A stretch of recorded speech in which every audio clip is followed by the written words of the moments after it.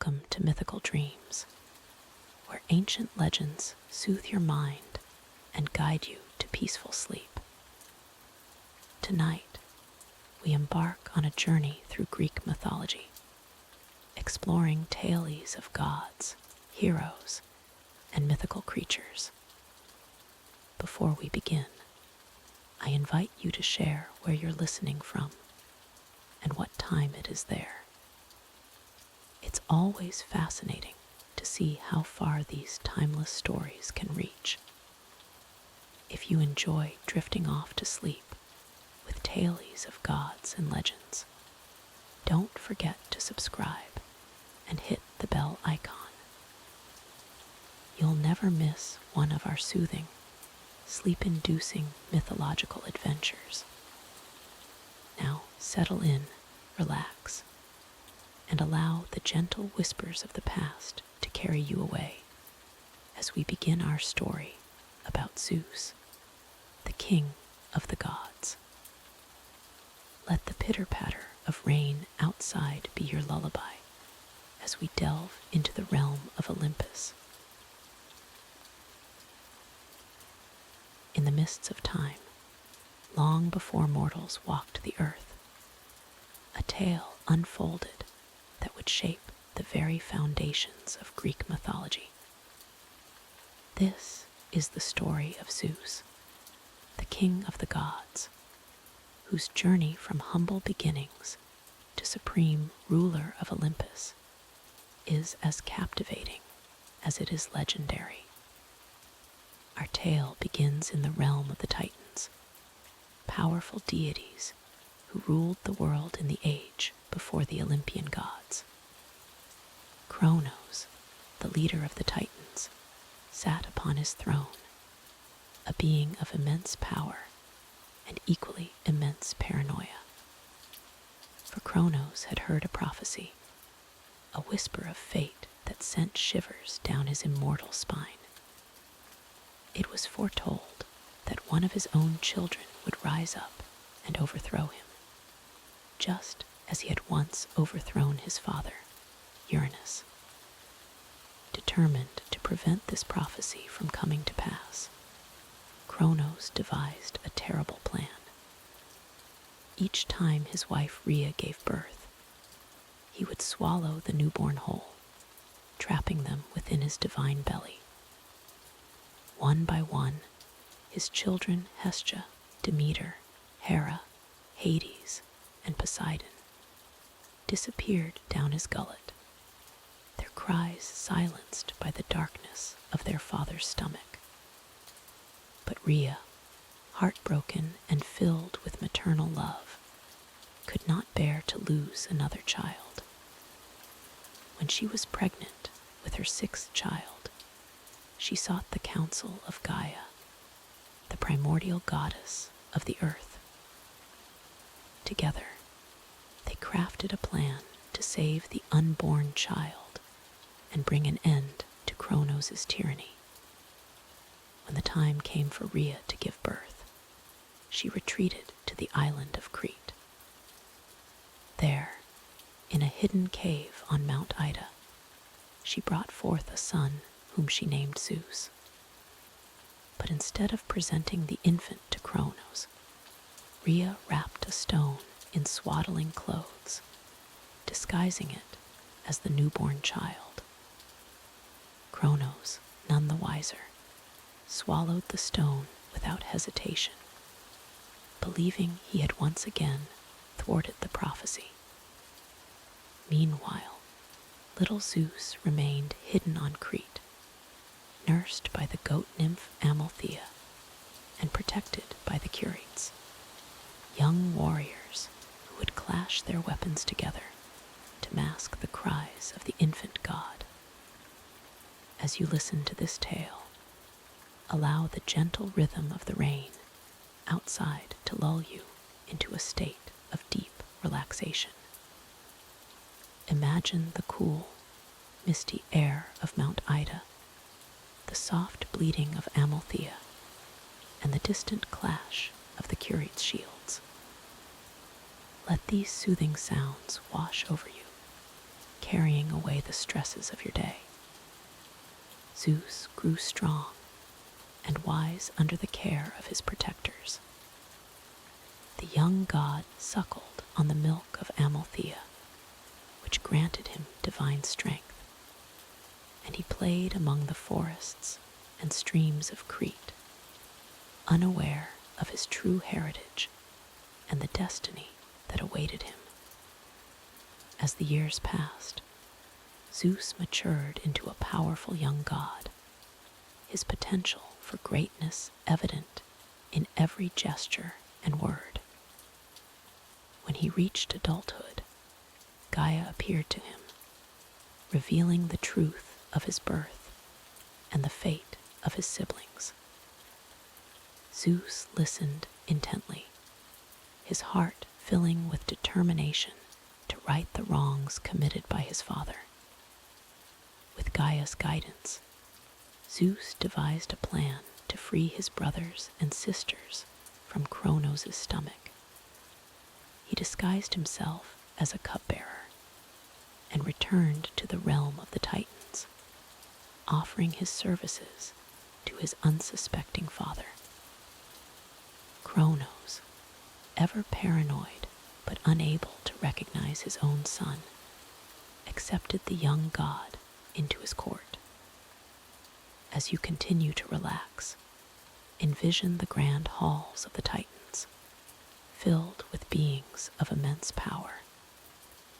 Feel the tension in the air as Zeus, disguised and determined, moves among them, waiting for the perfect moment to strike. Let the anticipation of this mythic confrontation gently hold your attention, keeping your mind from wandering to the concerns of your waking life. Zeus bided his time, earning the trust of Kronos and the other Titans. When the moment was right, he prepared a special drink, a potion given to him by Gaia that would force Kronos to regurgitate his swallowed children.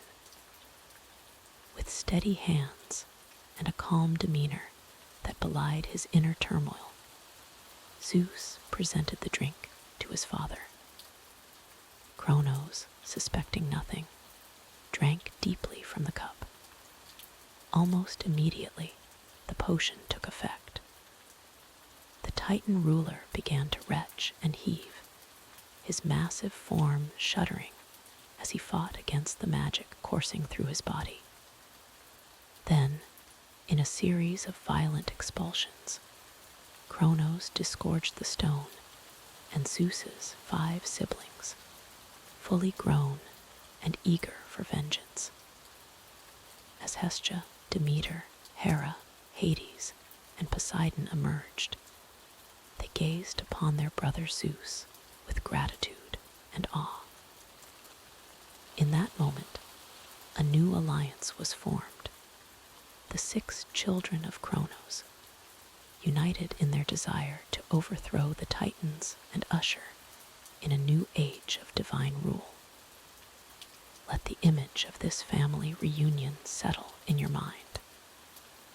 Feel the warmth of their embraces, the strength of their newfound bond. As you breathe deeply and slowly, allow this sense of unity and purpose to fill you, bringing a profound sense of peace and contentment. The war against the Titans, known as the Titanomachy, was long and brutal. For 10 years, the young gods fought against their elders, shaking the very foundations of the earth with their battles. Zeus and his siblings were joined by the Hecaton chairs, giant creatures with 100 hands each, and the Cyclopes, one-eyed giants skilled in crafting powerful weapons.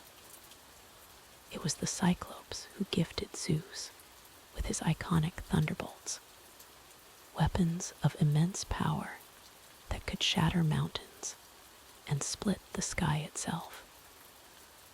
Armed with these divine instruments, and backed by his brothers and sisters, Zeus led the charge against the Titans, his determination unwavering. As you continue to relax, imagine the clash of these titanic forces. But rather than feeling tension, let the epic scale of this mythic conflict wash over you like waves on a shore, each surge carrying you deeper into a state of tranquil contemplation.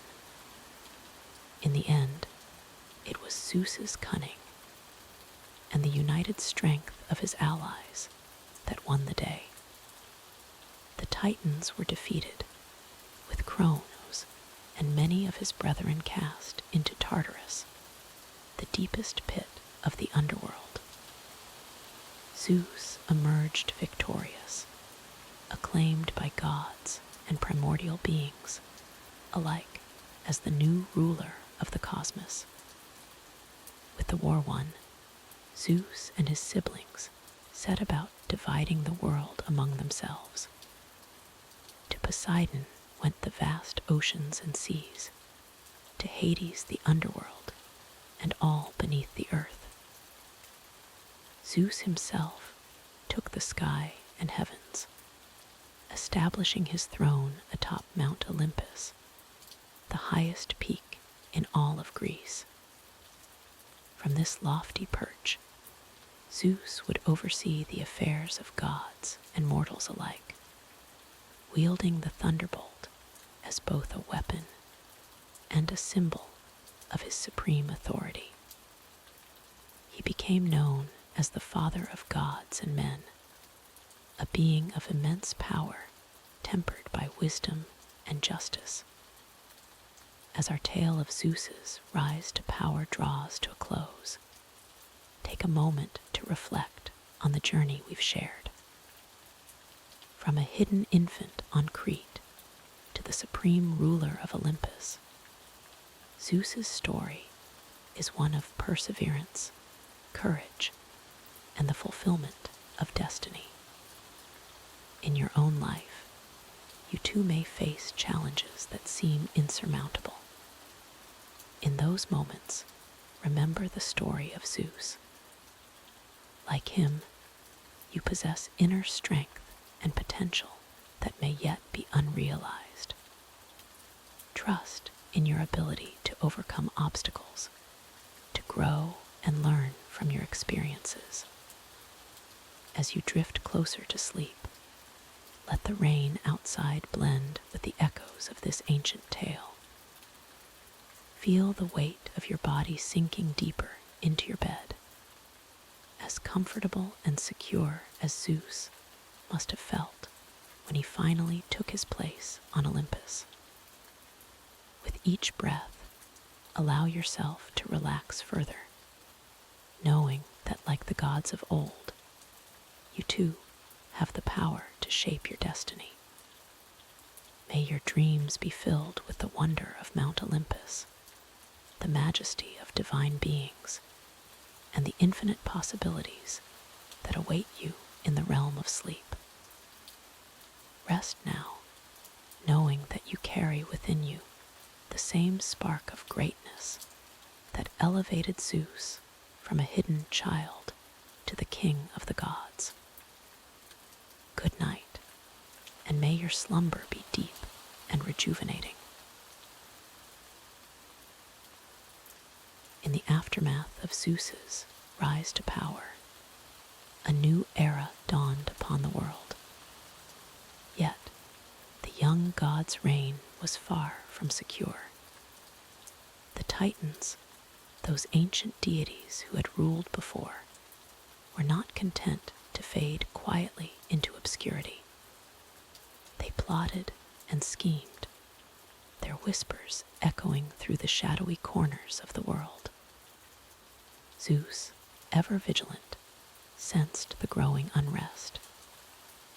He knew that to truly establish his rule, he would need to face these primal forces head-on.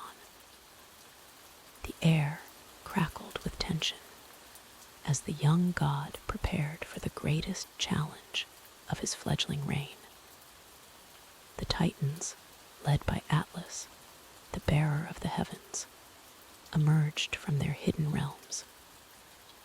Their massive forms cast long shadows across the land, each step shaking the very foundations of the earth. Atlas, his muscles rippling beneath the weight of the sky, stood at the forefront, his eyes blazing with defiance.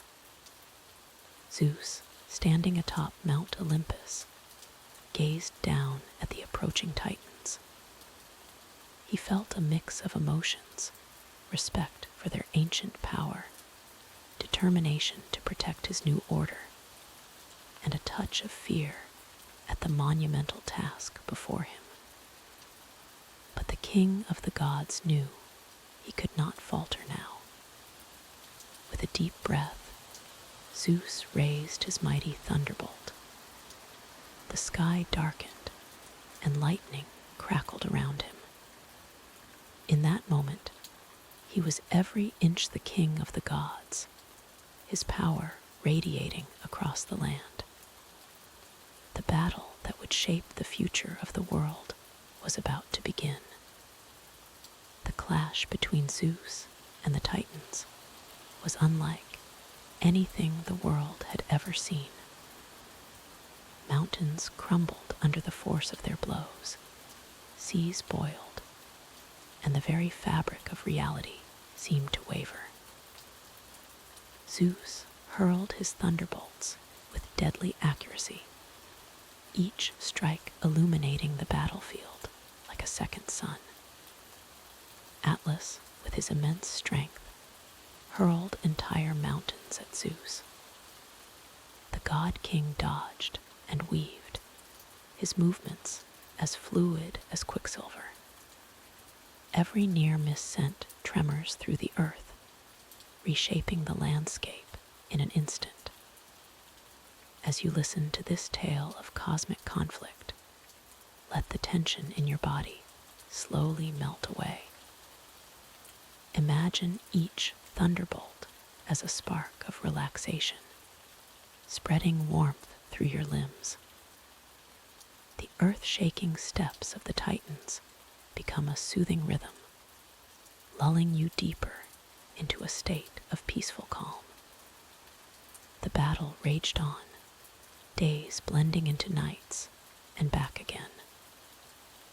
Zeus found himself tested as never before, his divine powers pushed to their very limits.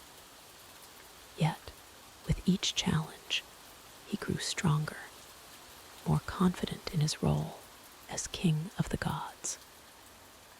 In a pivotal moment, Zeus unleashed a thunderbolt of unprecedented power. The sky itself seemed to split open, and a blinding light engulfed the battlefield. When it faded, Atlas stood alone, his fellow Titans scattered and defeated. Zeus approached the last Titan standing, his expression a mix of triumph and compassion. He spoke, his voice carrying the weight of his newfound authority. Atlas, your strength is unmatched, but this battle is over. Accept your defeat with honor. Atlas, his pride wounded but his spirit unbroken, met Zeus's gaze. And what fate awaits us, young king? Will you cast us into the depths of Tartarus, to rot for eternity? Zeus shook his head, a small smile playing on his lips. No, Atlas, your punishment shall fit your crime. As you sought to overthrow the new order, so shall you now support it, literally. From this day forward, you shall bear the weight of the heavens upon your shoulders. With a gesture, Zeus enacted his decree. The sky itself seemed to lower, settling onto Atlas's broad shoulders. The Titan grunted under the immense weight, did not buckle. In that moment, a new balance was struck, the old powers subjugated, but not destroyed, now playing a crucial role in maintaining the cosmic order.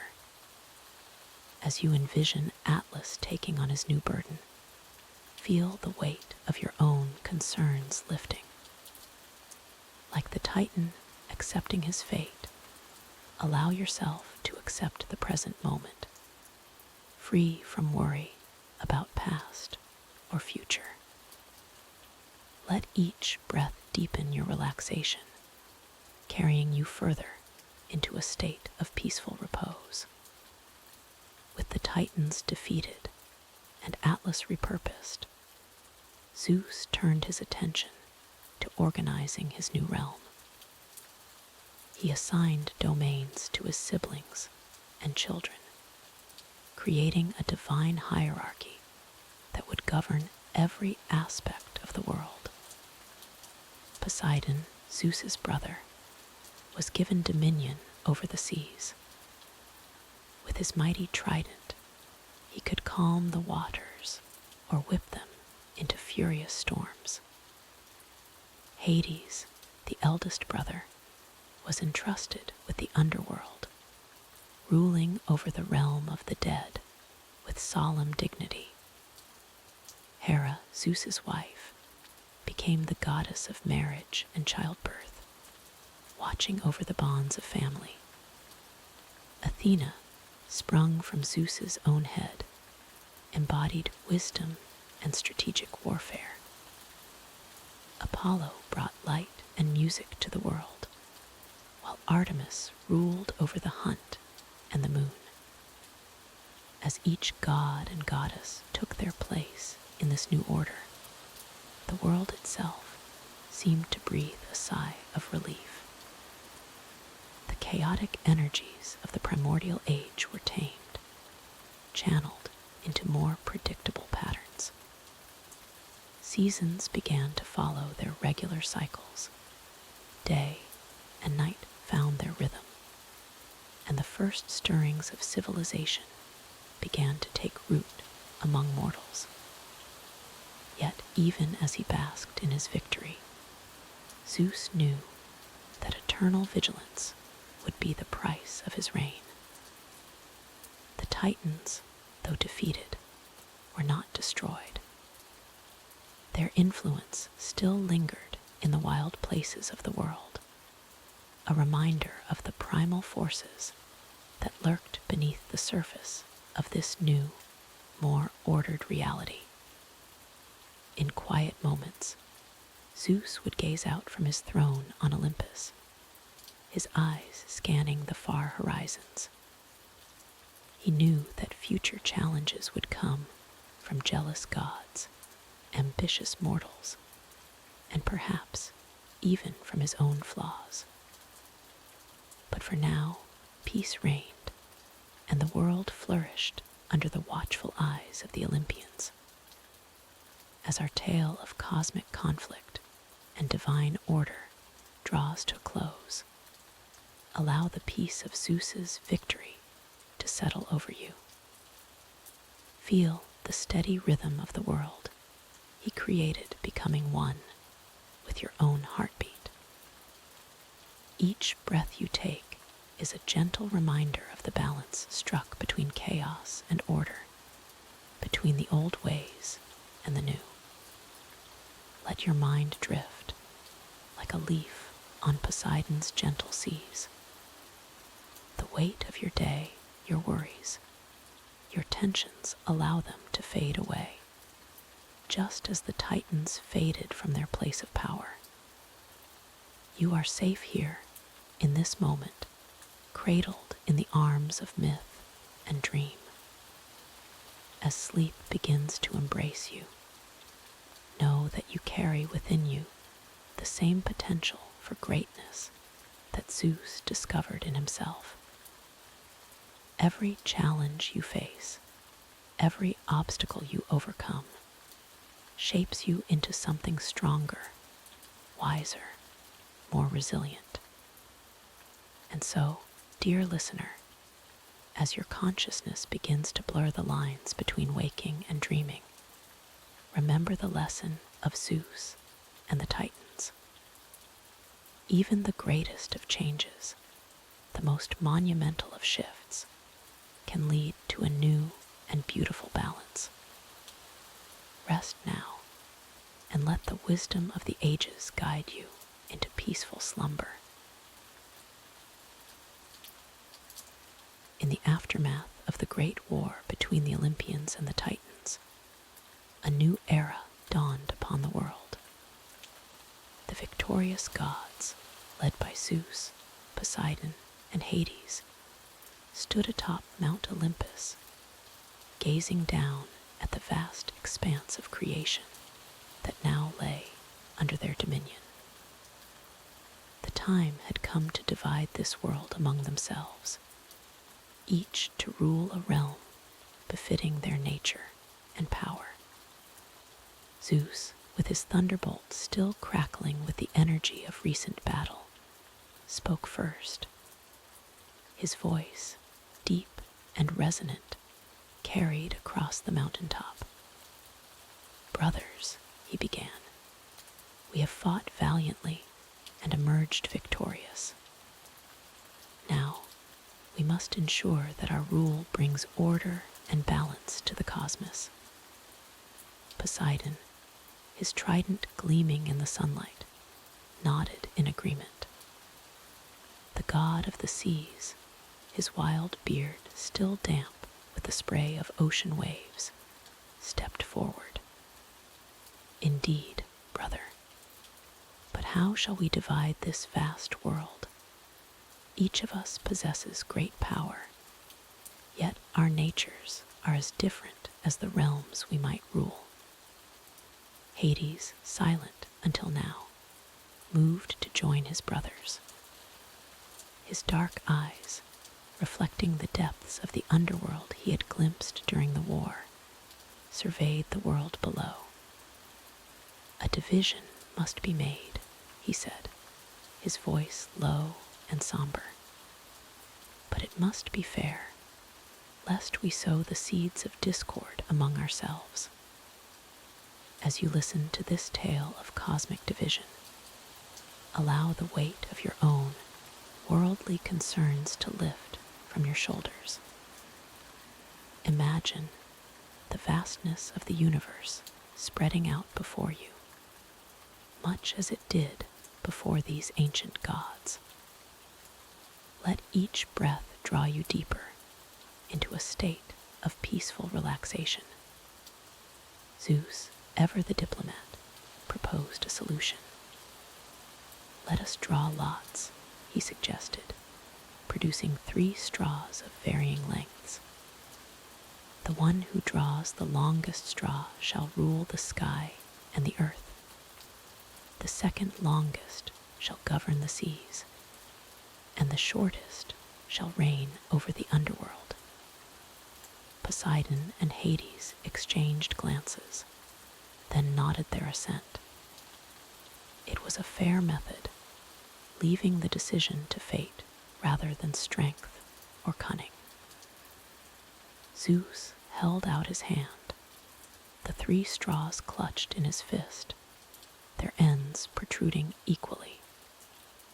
Poseidon, impulsive as always, reached out first. His strong fingers closed around a straw, and he pulled. It was the second longest. A smile played across his lips as he considered the vast oceans that would soon be his domain.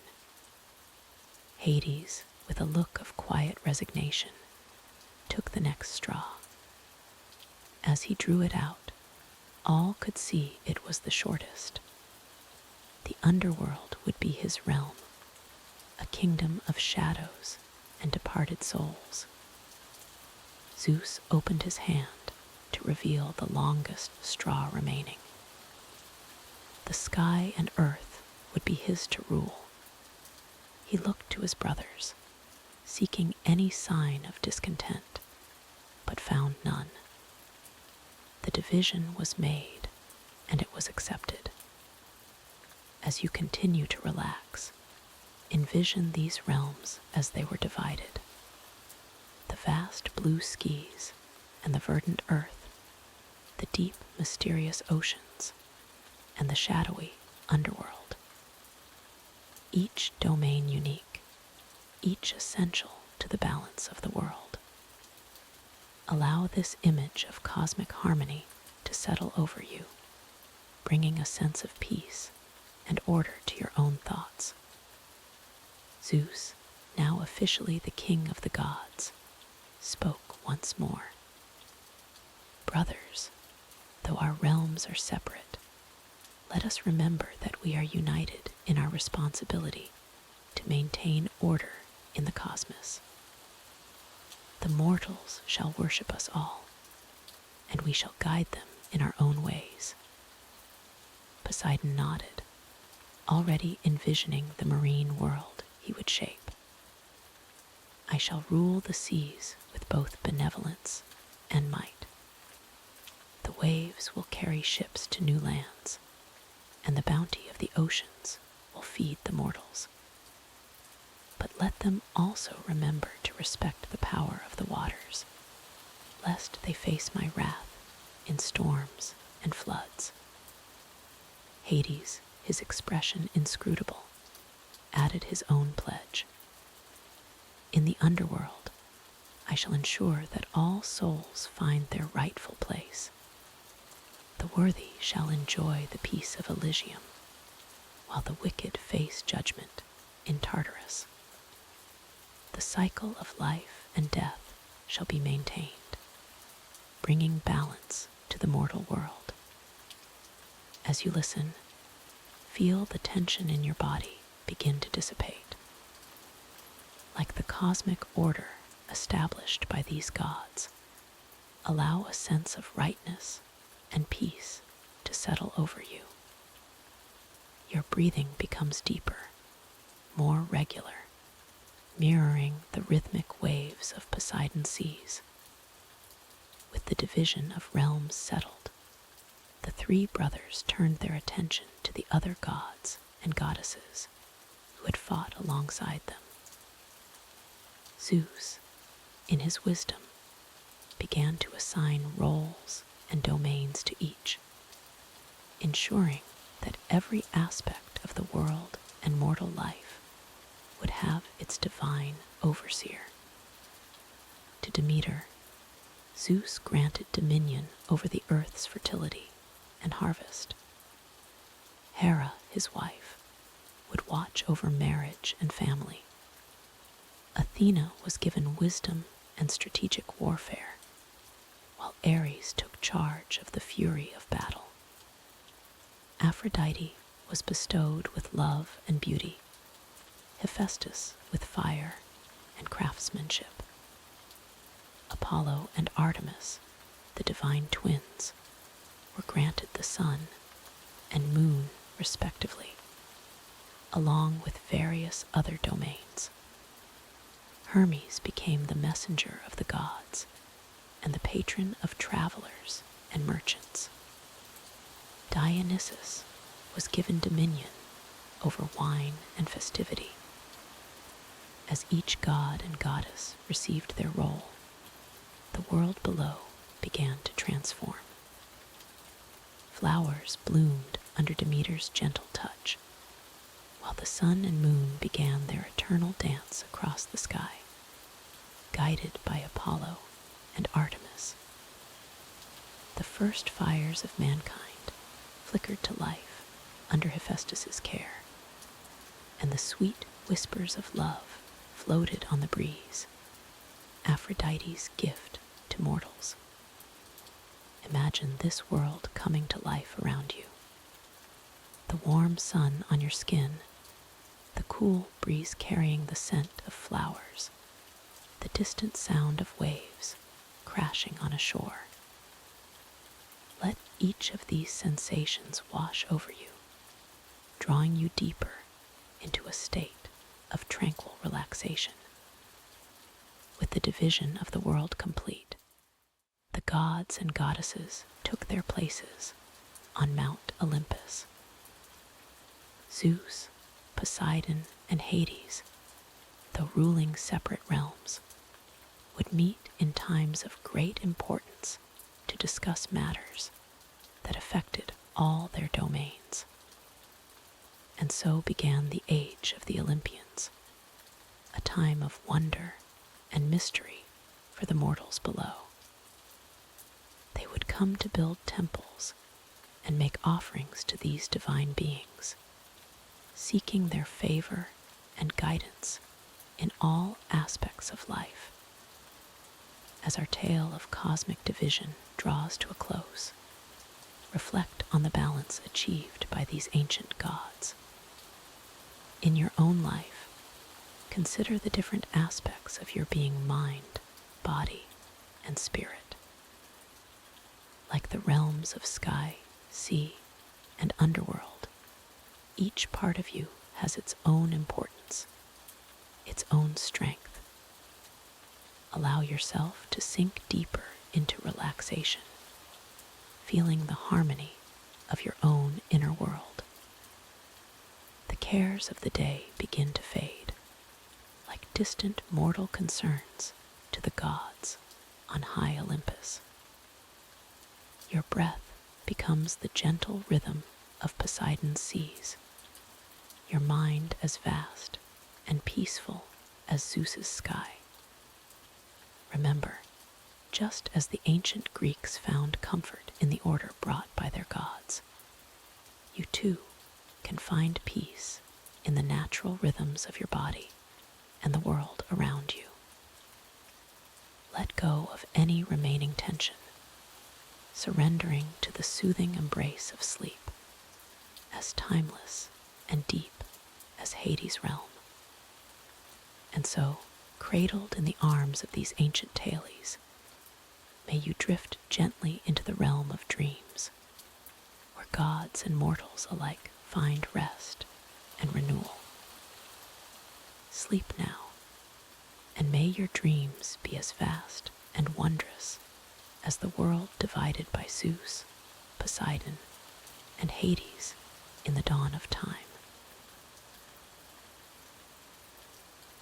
In the vast expanse of the ancient Greek cosmos, few realms were as mysterious and awe-inspiring as the boundless seas.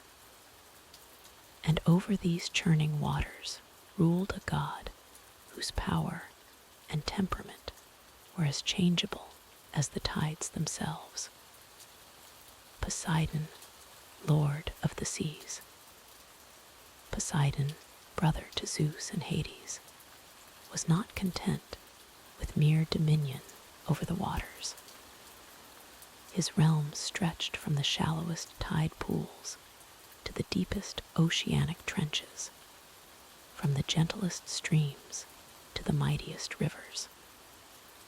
Every drop of water on earth fell under his jurisdiction, and he guarded this power jealously.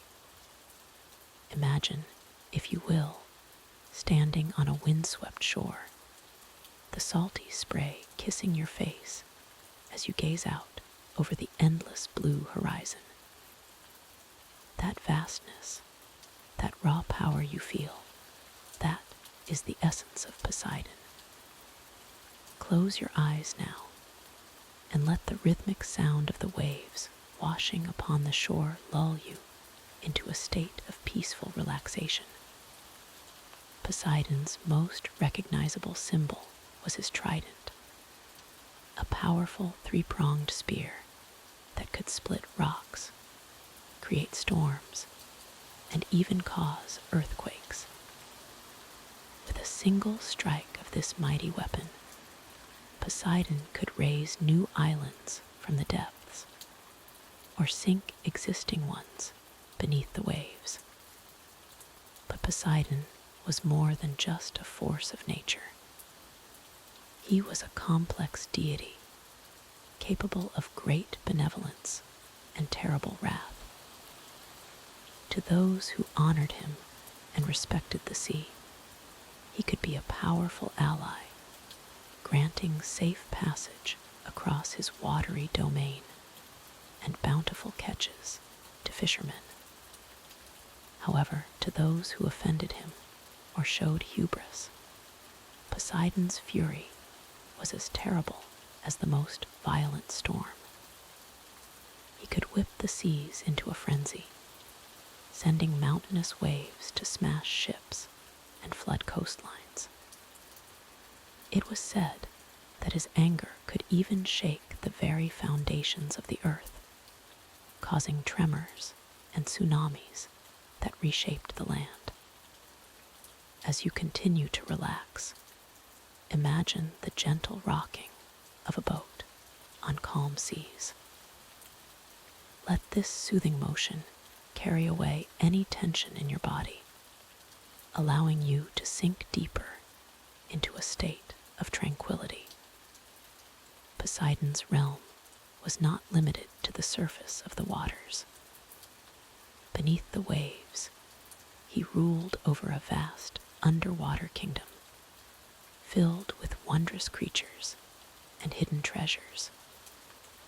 Here, in his glittering palace made of coral and pearls, Poseidon held court with his wife Amphitrite and their son Triton. The sea god's subjects included not only fish and marine mammals, but also a host of mythical beings. Nereids, beautiful sea nymphs, attended to his needs, while fearsome monsters like the Kraken and Scylla obeyed his commands. Even the mighty hippocampi, his horses with fish-like lower bodies, pulled his golden chariot across the waves. One of the most famous myths involving Poseidon tells of his contest with Athena for the patronage of a great city. Both gods desired to be the patron deity of this new settlement, and so they agreed to a contest. Each would offer a gift to the city, and the people would choose which gift they preferred. Poseidon struck the ground with his trident, and from the earth sprang a well of salt water, promising naval power and trade to the city. Athena, in turn, offered an olive tree, symbolizing peace and prosperity. The people chose Athena's gift, and the city became Athens, named after the goddess of wisdom. Poseidon, true to his tempestuous nature, was angered by this decision. In his wrath, he flooded the Attic plain. Eventually, his anger subsided, but this myth serves as a reminder of the god's volatile temperament and the respect he demanded from mortals. As you listen to these tales of Poseidon, allow the ebb and flow of the stories to mirror the gentle tides of the sea. Let each word wash over you like a soothing wave, carrying you further into a state of deep relaxation.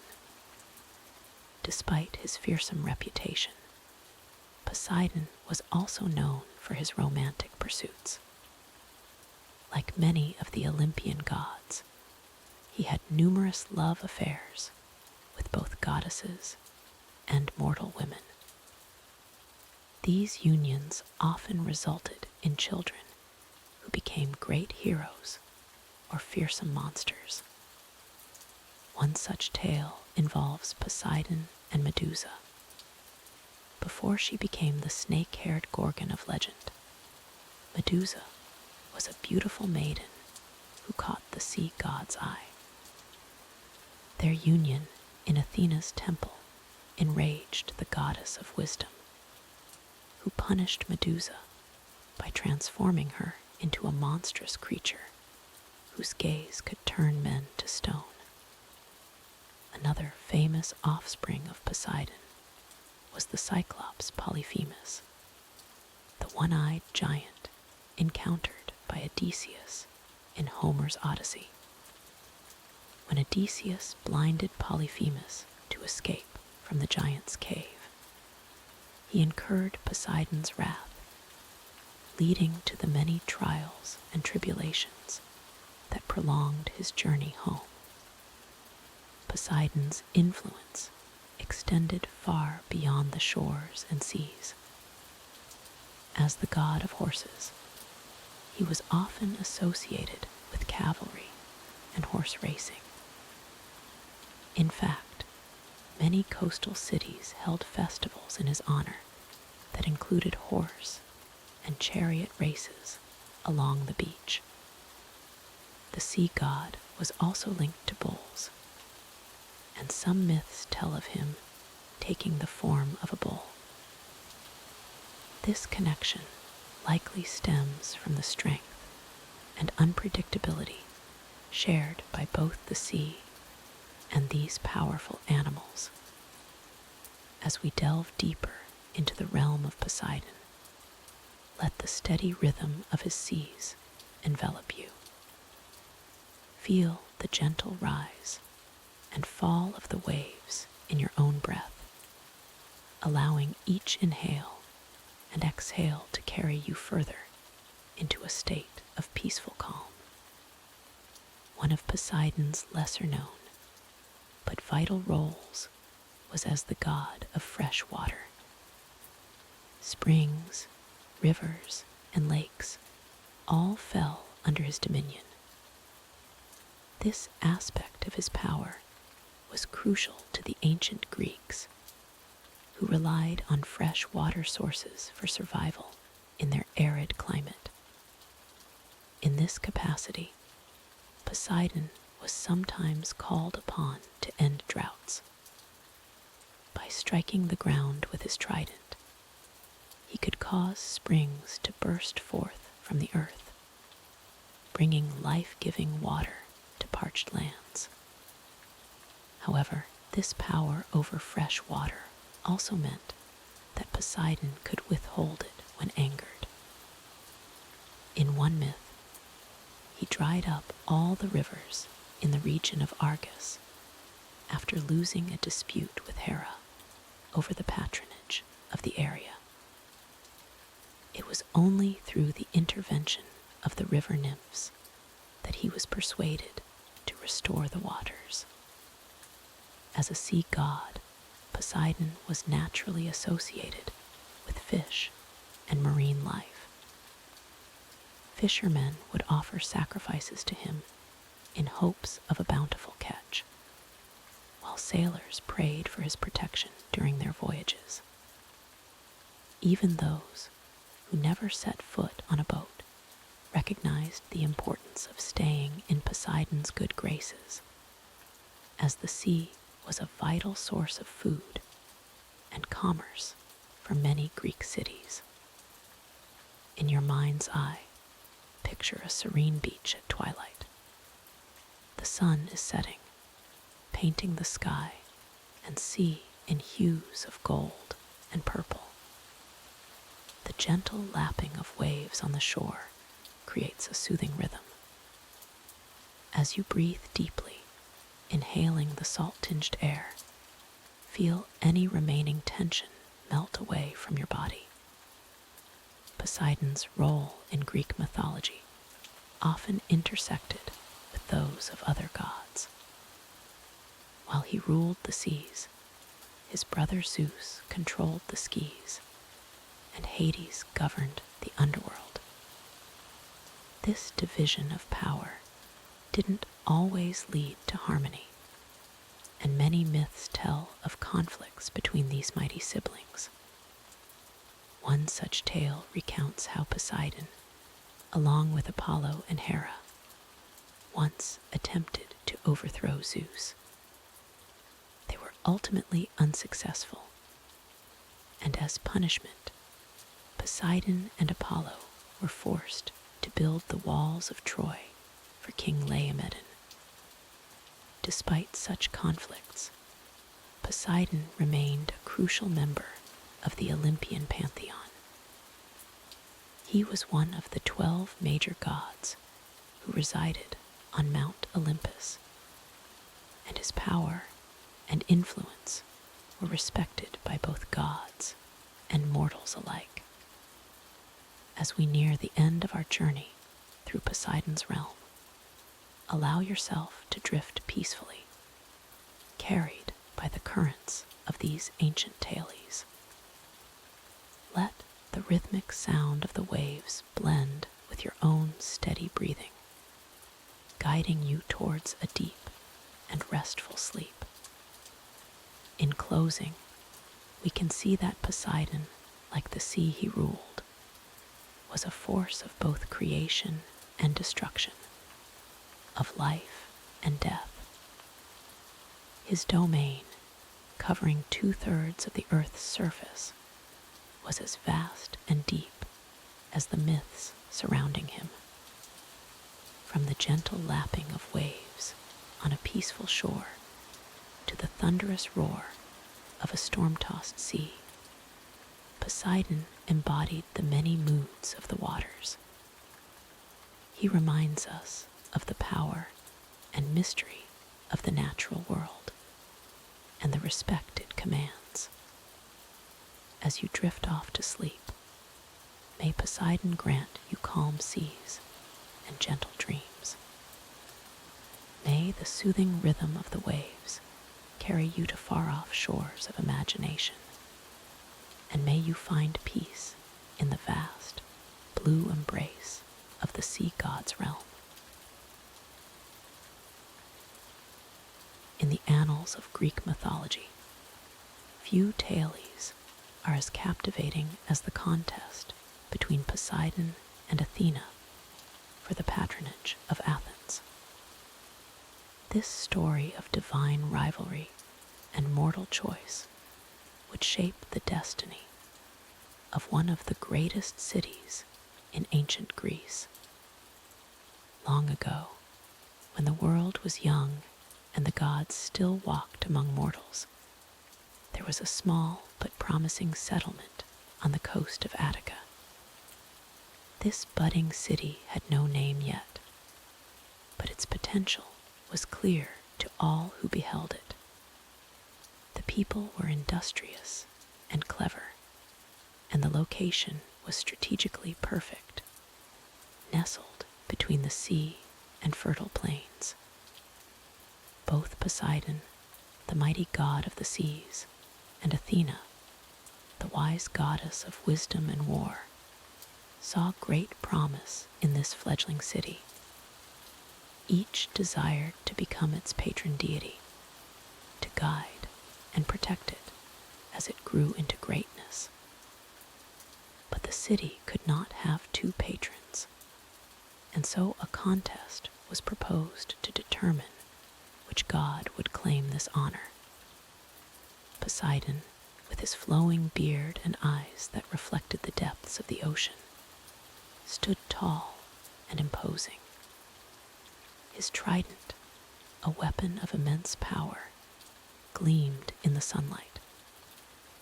Athena, with her sharp gray eyes and noble bearing, radiated an aura of wisdom and strength. The olive branch she carried seemed to whisper of peace and prosperity. The rules of the contest were simple.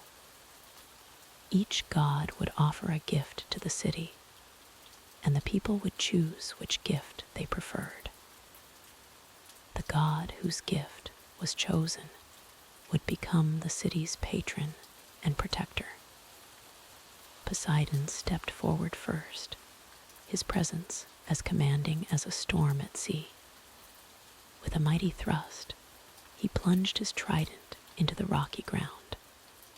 The earth shook, and from the spot where his trident struck, a spring burst forth. But this was no ordinary spring. The water that flowed was salty, like the sea itself. Poseidon's voice boomed across the land as he spoke of his gift. "Behold," he said, "I offer you the power of the sea. With this spring, you shall have the blessing of the ocean at your very doorstep. Your ships will rule the waves, and no maritime power will ever rival yours." The people murmured in awe. The gift was indeed impressive, a symbol of Poseidon's vast power over the seas.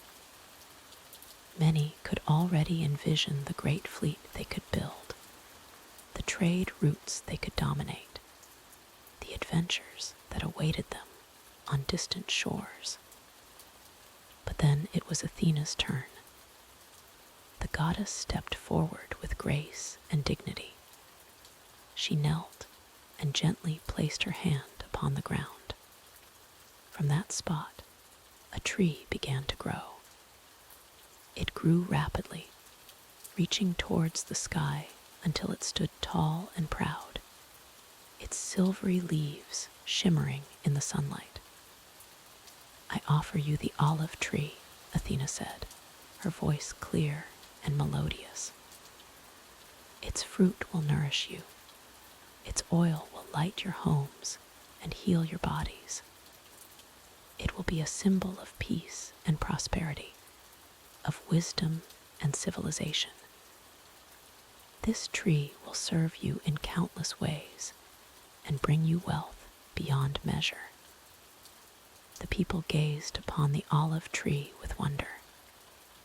They could see the potential in Athena's gift: food, oil, wood, shade. It was a gift that promised sustenance and growth, a foundation upon which they could build a great civilization. The choice now lay with the people. They debated long and hard, weighing the merits of each gift. Poseidon's spring offered power and dominion over the seas, but the water was salty and not suitable for drinking or irrigation. Athena's olive tree, on the other hand, offered multiple benefits that would improve their daily lives. In the end, the people chose Athena's gift. They saw in the olive tree a symbol of peace and prosperity, a gift that would nourish both body and mind. And so, Athena became the patron goddess of the city, which was named Athens in her honor. Poseidon, angered by the rejection of his gift, was said to have flooded the Attic plain in retribution. But over time, his wrath subsided, and he came to respect the Athenians for their wisdom in choosing Athena's gift. The Athenians, in turn, continued to honor Poseidon as an important deity, always mindful of his power over the seas that surrounded their lands. As you rest and drift towards sleep, imagine the ancient city of Athens, its hills crowned with olive groves, the silver leaves rustling in the gentle Mediterranean breeze. Picture the Acropolis, where Athena's great temple, the Parthenon, would one day stand, a testament to the enduring legacy of the goddess's gift. The story of Poseidon and Athena's contest reminds us that sometimes the most valuable gifts are not those of raw power, but those that nurture and sustain us. It teaches us about the importance of wisdom in making choices that will shape our future. As your mind wanders through the streets of ancient Athens, feel the warmth of the sun on your skin. Hear the distant murmur of the Agora, the central gathering place of the city. Let the peacefulness of this scene envelop you, drawing you deeper into relaxation. In Athens, the olive tree became a symbol of peace, wisdom, and victory. Its branches were used to crown the winners of the Olympic Games, and its oil was considered a prize more valuable than gold. Athenians believed that their choice had blessed them with divine wisdom, and indeed, their city became renowned as a center of learning, philosophy, and democracy. But the story also speaks to the complexity of divine relationships in Greek mythology. Despite losing the contest, Poseidon remained an important deity to the Athenians. They built him a magnificent temple on the Acropolis, not far from Athena's own sanctuary. This reminds us that even in competition, respect and honor can be maintained. As you continue to relax, imagine standing on the shores of ancient Athens, looking out over the blue expanse of the Aegean Sea. Feel the cool sea breeze on your face, carrying with it the salty scent of Poseidon's domain. In the distance, you might see ships sailing, their crews perhaps offering prayers to both Athena for wisdom and Poseidon for safe passage. The dual blessings of Athena's wisdom and Poseidon's sea power would indeed make Athens one of the most powerful and influential cities in the ancient world. Its philosophers would shape Western thought. Its democratic ideals would inspire future nations, and its naval prowess would create an empire. Let the gentle lapping of waves against the Athenian shore soothe you. With each breath, feel yourself sinking deeper into tranquility, just as the roots of Athena's olive tree sank deep into the Attic soil, providing strength and stability to the growing city. As night falls over our imaginary ancient Athens, picture the olive groves silvery in the moonlight, their leaves whispering with the secrets of the gods. In the distance, the sea shimmers, a reminder of Poseidon's enduring presence. The city sleeps, safe under the watchful eyes of both Athena and Poseidon, a testament to the balance between wisdom and power, land and sea. And as Athens drifts into peaceful slumber, so too may you allow yourself to be carried gently into the realm of dreams. Let the timeless wisdom of this ancient tale guide you towards restful sleep, where perhaps you might dream of olive groves and wine-dark seas, of gods and mortals, of wisdom hard-won and peace well-earned. Remember, as you drift off, that like the ancient Athenians, you too have the wisdom within you to make choices that will shape your future. And like Athens itself, you are watched over and protected as you rest. Sleep now, and may your dreams be as epic and wondrous as the myths of old.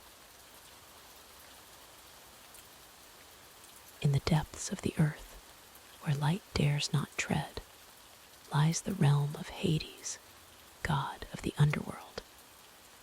His kingdom is a place of shadows and whispers, where the souls of the departed find their eternal rest. But Hades was not always the ruler of this somber domain. His story, like the twisting paths of the underworld itself, is one of darkness and light, of power and solitude. Hades, brother to Zeus and Poseidon, was born of the Titans Cronus and Rhea. Like his siblings, he was swallowed by his father, only to be later rescued by Zeus. When the war against the Titans ended in victory for the Olympians, the world was divided among the three brothers. Zeus claimed the sky, Poseidon the sea, and Hades was given dominion over the underworld. As you lie there, drifting towards sleep, imagine the moment when Hades first descended into his new kingdom. The air grew thick and heavy, the light fading with each step. But Hades did not fear the darkness. Instead, he embraced it, recognizing the power and responsibility that came with his role. Hades' realm was vast and complex, divided into different regions for the souls of the departed. There was the Asphodel Meadows, where ordinary souls wandered, neither rewarded nor punished. The Elysian Fields awaited heroes and the righteous, a paradise of eternal spring. And for those who had committed great wrongs in life, there was Tartarus, a place of punishment and suffering. As ruler of the underworld, Hades was often portrayed as stern and unforgiving. But in truth, he was a just and fair God, ensuring that each soul received its proper judgment. He maintained the delicate balance between life and death, understanding that his realm was a necessary part of the natural order. Let the steady rhythm of the rain outside mirror the flow of the river Styx in your mind.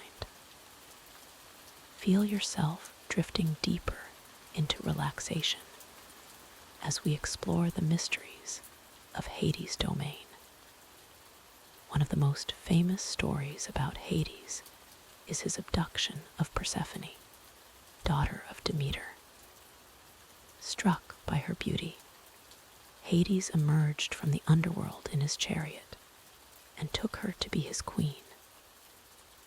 This act set in motion a chain of events that would change the world above and below. Demeter, goddess of the harvest, was distraught at the loss of her daughter. In her grief, she neglected her duties, causing the earth to grow cold and barren.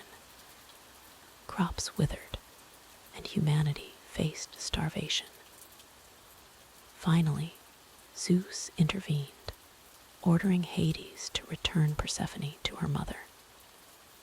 But before Persephone left the underworld, Hades offered her a pomegranate. Unaware of the consequences, she ate 6 seeds. This simple act bound her to the underworld for 6 months of each year. And so, the cycle of seasons was born. When Persephone returns to her mother, spring and summer flourish. When she descends to be with Hades, autumn and winter hold sway. As you continue to relax, let the image of Persephone's journey between 2 worlds remind you of the natural cycles of life. Just as she moves between light and dark, so too do we all experience times of joy and sorrow, activity and rest. Despite his fearsome reputation, Hades was not evil. He was, perhaps, the most honest of the gods, never breaking his word once given. His realm may have been dark, but it was also a place of great riches. All the precious metals and gems of the earth were under his control, leading to his other name, Pluto, meaning the rich one. Hades rarely left his kingdom, preferring the quiet solitude of the underworld to the bright chaos of Olympus. But on the rare occasions when he did venture above, he wore a helmet of invisibility, a gift from the Cyclops. This allowed him to move unseen among mortals and gods alike, observing without being observed. One of the few times Hades actively intervened in the affairs of the living was during the tale of Orpheus and Eurydice. Orpheus, a musician of unparalleled skill, descended into the underworld to reclaim his dead wife. His music was so beautiful that it moved even Hades' stern heart. The god agreed to allow Eurydice to return to the world of the living, on the condition that Orpheus not look back until they had both reached the surface.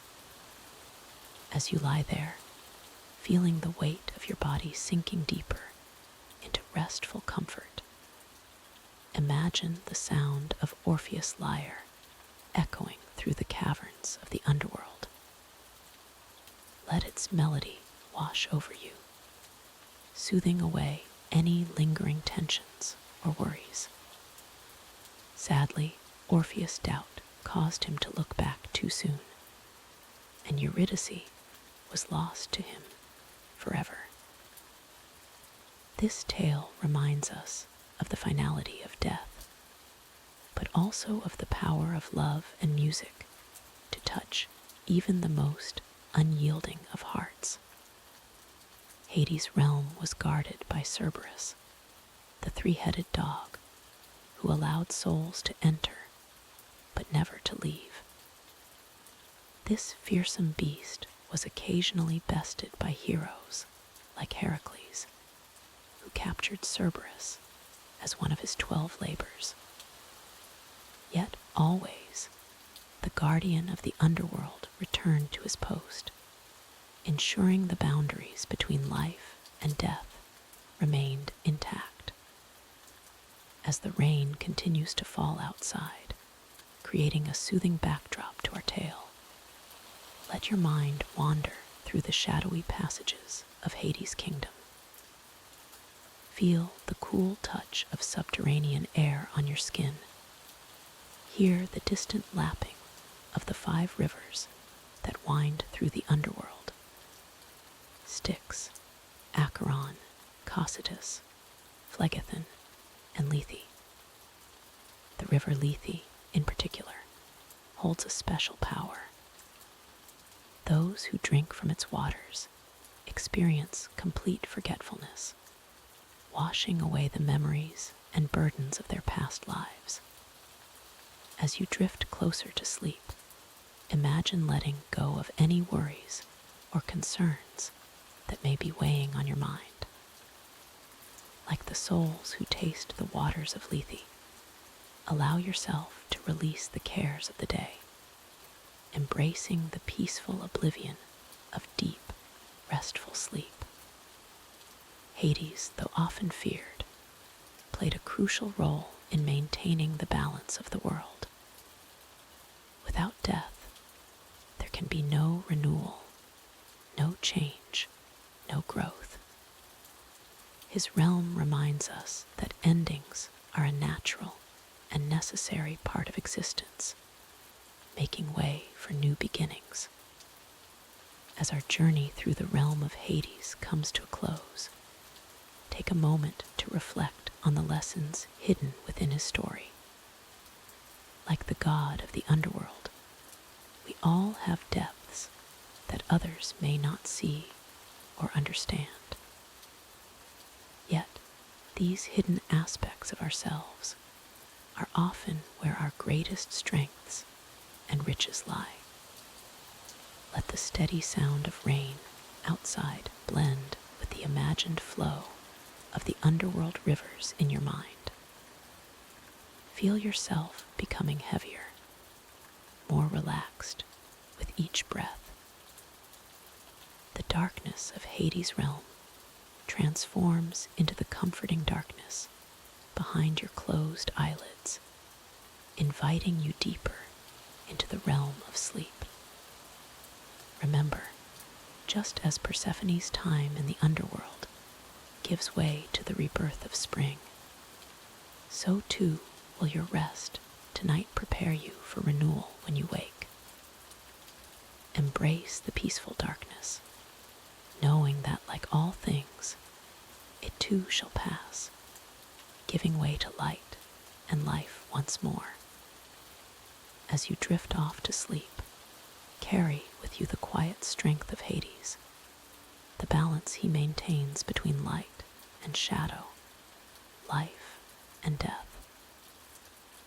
May your dreams be as rich as the treasures of the earth, and may you wake refreshed, ready to embrace both the light and the shadows of a new day. In the realm of the gods, where the divine and mortal worlds intertwine, there lived a goddess whose story would forever change the cycle of life on earth. This is the tale of Persephone, daughter of Demeter, and how her fate became entwined with the changing of the seasons. Persephone was a young goddess, beautiful and full of life. Her mother, Demeter, was the goddess of agriculture and fertility, and she cherished her daughter above all else. Together, they roamed the earth, bringing abundance and growth to all living things. The world was in a state of perpetual spring, lush and verdant, as Demeter's joy in her daughter's presence manifested in the flourishing of nature. But as with all things in life, this idyllic existence was not destined to last forever. Unbeknownst to mother and daughter, Persephone had caught the eye of Hades, the stern and solitary god of the underworld. From his dark realm below, Hades watched the young goddess, captivated by her beauty and vitality, so different from the shadows and spirits that surrounded him in his kingdom of the dead. One day, as Persephone wandered through a meadow, gathering flowers with her companions, the earth suddenly split open beneath her feet. From this chasm emerged Hades in his dark chariot, drawn by 4 midnight black horses. Before anyone could react, he swept Persephone into his arms and plunged back into the depths of the earth, the ground closing behind them as if it had never opened. As you listen to this tale, imagine the contrast between the sun-dappled meadow and the sudden darkness that enveloped Persephone. Feel the shock and confusion she must have felt, torn from everything she knew and loved. Let the tension in your body reflect her initial fear, then slowly release it, allowing yourself to sink deeper into relaxation as our story unfolds. Demeter, upon discovering her daughter's disappearance, was overcome with grief. She searched the earth tirelessly, neglecting her duties as goddess of agriculture. As her sorrow deepened, the world began to change. The lush green of spring faded, leaves turned brown and fell from trees, and the air grew chill. For the first time, the earth experienced autumn and winter. Meanwhile, in the underworld, Persephone found herself in a realm of shadows and whispers. The opulent palace of Hades was filled with riches beyond imagination, yet it felt cold and lifeless compared to the world above. Hades, in his own way, tried to make Persephone comfortable, offering her fine robes and jewels. But the young goddess longed for the warmth of the sun and the company of her mother. As you picture this scene, let the imagery of the underworld wash over you. Imagine the cool, still air, the soft glow of precious gems in the darkness.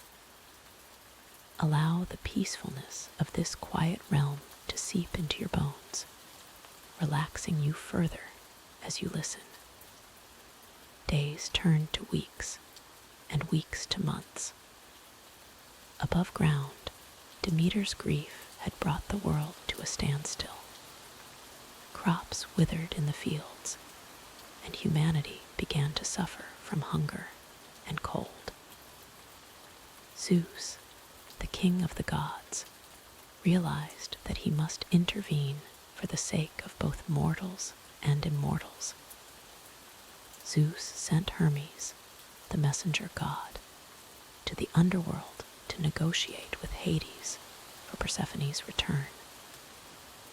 Hades, reluctant to give up his bride, agreed to a compromise.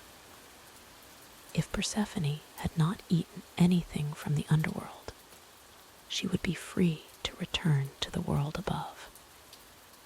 But fate had other plans. Just before Hermes arrived, Persephone, overcome with hunger and homesickness, had eaten 6 pomegranate seeds from the gardens of the underworld. This simple act would have profound consequences, binding her irrevocably to the realm of the dead. As you contemplate this turning point in the story, think about the weight of our choices, how small actions can have far-reaching effects. Let this thought gently drift through your mind, acknowledging it without dwelling on it, allowing it to pass like clouds in a peaceful sky. When Demeter learned of Persephone's fate, she was heartbroken. But Zeus, in his wisdom, proposed a solution. Persephone would spend 6 months of the year in the underworld with Hades, 1 month for each seed she had eaten. The other 6 months she would spend above ground with her mother. And so a new balance was struck.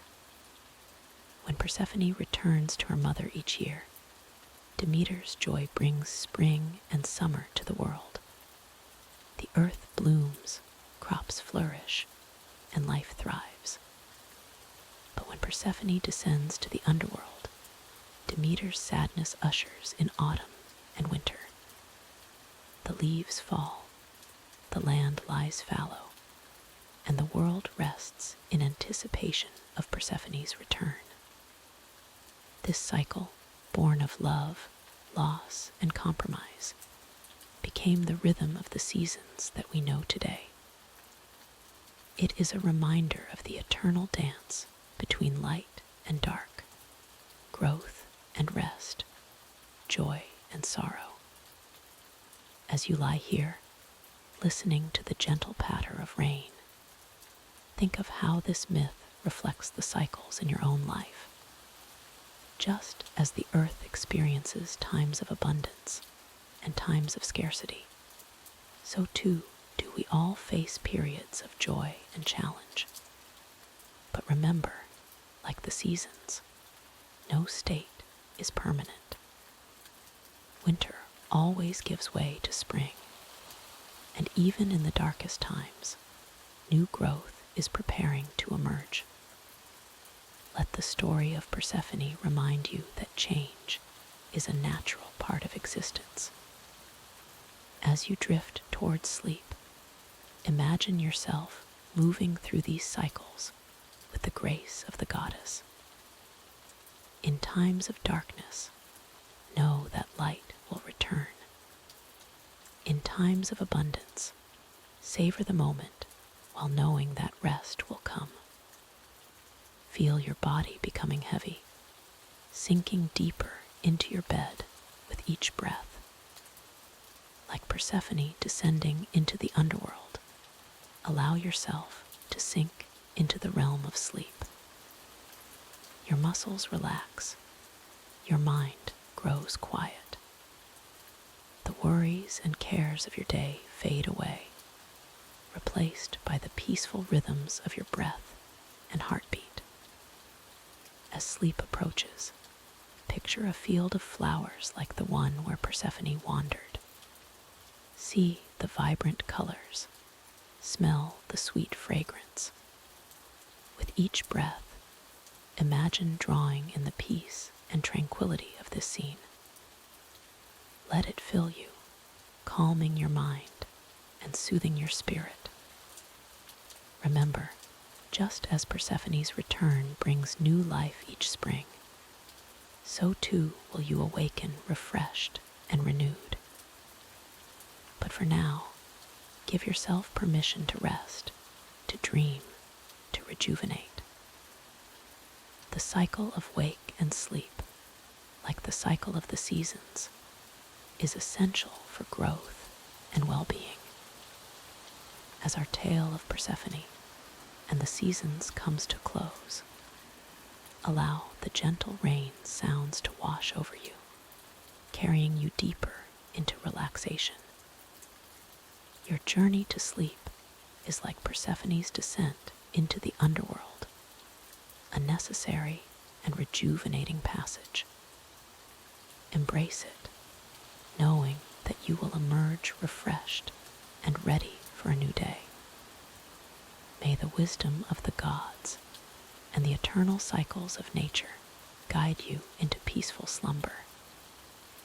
Sleep well, dear listener, and may your dreams be as sweet as the fruits of spring.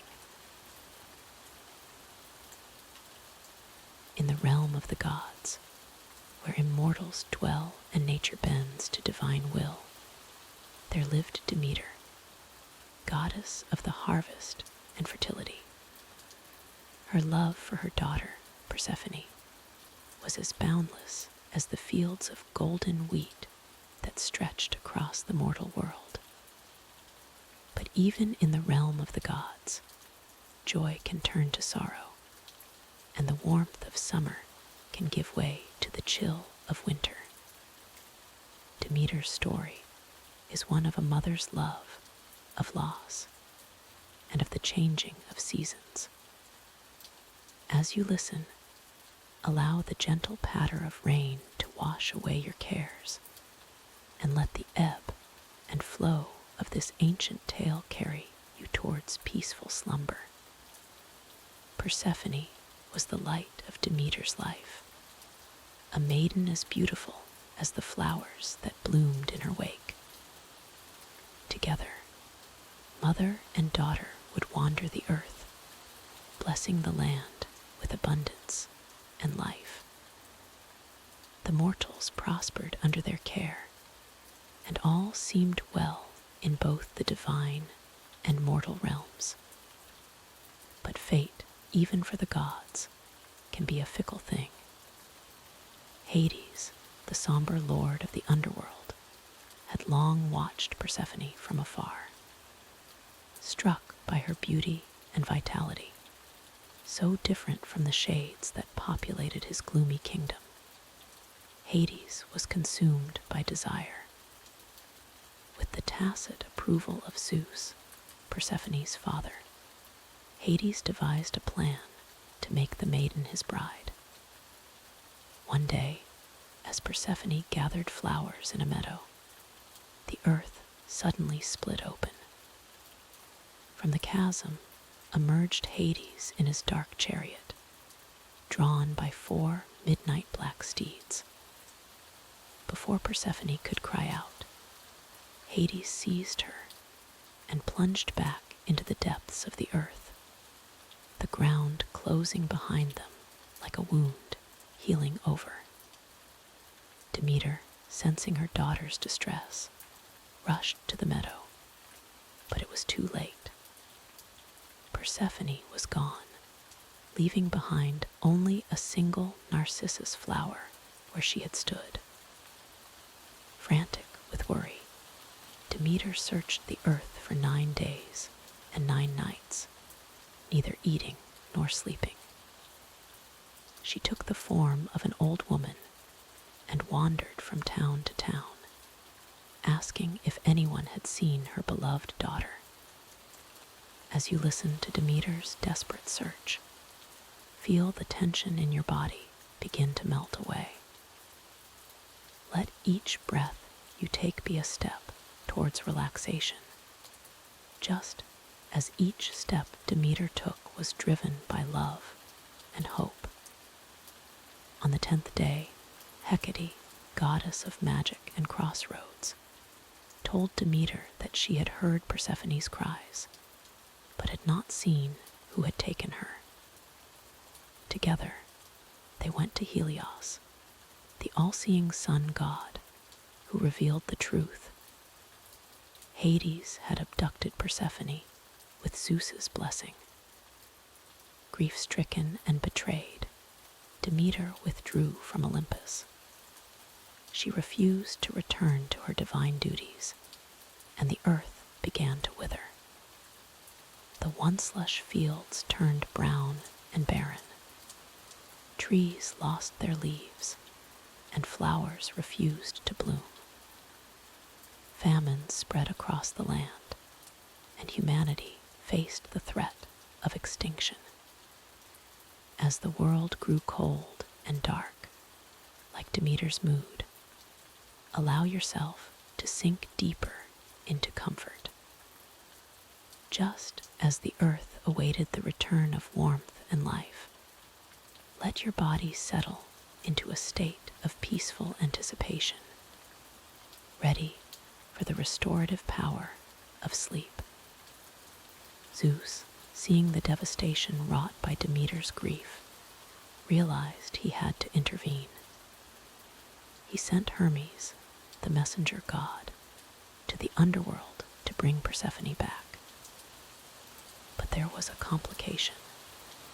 Persephone had eaten 6 pomegranate seeds while in the underworld, and by its laws, she was now bound to Hades for part of each year. A compromise was struck. Persephone would spend 6 months of the year with Hades in the underworld, and 6 months with Demeter in the world above. When mother and daughter were reunited, Demeter's joy would cause the earth to bloom and flourish. But when Persephone returned to the underworld, Demeter's sadness would bring about autumn and winter. And so the cycle of seasons was born, a reflection of a mother's love and loss. When Persephone returns to the surface each spring, imagine the world awakening from its slumber, much as you might awaken refreshed after a deep and restful sleep. In your mind's eye, picture the first green shoots pushing through the soil, reaching for the warmth of the sun. Feel the gentle breeze of spring carrying the scent of new blossoms, a symphony of renewal and hope. This is the joy of Demeter reunited with her daughter, her happiness spreading across the land in a wave of fertility and abundance. As you lie here comfortable and at ease, let the rhythm of the seasons flow through you. Breathe in the freshness of spring. Feel the warmth of summer sun on your skin. Sense the quiet settling of autumn. And finally, embrace the restful stillness of winter. Each season has its purpose, its beauty, just as each phase of sleep brings its own restorative power. Demeter's story teaches us that even in our darkest moments, hope endures. The wheel of the year turns, and spring always follows winter. In your own life, remember that periods of rest and withdrawal are natural, necessary parts of the cycle of growth and renewal. As your breathing deepens and your body relaxes, consider the wisdom in Demeter's acceptance of the new order. She found a way to embrace joy, even in the face of periodic loss. In your own challenges, can you find a similar balance? Allow any tension or worry to flow away with each exhalation, replaced by calm acceptance with each inhalation. The changing seasons remind us that life is a series of transitions. Just as Persephone moves between the world above and the underworld, we too move through different phases in our lives. Each experience shapes us, teaches us, prepares us for what comes next. As you drift closer to sleep, trust in this natural rhythm, this ebb and flow of existence. Demeter's grief transformed the world, but her love sustained it.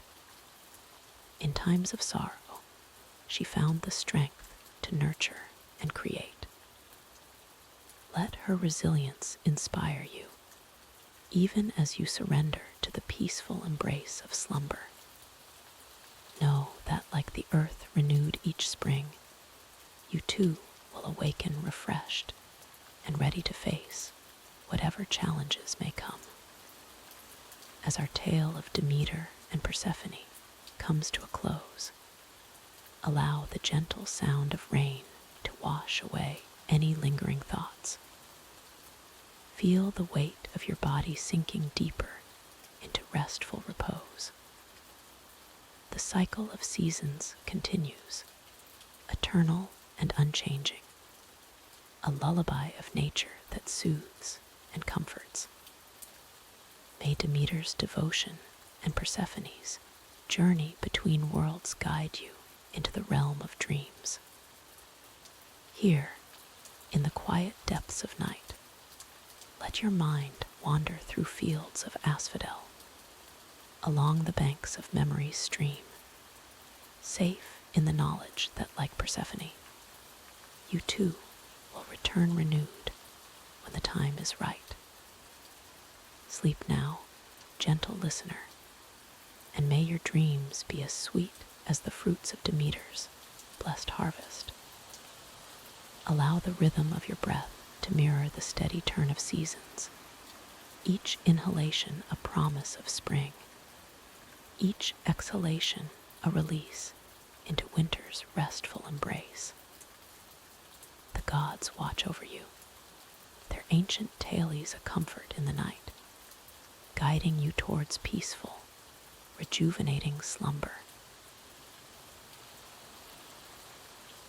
In the realm of the gods, where wisdom and power intertwine, there exists a tale of extraordinary birth, a story that speaks of knowledge emerging from the very essence of thought itself. Tonight, we delve into the miraculous birth of Athena, the goddess of wisdom and war. Our story begins with Zeus, the king of the gods, who had taken as his first wife the Titaness Medes. She was known for her wisdom, cunning, and knowledge, qualities that both attracted and concerned the mighty Zeus. For you see, there was a prophecy that troubled the king of Olympus. It was foretold that Medes would bear children more powerful than their father. First, a daughter equal to Zeus in strength and wisdom, and then a son destined to overthrow him. This prophecy echoed the fate of Zeus's own father, Cronus, and grandfather, Uranus, both of whom had been overthrown by their sons. Zeus, ever wary of threats to his rule, devised a plan. He approached Medes with honeyed words and a challenge. He proposed a game where they would transform themselves into various creatures. Medes, confident in her shape-shifting abilities, agreed. As you listen to this tale, allow yourself to sink deeper into relaxation. Imagine the soft whisper of wind through ancient olive groves, the gentle lapping of waves against the shores of Greece. Let these soothing sounds carry you further into a state of peaceful calm. Zeus and Medes began their contest, changing from one form to another. They became lions with majestic manes, then serpents slithering through grass. They took the shape of eagles soaring through the sky and fish gliding through crystal-clear waters. Finally, Medes transformed herself into a small fly, demonstrating her mastery of even the tiniest forms. It was then that Zeus saw his opportunity. In one swift motion, he opened his mouth and swallowed Medes whole. As you breathe deeply and slowly, picture the warmth of the sun on your skin, the cool breeze caressing your face. Let all tension melt away as we continue our journey through this ancient myth. With Medes now inside him, Zeus believed he had averted the prophecy. He had consumed her wisdom, her cunning, and her unborn child. But the story of Athena's birth was far from over. For within the body of Zeus, Medes began her greatest work.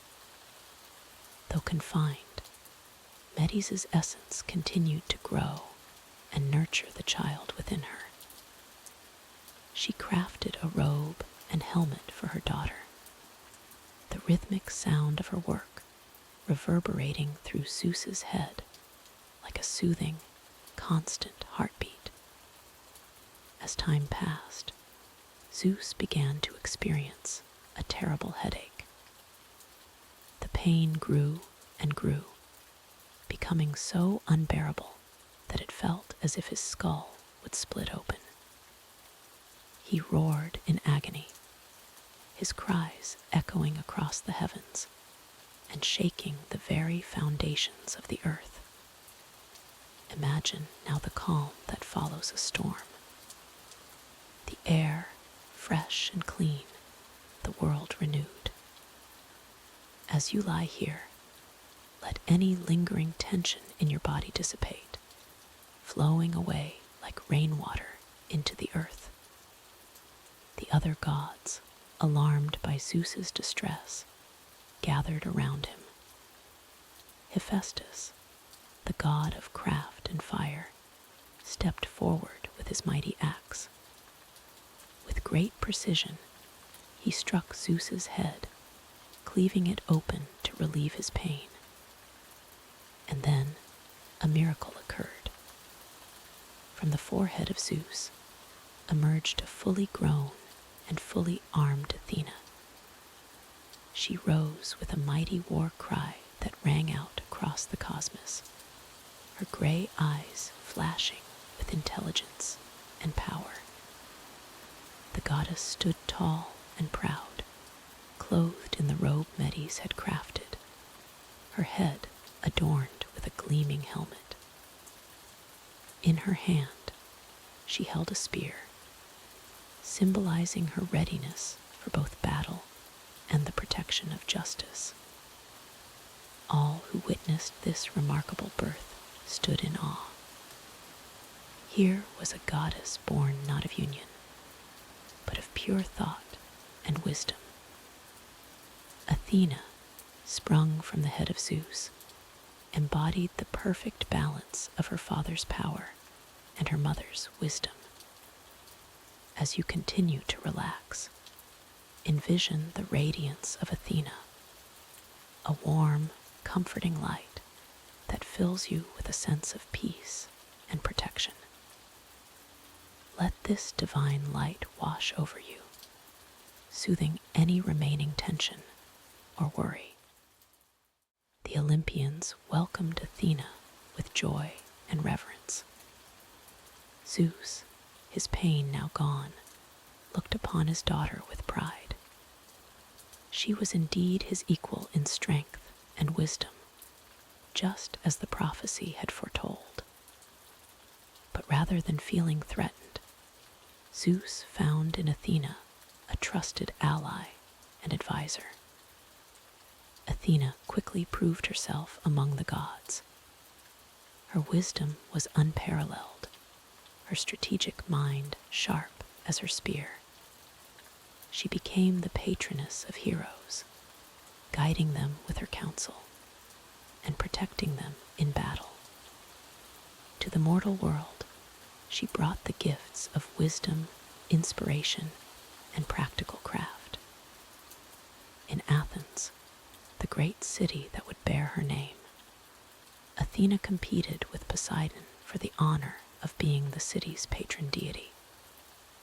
While Poseidon offered a salt water spring, Athena gifted the people with the first olive tree.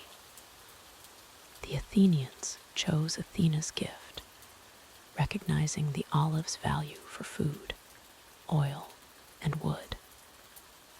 This competition between Athena and Poseidon reminds us that often in life, the most valuable gifts are those that nourish us in multiple ways. As you rest here, consider the abundance in your own life, the simple yet profound blessings that sustain you day by day. Athena's birth, extraordinary as it was, carries with it timeless wisdom. It reminds us that knowledge and understanding can emerge from unexpected places, often in moments of great difficulty or pain. Just as Athena sprang forth from Zeus's headache, our greatest insights sometimes come from our most challenging experiences. Moreover, Athena's dual nature as a goddess of both wisdom and war teaches us the importance of balancing thought and action. She shows us that true strength comes not just from physical power, but from the application of intelligence and strategy.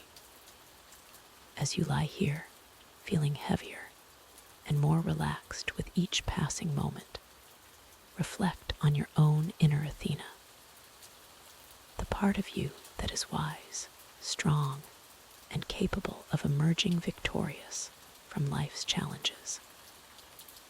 Allow yourself to be filled with a sense of your own innate wisdom and strength.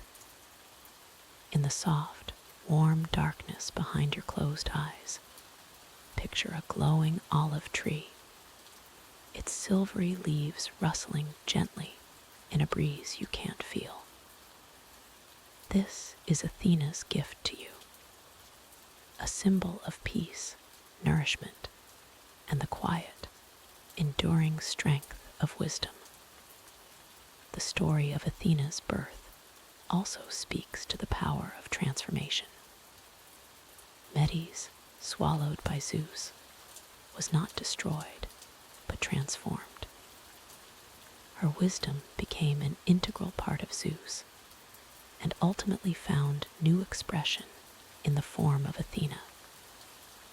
In your own life, consider how challenges or setbacks might be opportunities for transformation and growth.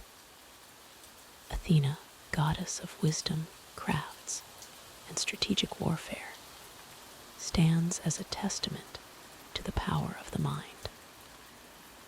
Her very birth defied the natural order, proving that, with wisdom and forethought, even the most daunting prophecies can be turned to one's advantage. As our tale of Athena's extraordinary birth draws to a close, allow the peace and wisdom of this ancient story to settle over you like a warm, comforting blanket. Feel the gentle weight of sleep beginning to embrace you, your breathing slow and steady. Remember, like Athena, you too possess great wisdom within you. It is always there, ready to guide you through life's challenges. As you drift towards sleep, know that this inner wisdom watches over you, a comforting presence in both your waking hours and your dreams. May Athena's story inspire you to approach life's obstacles with both courage and cleverness. And may you always find the strength to rise, reborn and renewed, from whatever challenges you face. Sleep now under the watchful, wise gaze of Athena, and may your dreams be filled with divine inspiration. In the realm of ancient Greece, where gods and mortals intertwined, there lived a young woman named Arachne. Her talent for weaving was unparalleled, her tapestries so exquisite that they seemed to come alive with every thread. Arachne's fame spread far and wide, drawing admirers from across the land. They marveled at her skill, praising her as if she were blessed by the gods themselves.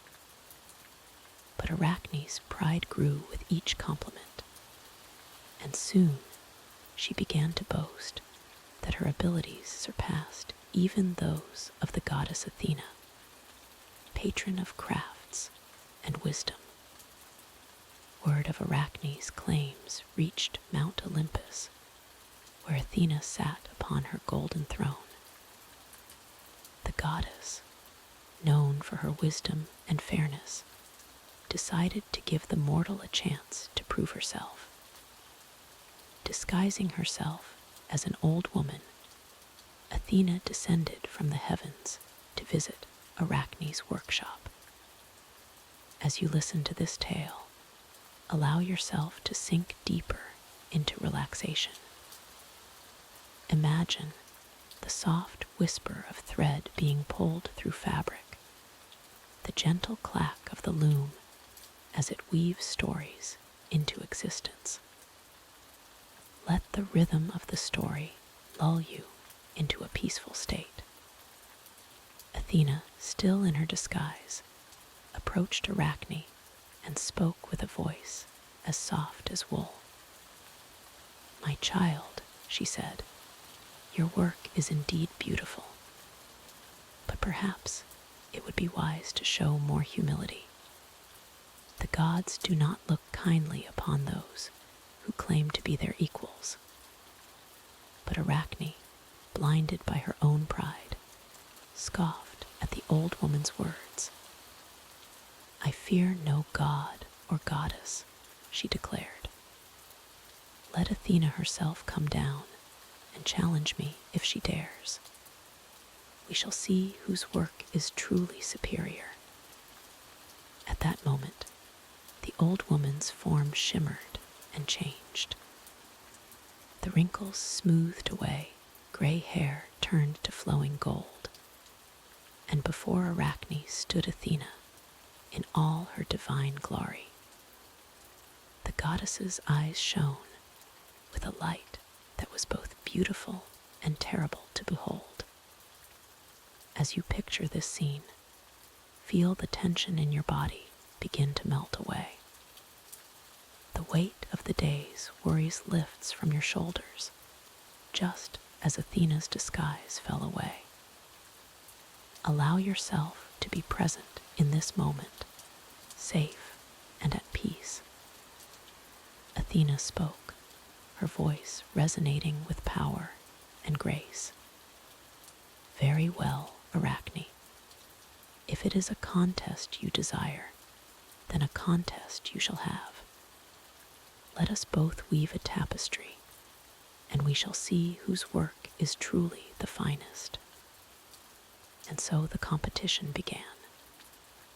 2 looms were set up side by side, and both Athena and Arachne began to weave. Their fingers moved with incredible speed and precision, the shuttles flying back and forth as if by magic. Athena's tapestry depicted the glory of the gods, showcasing their power and the consequences of human arrogance. She wove scenes of mortals who had dared to challenge the divine and faced terrible fates as a result. The colors were vibrant, the details so fine that one could almost hear the thunder of Zeus and feel the spray of Poseidon's seas.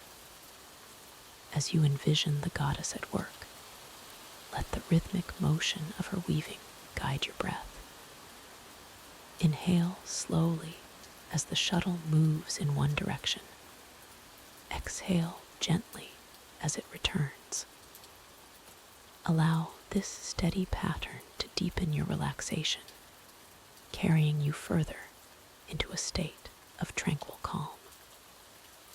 Arachne, for her part, chose to depict the failings of the gods. Her tapestry showed Zeus in his many disguises, seducing mortal women. It portrayed Poseidon's rages and Hades' deceptions.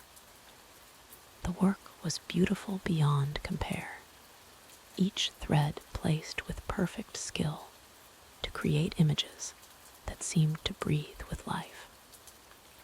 As the contest neared its end, both tapestries were marvels to behold. Athena's glowed with divine light, while Arachne's shimmered with mortal defiance. The goddess examined her rival's work, and even she had to admit that Arachne's skill was extraordinary. But Athena's admiration quickly turned to anger, not at being outmatched, for in truth, both works were equal in their beauty. No, the goddess's wrath was kindled by the disrespect Arachne had shown to the gods in her choice of subject. As this moment of tension unfolds in the story, notice how your own body remains relaxed and at ease. The drama of the tale does not disturb your peaceful state. You are safe, comfortable, and completely at rest.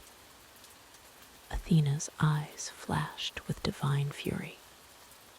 "Foolish mortal," she declared, "you have skill indeed, but your arrogance and disrespect cannot go unpunished. If you wish to spin your threads for all eternity, then so be it." With a wave of her hand, Athena transformed Arachne. The young woman's body shrank and twisted, her arms multiplying and thinning. In mere moments, where once stood a beautiful maiden, there now crouched a small, 8-legged creature. Arachne had become the first spider, destined to weave her webs for all time. Her punishment was to continue her art, but never again would her works be admired or praised. Instead, they would be brushed aside, destroyed without a second thought. As you contemplate Arachne's fate, remember that this is but a story, a gentle whisper from the past. Let it drift through your mind like a soft breeze, carrying away any lingering thoughts or concerns. You are perfectly at peace, drifting deeper into relaxation with each passing moment. The tale of Athena and Arachne reminds us of the delicate balance between talent and humility, between confidence and respect. It teaches us that even the greatest gifts can become curses if we allow pride to blind us to our own limitations. In your own life, as you drift towards sleep, consider the threads you weave each day, the choices you make, the words you speak, the actions you take. All of these are like strands in the tapestry of your life. Weave them with care and wisdom, always mindful of the bigger picture. Let the gentle rhythm of your breath become like Arachne's endless weaving.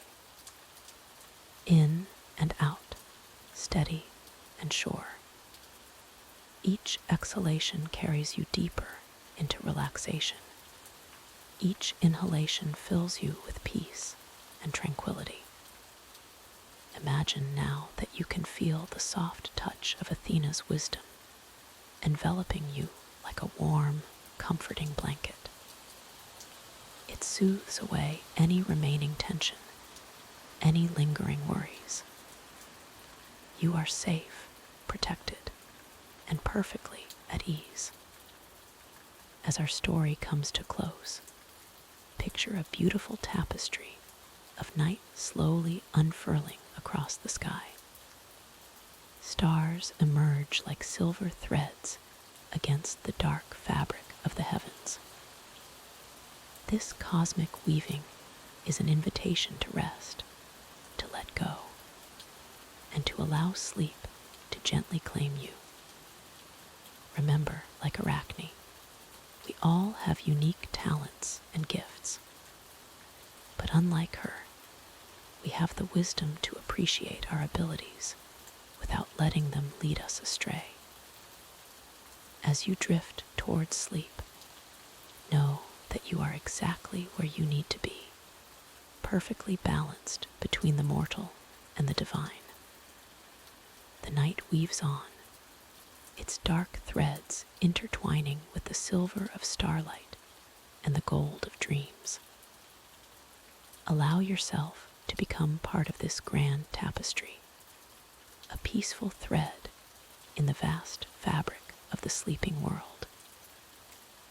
Rest now, safe in the knowledge that you are held in the gentle hands of night, cradled by the timeless whispers of myth and legend.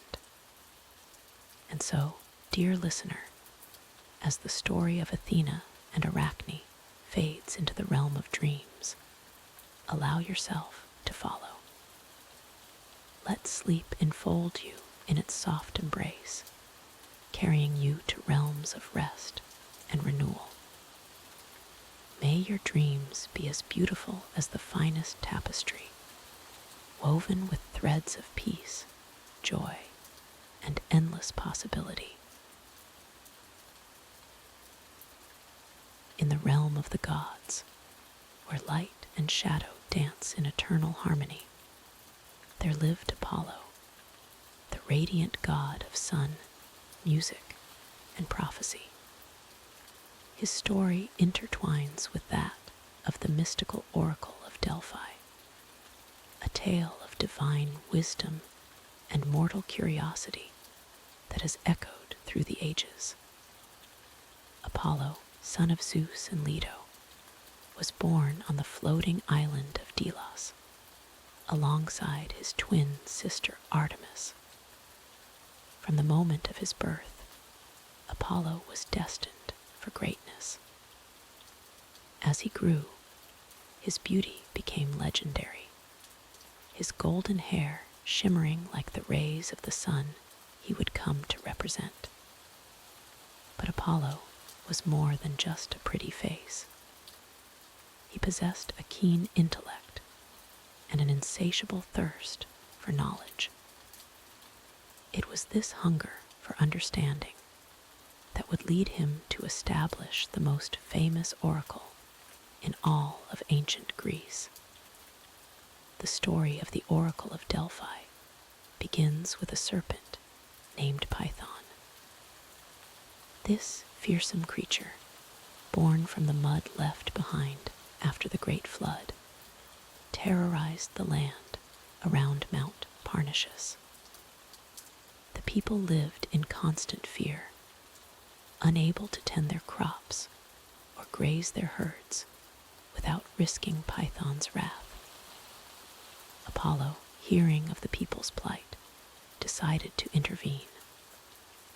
Armed with his silver bow and a quiver of arrows, he set out to confront the monstrous serpent. As you listen to this tale, imagine the tension in the air, the stillness before the storm. Let that anticipation melt away, replaced by a sense of calm and safety. The battle between Apollo and Python was fierce. The serpent's massive coils thrashed about, uprooting trees and causing the earth to tremble. But Apollo remained steady, his aim true. With each arrow that found its mark, Python's strength waned. Finally, with a mighty roar that shook the mountains, the serpent fell, its reign of terror at an end. In the aftermath of his victory, Apollo claimed the area as his own.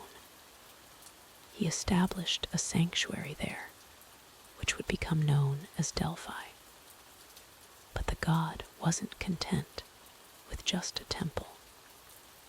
He wanted to create a place where mortals could seek divine guidance, a bridge between the realm of gods and the world of men. And so, the Oracle of Delphi was born. Apollo appointed a priestess, known as the Pythia, to be his voice. She would sit upon a tripod over a chasm in the earth, breathing in vapors that were said to induce a trance-like state. In this altered consciousness, she would deliver Apollo's prophecies to those who sought them. As you rest and listen, imagine the sacred atmosphere of Delphi. The crisp mountain air, the rustling of laurel leaves in the gentle breeze, the distant murmur of pilgrims awaiting their turn to consult the oracle. Let these peaceful images wash over you, carrying away any lingering tension in your body. The fame of the Delphic oracle spread far and wide. Kings and commoners alike would make the journey to seek Apollo's wisdom. The questions they asked were as varied as the people themselves. Some sought guidance on matters of state, others on personal dilemmas. Many asked about their futures, hoping to glimpse what fate had in store for them. But Apollo's wisdom was rarely straightforward. The oracle's answers often came in the form of riddles or cryptic statements, requiring careful interpretation. This ambiguity was perhaps a reflection of life itself, rarely black and white, but filled with shades of meaning that we must decipher for ourselves. One of the most famous prophecies delivered at Delphi was to King Croesus of Lydia. He asked whether he should go to war against the Persian Empire. The oracle's response was that if he attacked, a great empire would fall. Encouraged, Croesus went to war, only to find that the empire that fell was his own. This tale reminds us of the importance of careful reflection and the dangers of hasty interpretation. As you lie here, allow yourself to release the need for immediate answers. Trust that clarity will come in its own time, just as dawn follows even the darkest night. The Oracle of Delphi wasn't just a place of prophecy. It also became a center of knowledge and culture. Every 4 years, the Pythian Games were held in Apollo's honor, second only to the Olympic Games in importance. These included not only athletic contests, but also competitions in music and poetry, reflecting Apollo's diverse spheres of influence. inscribed on the temple at Delphi were two famous maxims: know thyself and nothing in excess. These simple yet profound statements encapsulate much of Greek philosophy. They remind us to look inward for understanding and to seek balance in all aspects of life. As you continue to relax, consider these ancient words of wisdom. Know thyself, what brings you peace, what stirs your soul, and in all things seek balance. Let go of extremes, finding comfort in the middle path. The influence of the Delphic oracle extended far beyond the borders of Greece. Its reputation for divine wisdom attracted visitors from all over the ancient world. The oracle played a significant role in colonization, often advising Greek cities on where to establish new settlements. In this way, Apollo's influence spread across the Mediterranean and beyond. But even divine institutions are not eternal. Over time, the power and prestige of the Delphic oracle began to wane. The rise of rational philosophy and changing political landscapes contributed to its decline. Yet, the legacy of Delphi and its enigmatic prophecies continues to captivate us to this day. As our tale of Apollo and the oracle of Delphi draws to a close, let us reflect on the enduring human desire for guidance and understanding. We may no longer trek to mountaintop temples to seek divine wisdom, but we still grapple with questions of fate, purpose, and meaning. Perhaps the true lesson of Delphi is not in the answers it provided, but in the questions it prompted people to ask. It encouraged introspection, careful consideration, and an acknowledgement of the mysteries that surround us. As you drift towards sleep, carry with you the quiet wisdom of Apollo. Like the god of prophecy, you too possess inner knowledge and insight. Trust in your ability to navigate life's complexities, to find balance, and to know yourself. Let the oracle's famous maxims be your lullaby tonight. Know thyself. Rest easy in the knowledge that you are on a journey of self-discovery, unfolding at its own perfect pace. Nothing in excess. Find comfort in moderation, in the gentle balance between effort and ease, wakefulness and sleep. May Apollo's light guide you through the night, not with the harsh glare of midday sun, but with the soft, golden glow of dawn. Let it illuminate your dreams, filling them with inspiration, harmony, and the promise of new beginnings. As our story ends, imagine the peaceful sanctuary of Delphi.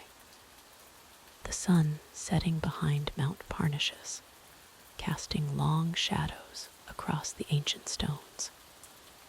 The evening breeze carries the scent of laurel and the distant echoes of oracular wisdom. Here, in this timeless space between waking and sleeping, between the mortal and divine, find your own oracle of dreams. Sleep now, gentle listener, and may Apollo's gifts of prophecy, music, and healing infuse your rest. When you wake, may you carry with you the serene wisdom of Delphi, ready to face life's questions with a clear mind and an open heart. Good night, and and sweet dreams. In the realm of the gods, where beauty and power intertwine, there lived Apollo, the god of light, music, and prophecy. His golden locks shone like the sun itself, and his presence brought warmth and inspiration to all who beheld him.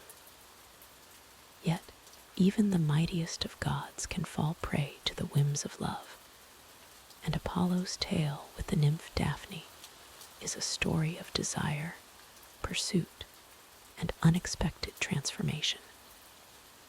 Apollo, son of Zeus and Leto, was known for his unparalleled beauty and his skill with the bow. He had defeated the mighty Python, a fearsome serpent that once terrorized the land of Delphi. In the aftermath of this victory, Apollo's confidence soared, and he began to boast of his prowess, claiming that no one could match his skill with the bow. As fate would have it, the god of love, Eros, overheard Apollo's boastful words. Eros, known to the Romans as Cupid, was a mischievous deity who delighted in causing both mortals and immortals to fall in and out of love. He took offense at Apollo's pride and decided to teach the sun god a lesson in humility. With a smirk playing on his lips, Eros drew 2 arrows from his quiver. One was made of gold, its tip sharp and gleaming, imbued with the power to inspire intense love. The other was made of lead, dull and heavy, capable of instilling deep aversion. With expert precision, Eros let fly the golden arrow, striking Apollo in the heart. As the arrow's magic coursed through his divine veins, Apollo's eyes fell upon a beautiful nymph named Daphne. She was the daughter of the river god Peneus, known for her grace and her fierce independence. In that instant, Apollo was consumed by an overwhelming desire for Daphne, his heart burning with a love he had never known before. But Eros was not finished with his mischief. He took aim once more, this time targeting Daphne with the leaden arrow. As it struck her, Daphne was filled with an inexplicable aversion to Apollo, her heart hardening against the very idea of his love. Oblivious to Eros's interference, Apollo approached Daphne, his words flowing like sweet music as he professed his admiration and desire. But to his surprise and dismay, Daphne recoiled from his advances. She turned and fled, her lithe form darting through the forest with the speed of a deer. Apollo, driven by the golden arrow's spell, gave chase. Through verdant glades and over babbling brooks they ran, their footsteps echoing through the ancient woods. Apollo called out to Daphne, his voice both pleading and commanding. "Wait, fair Daphne," he cried. "Why do you run from me? I am no common suitor, but Apollo himself. I am the god of the sun, of music and prophecy. I bring light to the world and inspiration to poets. Surely you can see that my love for you is true and eternal." But Daphne, her heart steeled by Eros's leaden arrow, only ran faster. Her breath came in ragged gasps, her limbs burning with exertion. She knew she could not outrun a god forever, and fear gripped her heart as she felt Apollo drawing ever closer. In desperation, Daphne cried out to her father, the river god Peneus. "Father," she pleaded, "help me. Save me from this fate I do not desire. Take away this form that has brought me such unwanted attention."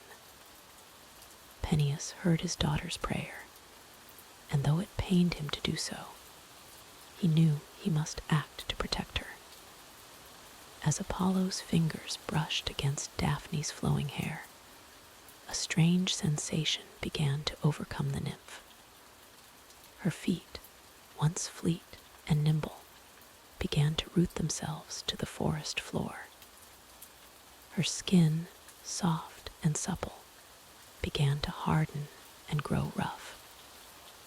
Apollo watched in astonishment as Daphne's arms stretched upward, lengthening and sprouting twigs and leaves. Her hair transformed into a canopy of green, and her body became a sturdy trunk. In mere moments, where once stood the beautiful nymph Daphne, there now grew a majestic laurel tree. The god of the sun stood motionless, his heart heavy with sorrow and regret. He placed his hand upon the smooth bark of the tree, feeling the life that still pulsed within. Though Daphne had escaped his embrace, Apollo vowed that she would forever hold a special place in his heart. "Oh, Daphne," Apollo whispered, his voice thick with emotion. "Though you cannot be my lover, you shall be my sacred tree. Your leaves shall crown the heads of champions and poets. You will be a symbol of victory and honor, eternally green and ever beautiful, just as you were in life." And so it came to pass that the laurel became sacred to Apollo.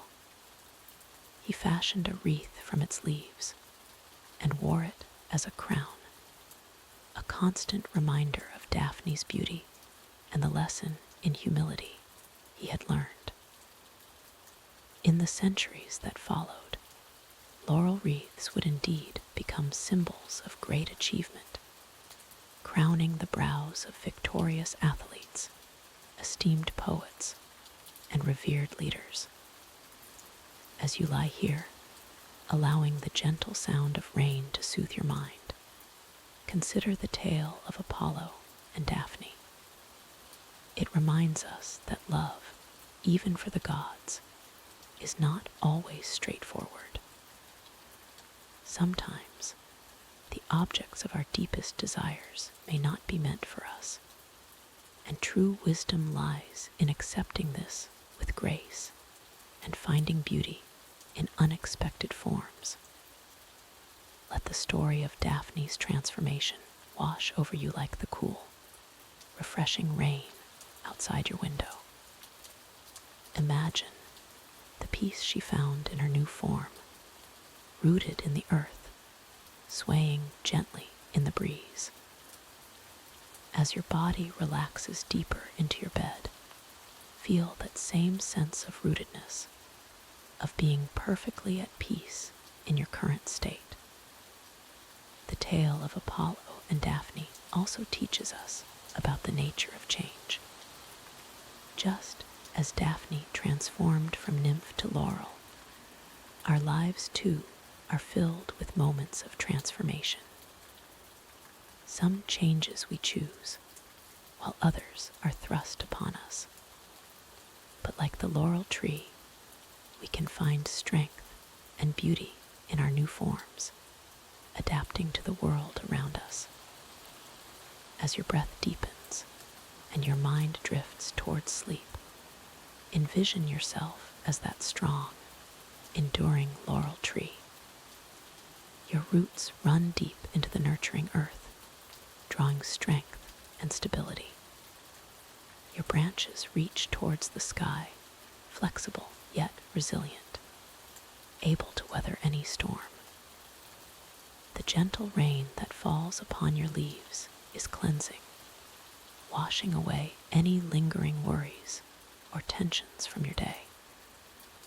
In this peaceful state, between wakefulness and dreams, allow the wisdom of the ancients to seep into your being. Like Apollo, may you find the humility to accept when things do not go as planned. Like Daphne, may you have the courage to forge your own path, even when it leads to unexpected destinations. And like the eternal laurel, may you stand tall and proud, a living symbol of resilience and grace. As we conclude this tale, let the rhythm of the rain and the whisper of leaves in an imaginary breeze lull you further into tranquility.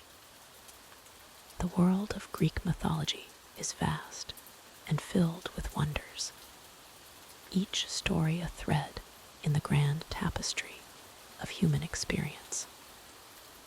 Rest now, knowing that more tales await you in the nights to come, each one a doorway to dreams and deeper understanding. Sleep well, dear listener, and may your dreams be as sweet as the fragrance of laurel leaves in the warm summer sun. Until we meet again in the realm of myths and legends, may the gods watch over your slumber and grant you peaceful repose. In the moonlit forests of ancient Greece, where shadows danced between silver-kissed leaves, there lived a goddess whose very presence commanded both awe and reverence. This was Artemis, the divine huntress, protector of the wild, and guardian of the young. Born of Zeus and Leto, Artemis emerged into the world not as a helpless babe, but as a fully formed child, ready to take on her divine responsibilities. From the moment of her birth, Artemis knew her calling. She asked her father Zeus for a bow and arrows, a pack of hounds to accompany her on the hunt, and the mountains as her domain. Zeus, proud of his daughter's strength and independence, granted her wishes without hesitation.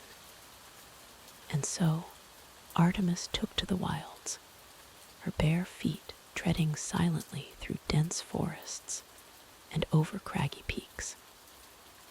As you listen to the tale of Artemis, imagine yourself walking through a tranquil forest. The soft crunch of leaves beneath your feet and the gentle rustling of branches above create a soothing rhythm. Let the peace of nature wash over you, just as Artemis found solace in the wilderness. Artemis was not only a skilled huntress, but also a fierce protector of wildlife. She watched over the animals in her domain, ensuring the balance of nature was maintained. Hunters who respected the ways of the wild and took only what they needed found favor with the goddess. But those who hunted for sport or killed needlessly faced her wrath. One such tale speaks of Niobe, a queen who boasted of her 14 children, claiming to be superior to Leto, who had borne only Artemis and Apollo. Artemis, hearing of this slight against her mother, took up her bow. With her brother Apollo, she struck down Niobe's children, leaving the queen to weep until she turned to stone, her tears forming a stream that flows to this day. As you continue to relax, envision the steady hand of Artemis drawing back her bow. The tension in the string mirrors any tension you might feel. As she releases the arrow, let it carry away your worries and stresses, flying far into the distance until they disappear from sight. Artemis was also known as a protector of young women and a guardian of childbirth, despite her vow of eternal maidenhood. Women would pray to her for safe delivery, and young girls were often dedicated to her service. In the city of Brauron, girls between the ages of 5 and 10 would serve in her temple, dressed in saffron robes and performing sacred dances in her honor.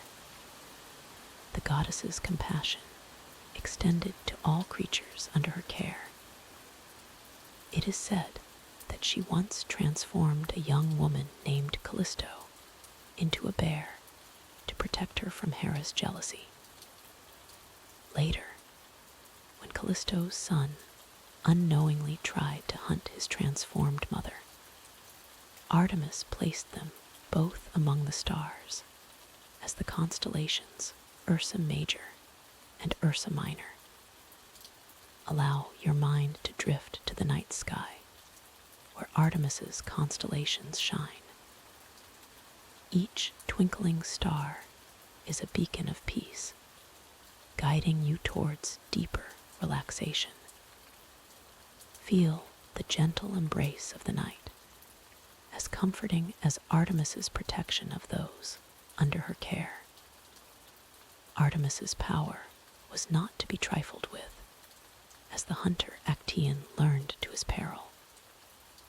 Stumbling upon the goddess bathing in a secluded glade, Actaeon was transformed into a stag for his transgression. His own hounds, no longer recognizing their master, turned on him in a tragic end.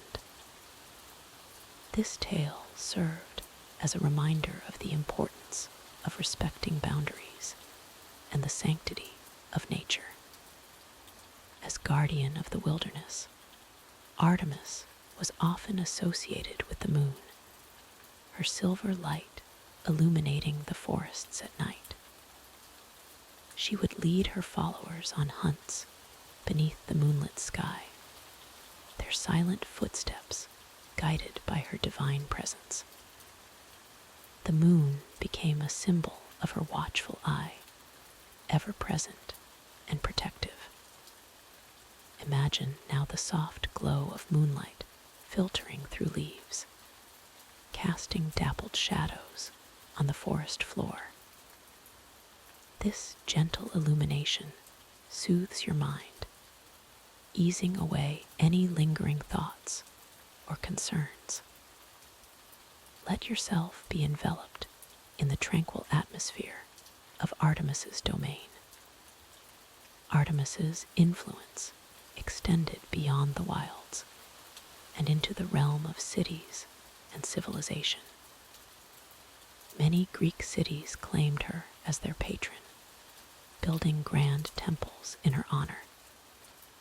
The Temple of Artemis at Ephesus was considered one of the 7 wonders of the ancient world, its magnificent structure a testament to the goddess's importance in Greek culture.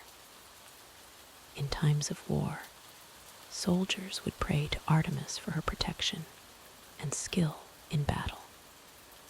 Her precision with the bow was unmatched, and many hoped to channel even a fraction of her ability. Yet, Artemis was not a goddess of war like her brother Ares. Her domain was that of the hunt, of nature's balance, and of the liminal spaces between wilderness and civilization. As you continue to relax, think of Artemis as a guardian of transitions. Just as she watches over the boundary between forest and field, she now watches over your transition from wakefulness to sleep. Each breath you take brings you closer to peaceful slumber, guided by the huntress's steady hand. One of the most famous stories of Artemis tells of her relationship with Orion, the great hunter. Some say he was her companion others her would-be lover. Regardless, their bond was strong, forged in their shared love of the hunt. But Orion's boast that he could kill any animal on Earth angered Gaia, the Earth Mother. She sent a giant scorpion to battle Orion. The details of Orion's fate vary in different tellings. In some versions, it was Apollo who tricked Artemis into shooting Orion as he swam far out at sea. In others, it was the scorpion that claimed his life. Regardless, Artemis was devastated by the loss of her companion. In her grief, she placed Orion among the stars, where he shines to this day, forever chasing the Pleiades across the night sky. Picture the constellation of Orion in your mind's eye. The 3 bright stars of his belt guide your gaze across the heavens. As your eyes trace the outline of the hunter in the sky, feel your body becoming heavier, sinking deeper into relaxation. Artemis's role as a virgin goddess was central to her identity. Unlike Athena, whose virginity represented mental purity and clarity, Artemis's chastity was a symbol of her wildness and freedom. She rejected the traditional roles of wife and mother, choosing instead to roam free in the wilderness.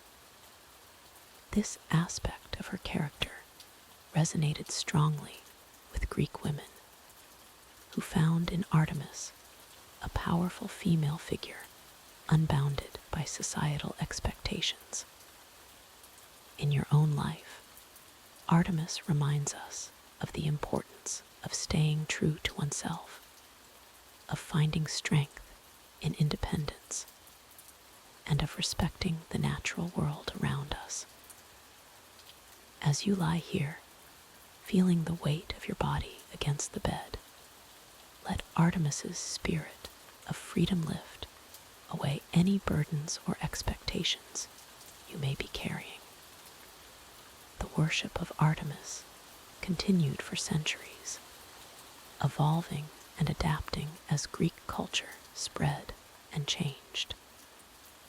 In some regions, she became associated with Hecate, goddess of magic and crossroads, or Selene, the personification of the moon. Her influence can even be seen in later Roman mythology, where she was identified with the goddess Diana. As our tale of Artemis draws to a close, imagine yourself standing at the edge of a moonlit clearing. The forest around you is alive with the soft sounds of night creatures. A cool breeze carries the scent of pine and wild herbs. In the distance, you catch a glimpse of a silver-tipped arrow, a flash of auburn hair. Artemis moves through her domain, watchful and protective. Let the peace of this moment wash over you. Feel the connection to the natural world that Artemis embodies. As your breath slows and deepens, know that you are safe under the goddess's watchful eye.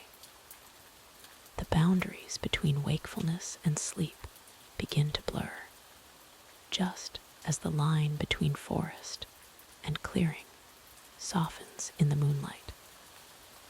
Artemis, goddess of the hunt, protector of the young, guardian of the wild, now stands watch over your dreams. As you drift into sleep, may her strength and independence inspire you, her connection to nature ground you, and her protective spirit keep you safe through the night. In the verdant forests of ancient Greece, where sunlight dappled through emerald leaves, and the air was thick with the scent of pine and wildflowers, there lived a goddess of unparalleled beauty and skill.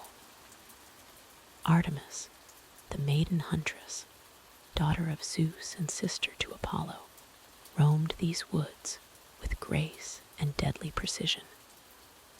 Her silver bow, a gift from the Cyclops, was as much a part of her as the very breath in her lungs. Artemis was not only the goddess of the hunt, but also the protector of young women and wildlife. She moved through her domain with silent footsteps, her presence both a comfort to the creatures she guarded and a warning to those who would disturb the natural order. Her hair, dark as the night sky, was often adorned with a simple silver circlet, and her eyes, keen as a hawk's, missed nothing in her realm. On this particular day, as the sun reached its zenith and the forest hummed with the lazy drone of summer insects, Artemis sought respite from the heat. She found a secluded glade, hidden from prying eyes by a thick curtain of willows. At its center lay a crystal-clear pool, fed by a bubbling spring that whispered secrets of the earth. The water sparkled invitingly, promising cool relief from the day's warmth. As you listen to this tale, imagine yourself in that peaceful glade. Feel the soft grass beneath you. Hear the gentle lapping of water against smooth stones, and let the tranquility of the scene wash over you. Allow your body to relax, sinking deeper into comfort with each breath. Artemis, believing herself alone, began to disrobe. She handed her bow and quiver to her nymphs, loyal companions who attended her always. These divine handmaidens helped to remove her sandals and unfasten her flowing chiton.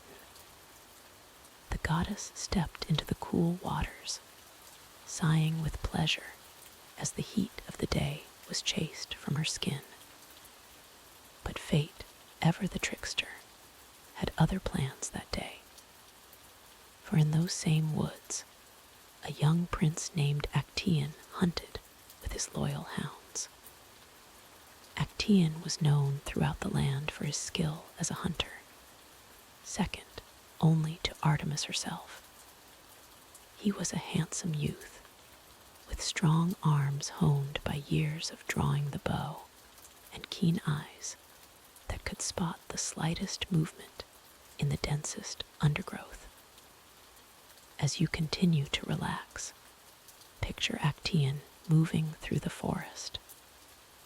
The snap of twigs beneath his feet, the panting of his eager hounds, the rustle of leaves as small animals scurry away from his approach. Let the rhythm of his movement lull you further into a state of peaceful calm. Actaeon, following the trail of a magnificent stag, found himself drawn to the same hidden glade where Artemis bathed. Pushing aside the curtain of willow branches, he stumbled upon a sight no mortal was meant to see.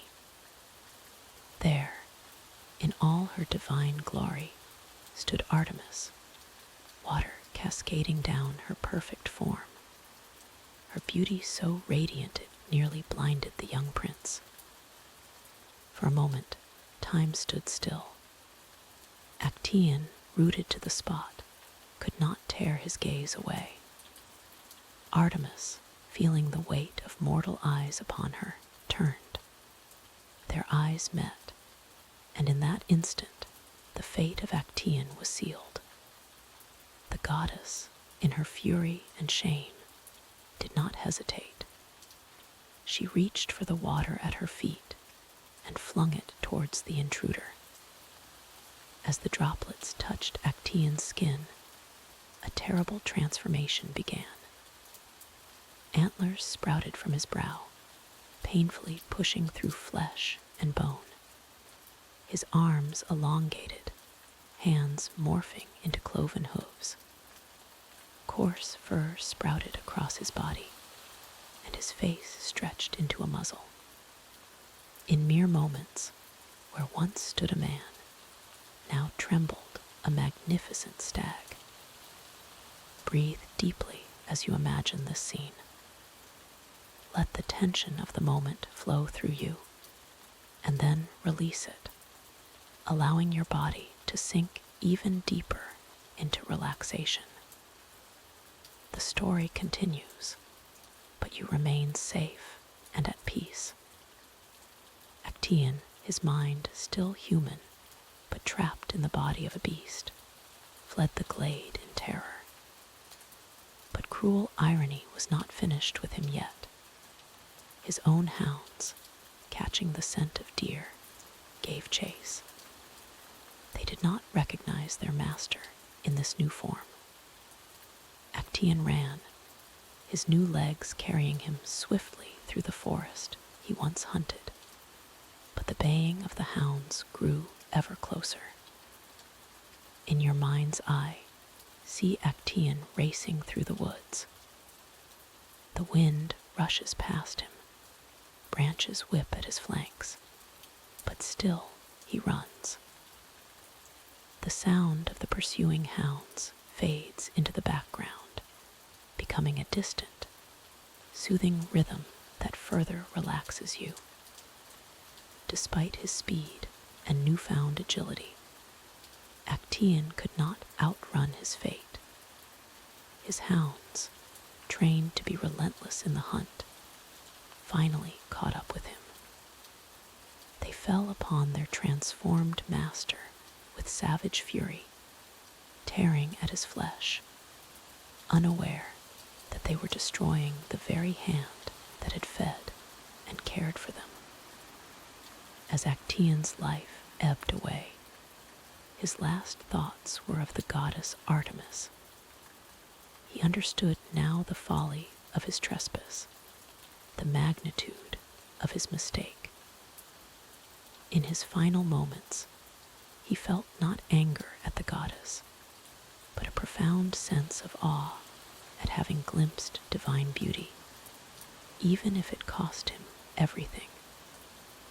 Let Actaeon's acceptance wash over you. Release any tension or worry you may be holding, just as Actaeon released his mortal concerns in his final moments. Allow yourself to drift further into a state of peaceful relaxation. Artemis, watching from afar, felt the weight of her actions. She was a goddess, yes, but not immune to the complexity of emotions. Her anger at being seen had been justified, but the punishment, had it been too harsh? Yet, she was bound by the ancient laws and her own nature. To have allowed a mortal to see her thus and live would have diminished her divinity. In the aftermath, Artemis ensured that Actaeon's dogs, driven mad by grief and confusion once they realized what they had done, were cared for. She whispered to them in the language of beasts, soothing their troubled minds. In time, they became her companions, the fiercest and most loyal of her hunting pack. As our tale draws to a close, consider the lessons hidden within. The story of Artemis and Actaeon speaks to the power of boundaries, the consequences of our actions, and the sometimes harsh justice of the natural world. It reminds us that beauty, especially divine beauty, can be as dangerous as it is alluring. But beyond these lessons, let the story serve as a gateway to deeper relaxation. As you lie here, safe and comfortable, imagine the forest around Artemis's glade. The gentle rustle of leaves, the distant call of birds, the babbling of the spring that feeds her sacred pool. These sounds blend with the rain you hear, creating a cocoon of peacefulness around you. Feel your body becoming heavier, sinking deeper into restfulness. The fate of Actaeon is but a distant echo, a story carried on the night wind. You are safe here, protected by the very goddess whose tale you've heard. Artemis, in her gentler aspect, watches over you as you rest, ensuring your sleep is deep and undisturbed. As your mind drifts towards sleep, carry with you the image of the forest glade. Let it be a sanctuary in your dreams, a place of perfect peace where the complexities of the waking world cannot reach you. Here, in this space between myths and dreams, you can find perfect rest. Sleep now, knowing that the gods themselves guard your slumber. May your dreams be sweet, your rest profound, and may you wake refreshed, carrying with you the timeless wisdom of Artemis and the cautionary tale of Actaeon. Good night, dear listener, and pleasant dreams. In the realm of the Olympian gods, there was a deity known for his quick wit, clever tricks, and unparalleled speed. This was Hermes, the messenger of the gods, whose tale we shall now explore. As you listen, allow the gentle patter of rain to carry you deeper into relaxation, your mind drifting on the currents of ancient myth. Hermes was born in a cave on Mount Cyllene in Arcadia.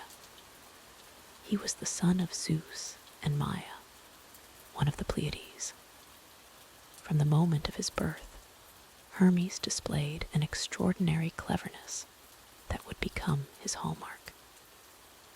Imagine, if you will, the newborn god, his eyes already twinkling with mischief, his tiny hands ready to shape the world around him. On the very day of his birth, Hermes crafted the first lyre. Picture the infant god stretching strings across a tortoise shell, creating an instrument of such beauty that it would enchant gods and mortals alike. The soft, melodic tones of the lyre seemed to float on the air, much like the soothing rain you hear now, each drop a note in nature's lullaby. But Hermes was not content with this single feat. Before the day was out, he slipped away from his cave and embarked on his first great adventure. With silent footsteps, he made his way to the fields where Apollo's sacred cattle grazed. As you listen, imagine the young god moving through the night, his form barely visible in the moonlight, his movements as fluid and graceful as the rain sliding down a leaf. Hermes, in a display of his cunning, stole 50 of Apollo's prized cattle.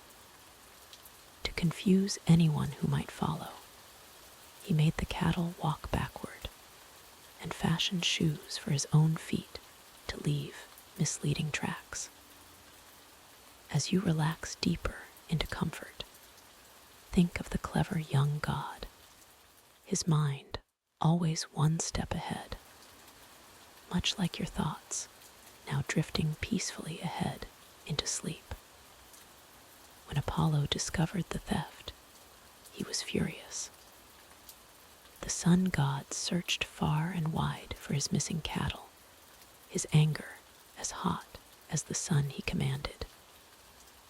Yet, even as Apollo's wrath burned, Hermes remained cool and collected, much like you are now, untroubled by the world's concerns, safe in the cocoon of restful storytelling. Eventually, Apollo traced the cattle to the young Hermes. The sun god confronted the child, his voice booming like thunder. But Hermes, ever the smooth talker, denied everything with such charm and innocence that even Apollo found himself amused. As you listen, feel the tension of the confrontation melt away, just as any tension in your body now dissolves, leaving you in a state of perfect, tranquil relaxation. To appease Apollo, Hermes presented him with the lyre he had created. The moment Apollo heard the instrument's sweet music, his anger vanished like mist in the morning sun. The god of music was so enchanted by the lyre that he agreed to trade his cattle for it. And so, with a single clever act, Hermes not only escaped punishment, but gained a herd of cattle and the favor of his powerful brother. This tale of Hermes' ingenuity set the stage for his role among the gods. Zeus, impressed by his young son's cleverness, appointed Hermes as the messenger of the gods. With winged sandals to grant him unmatched speed, and a caduceus, a staff with 2 intertwined snakes, as his symbol of office, Hermes took to his duties with enthusiasm. Hermes became known for his ability to cross boundaries. He could travel between the realm of the gods and the world of mortals with ease. He guided souls to the underworld, becoming a psychopomp, a conductor of spirits.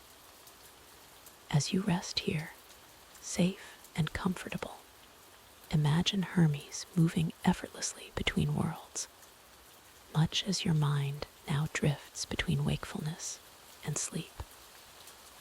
As the god of travelers, Hermes was often invoked by those embarking on journeys.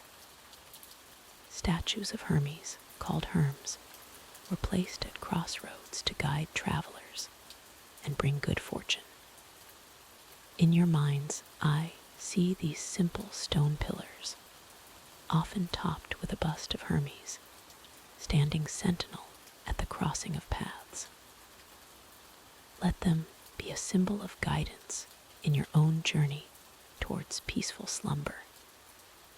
Hermes was also the patron god of shepherds, making him beloved by the common people. He was seen as a protector of flocks, ensuring their safety and fertility. Picture a peaceful hillside dotted with grazing sheep, Hermes watching over them with a benevolent smile. Let this image of tranquility settle in your mind, deepening your relaxation. In addition to his roles as messenger and protector, Hermes was known as the god of commerce and thieves. This dual aspect reflected his clever nature. He could bless a merchant with prosperity or aid a thief with stealth. This complexity made Hermes a god of dualities, of thresholds and transitions, much like the threshold between wakefulness and sleep that you now approach. One of Hermes' most famous acts was his role in the tale of Perseus. When the hero set out to slay the Gorgon Medusa, it was Hermes who provided him with winged sandals similar to his own. These magical shoes allowed Perseus to fly, giving him a crucial advantage in his quest. As you lie here, feeling weightless and at ease, imagine the sensation of Hermes' winged sandals carrying you gently through the night sky. Hermes' quick wit often made him a mediator among the gods. When conflicts arose on Mount Olympus, it was frequently Hermes who smoothed things over with his diplomatic skills and charming words. Let Hermes' peacemaking nature inspire you now, allowing any lingering thoughts or worries to be diplomatically ushered from your mind, leaving only calm and tranquility. In one notable myth, Hermes played a crucial role in ending the abduction of Persephone. When Demeter's daughter was taken to the underworld by Hades, it was Hermes who negotiated her partial return, bringing balance back to the world and creating the cycle of seasons. As you rest, let Hermes' actions remind you of the natural cycles of life, day and night, wakefulness and sleep, and how each has its proper time and place. Hermes was also known for his romantic adventures, though they were often less tumultuous than those of other gods. In one tale, he fell in love with Pytho, the goddess of persuasion and seduction. Their union was seen as a perfect match. The god of eloquence and the goddess of persuasion, their words as harmonious as the rain's gentle rhythm you hear now. As a patron of athletes, Hermes was often honored at gymnasiums and athletic competitions. His speed and agility were aspirational qualities for athletes. But now, as you lie still and at peace, know that, Thales, in the realm of dreams, Hermes sometimes played a role as well. As a god who could cross between worlds, he was believed to sometimes carry messages through dreams. Perhaps, as you drift closer to sleep, you might imagine Hermes as a guide, leading you gently into the realm of restorative slumber, his caduceus glowing softly in the darkness of night. The stories of Hermes remind us of the power of wit, adaptability, and communication. In your own life, when faced with challenges, remember Hermes' clever solutions and diplomatic skills. But for now, let all thoughts of challenge fade away, replaced by the soothing presence of myth and the gentle sound of rain. As our tale of Hermes draws to a close, allow yourself to sink deeper into comfort. Like Hermes crossing the boundaries between realms, you now stand at the threshold of sleep. Let his winged sandals carry you the final distance, floating effortlessly into a night of deep, peaceful rest. In the realm of the gods, even the youngest and most mischievous could make their mark. Such was the case with Hermes, the clever son of Zeus and Maia. Born in a cave on Mount Cyllene, Hermes was a precocious child, full of wit and cunning from his very first breath. On the day of his birth, Hermes crawled from his cradle, eager to explore the world beyond. As he ventured out, he came across a tortoise. With quick thinking, he fashioned the first lyre from the tortoise's shell, creating beautiful music that would later enchant both gods and mortals alike. But Hermes' adventurous spirit was not satisfied with this creation alone. He longed for more excitement, more challenge. And so, on that very same day, the newborn god set his sights on a daring feat to steal the prized cattle of his half-brother, Apollo. As you lie here, letting the gentle patter of rain soothe your mind. Imagine the audacity of this divine infant. Picture the mischievous glint in his eye as he hatched his plan, the soft gurgle of his laughter as he prepared for his grand adventure.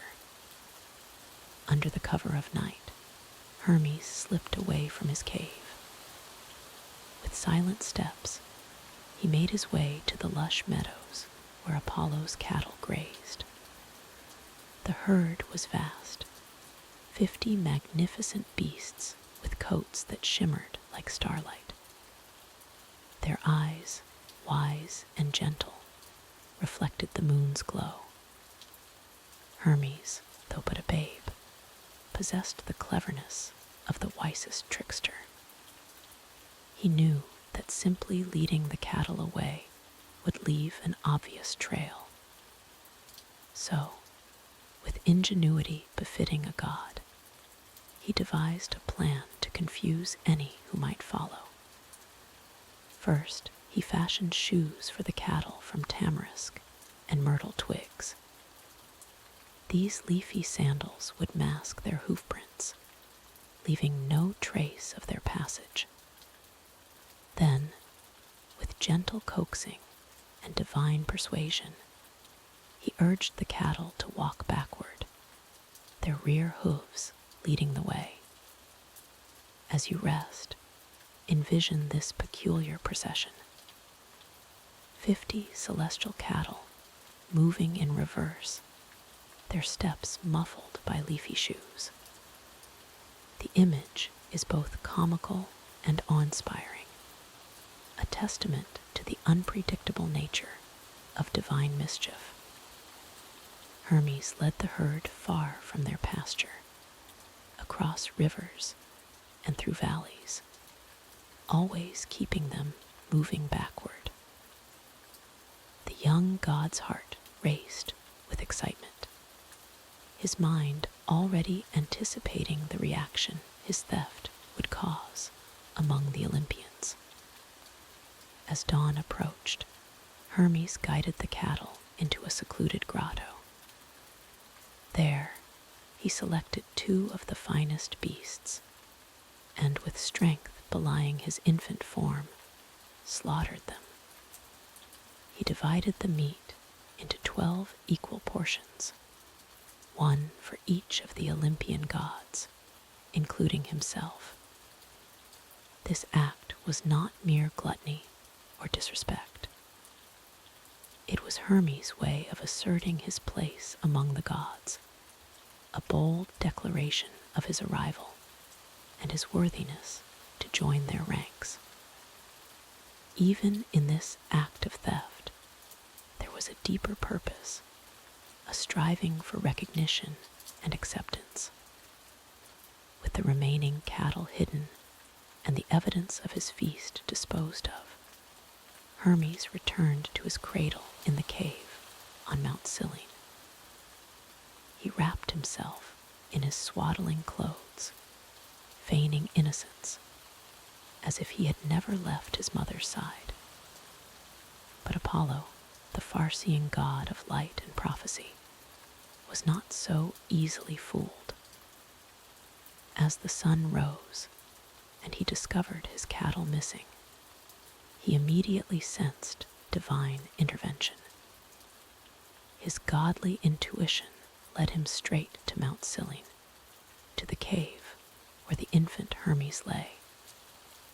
Imagine, as you drift closer to sleep, the confrontation between these 2 gods. Apollo, radiant and stern, standing over the cradle of his infant brother. Hermes, wrapped in innocence, his eyes wide with feigned confusion. Apollo demanded the return of his cattle, his voice resonating with divine authority. But Hermes, ever the trickster, played his role perfectly. He blinked up at Apollo with bewilderment, asking how a mere babe, not even a day old, could possibly steal a herd of cattle. the argument between the brothers grew heated. Apollo, certain of Hermes' guilt, threatened to cast the infant into Tartarus. Hermes, maintaining his innocence, suggested they take their dispute to Zeus for judgment. And so, the two gods ascended to Mount Olympus, where Zeus sat upon his golden throne. As you relax deeper, picture the grand hall of the gods, filled with divine light and the whispers of immortals. Zeus, with his flowing beard and eyes that flashed like lightning, listened to both sides of the tale.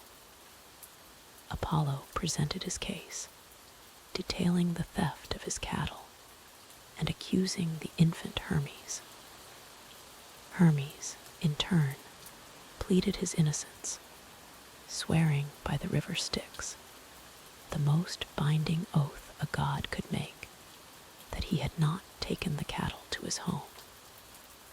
Zeus, in his infinite wisdom, saw through Hermes' clever wordplay. The young god had indeed not taken the cattle to his home, but had hidden them elsewhere. Yet, rather than anger, Zeus felt amusement and pride at his young son's cunning. With a thunderous laugh that shook the halls of Olympus, Zeus ordered Hermes to return the cattle to Apollo.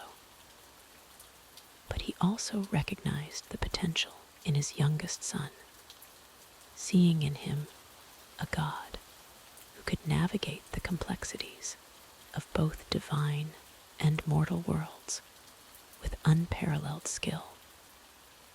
Hermes, knowing he was caught, but also sensing his father's approval, agreed to lead Apollo to the hidden cattle. As they journeyed, Hermes produced the lyre he had crafted from the tortoise shell.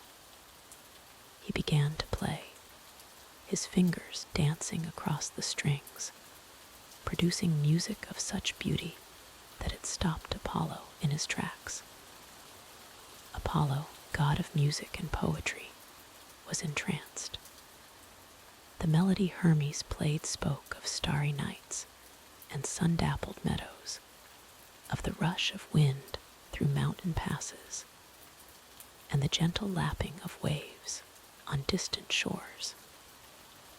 It was a song of the world, both seen and unseen, and it touched something deep within the older god's heart. As the last notes faded, Apollo's anger had melted away, replaced by admiration for his younger brother's talent. He offered Hermes a trade, the lyre in exchange for the cattle.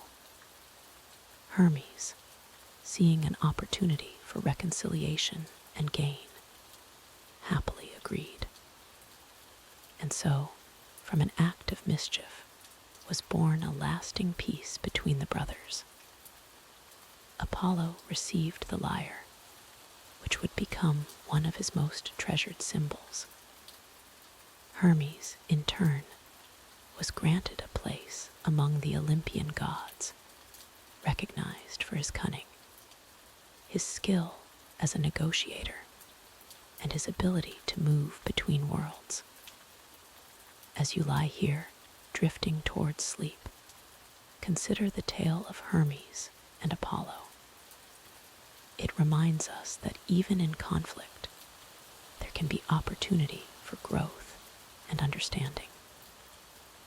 That sometimes the cleverest solution is not to deny our mistakes, but to find a way to turn them into something positive. Hermes would go on to become the god of travelers, merchants, and thieves. His quick wit and silver tongue would serve him well in his divine duties, as he guided souls to the underworld and delivered messages for the gods. He became known as the trickster god, but also as a figure of diplomacy and commerce. In the end, it was not just Hermes who gained from this adventure. Apollo, too, benefited, receiving the gift of the lyre, which would forever enrich his music. And the world of mortals gained as well, for Hermes' influence would touch upon many aspects of daily life, from trade to communication. As your mind grows heavy with sleep, let the story of Hermes and Apollo remind you of the power of creativity and reconciliation.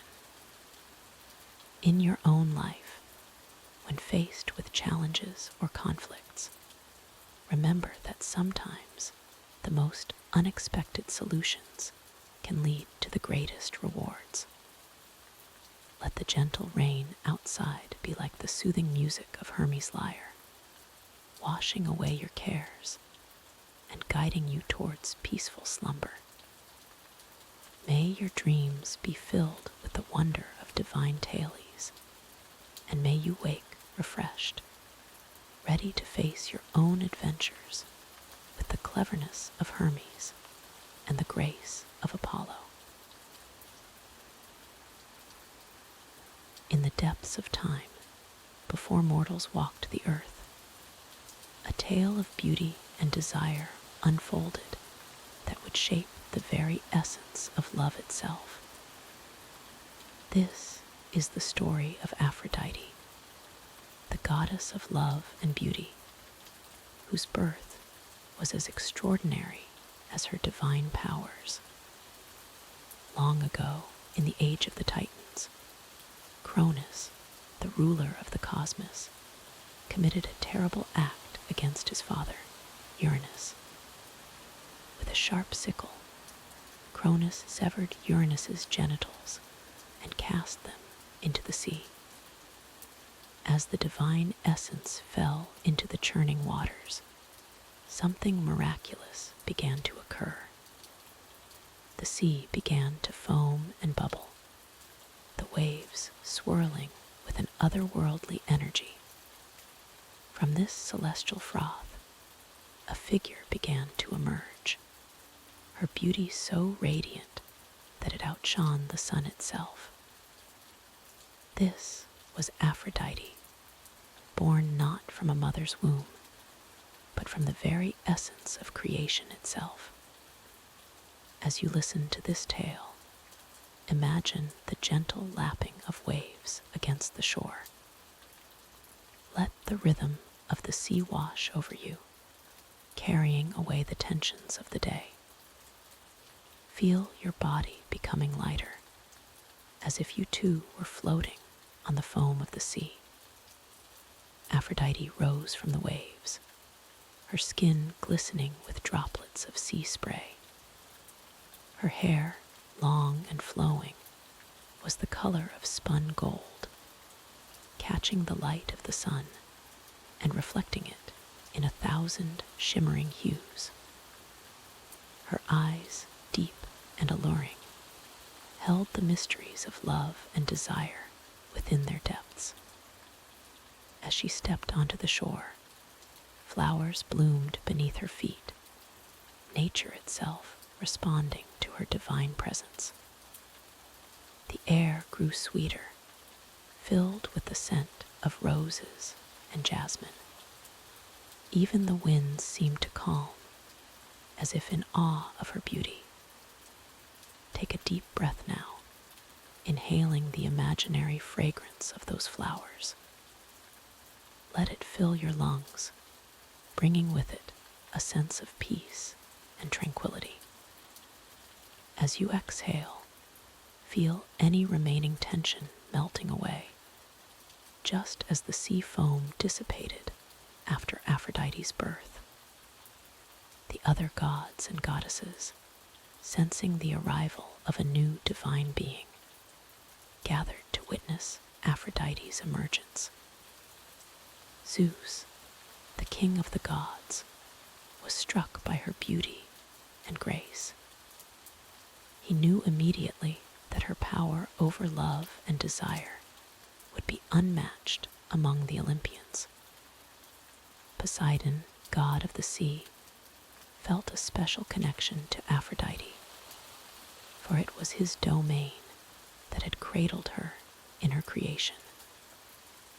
He offered her pearls from the depths of his oceans, a tribute to her unparalleled loveliness. Athena, goddess of wisdom, approached Aphrodite with curiosity.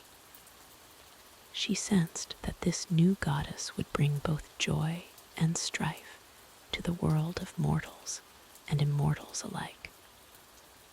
For love, Athena knew, was a force as unpredictable as it was powerful. As you continue to relax, imagine yourself on that divine shore, a witness to this momentous event.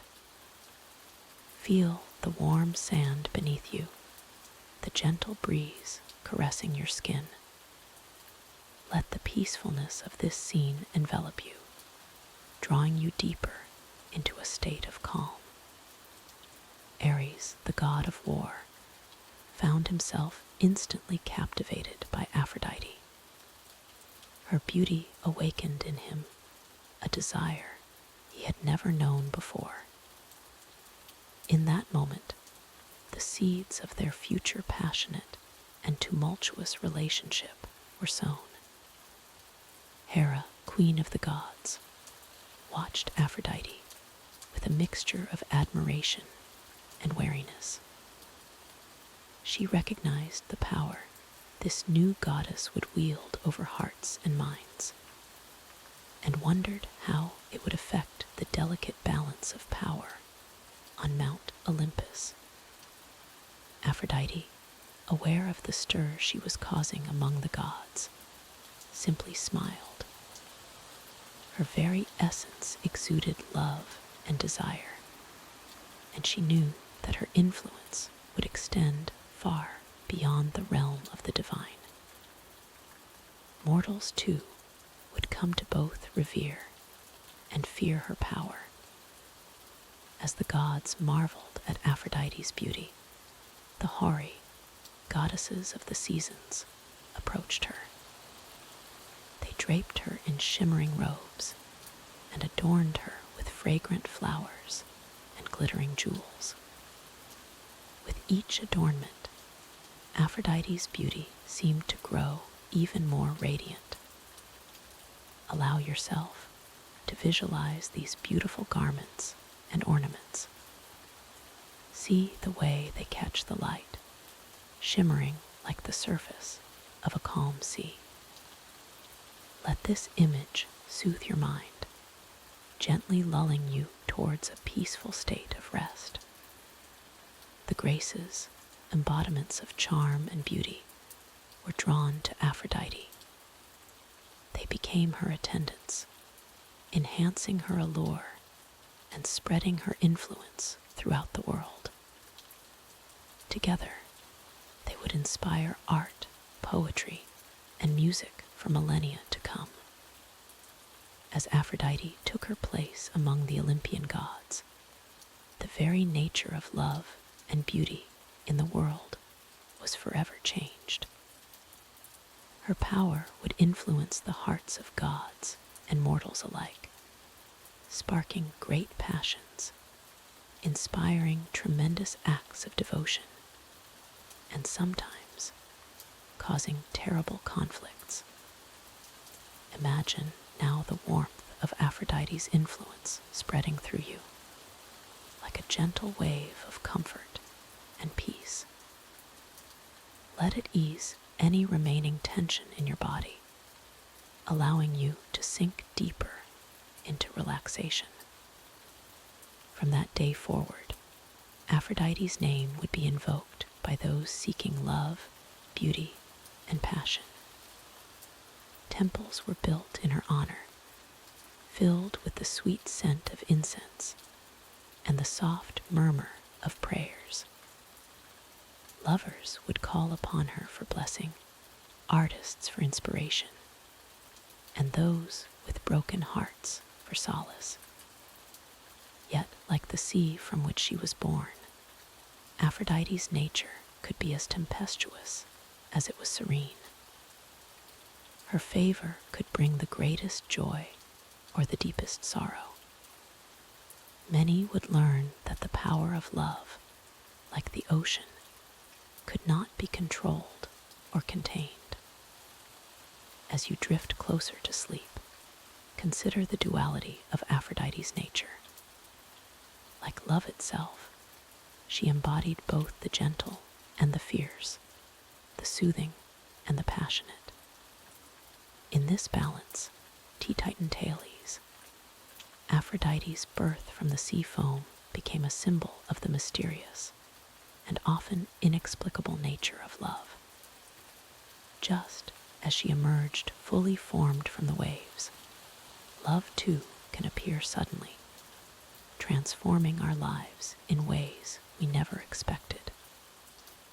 Let your thoughts now become as gentle and fluid as the sea foam that gave birth to Aphrodite. Allow them to drift and dissolve, carrying you closer to the shores of peaceful slumber. In the world of mortals, Aphrodite's influence would be felt in countless ways.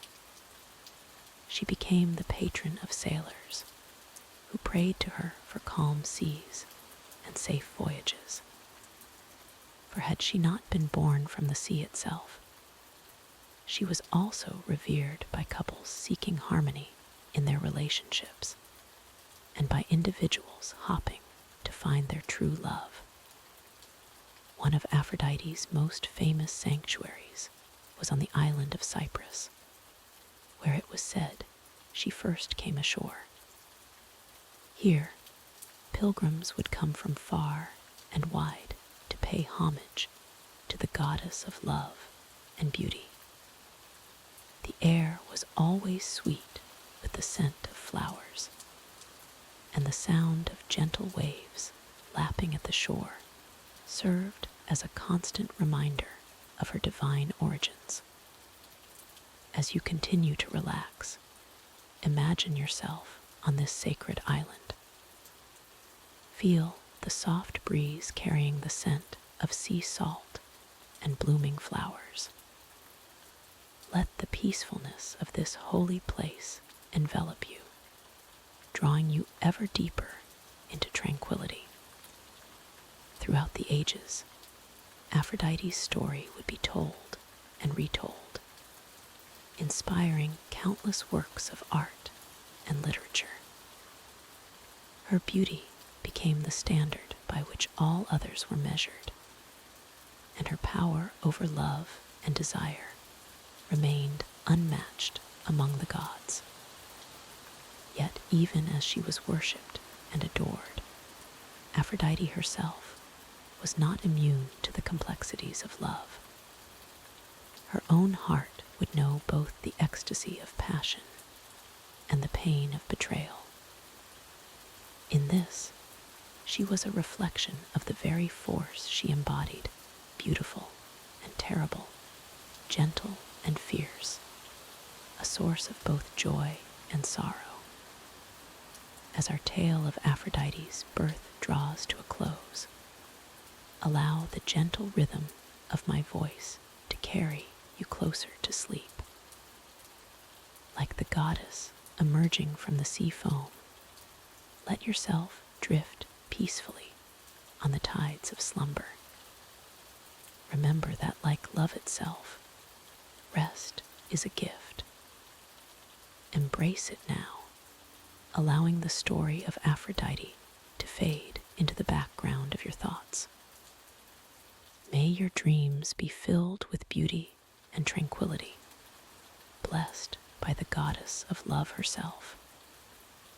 And so, cradled by the memory of Aphrodite's divine birth, allow yourself to slip gently into the realm of dreams. Here, in the soft embrace of sleep, may you find the peace and renewal that comes with true rest. Good night and sweet dreams. In the realm of the gods, where beauty and love reigned supreme, there lived Aphrodite, the goddess of love and passion. Her tale intertwines with that of a mortal named Adonis, a story of desire, jealousy, and the fleeting nature of mortal life. Aphrodite, born from the sea foam, was the epitome of beauty and desire. Her very presence could inspire love and passion in both gods and mortals alike. With golden hair that shimmered like the sun-kissed waves, and eyes as deep and blue as the Mediterranean, she was a sight to behold.